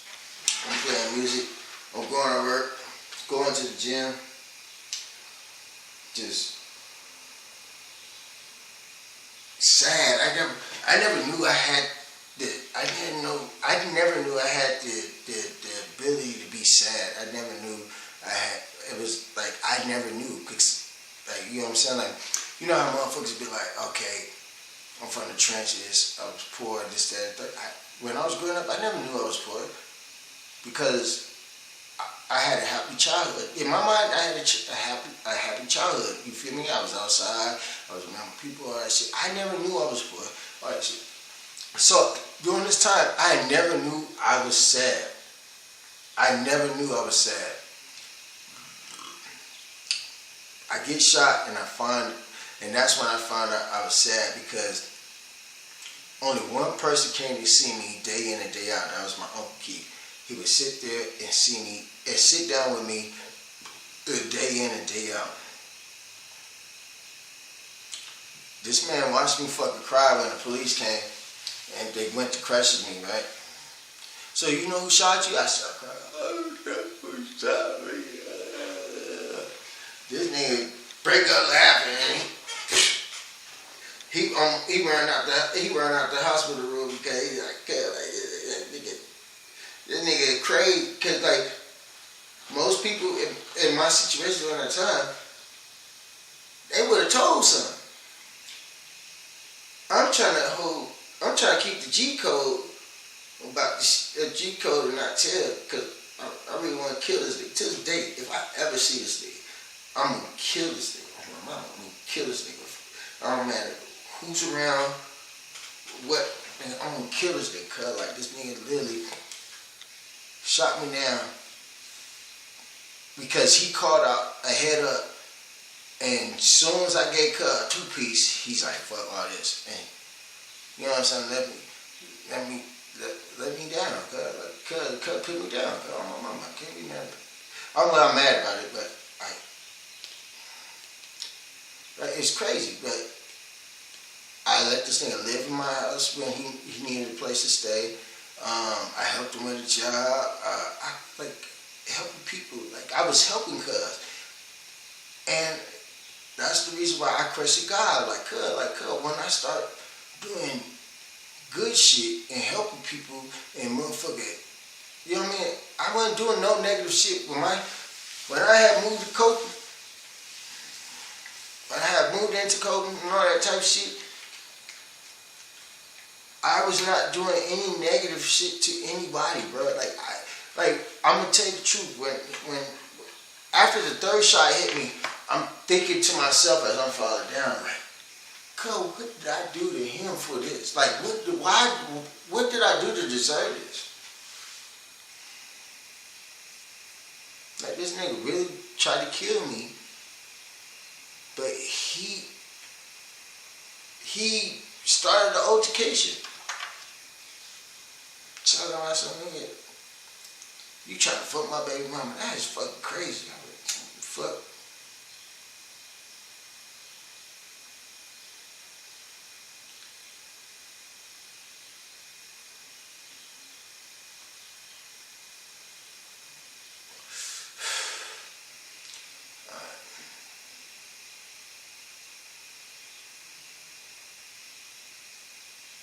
Hey, cuz, you got my number. Just call me on my number. I'm about to finally get off of this shit. Send an okay if you got my number.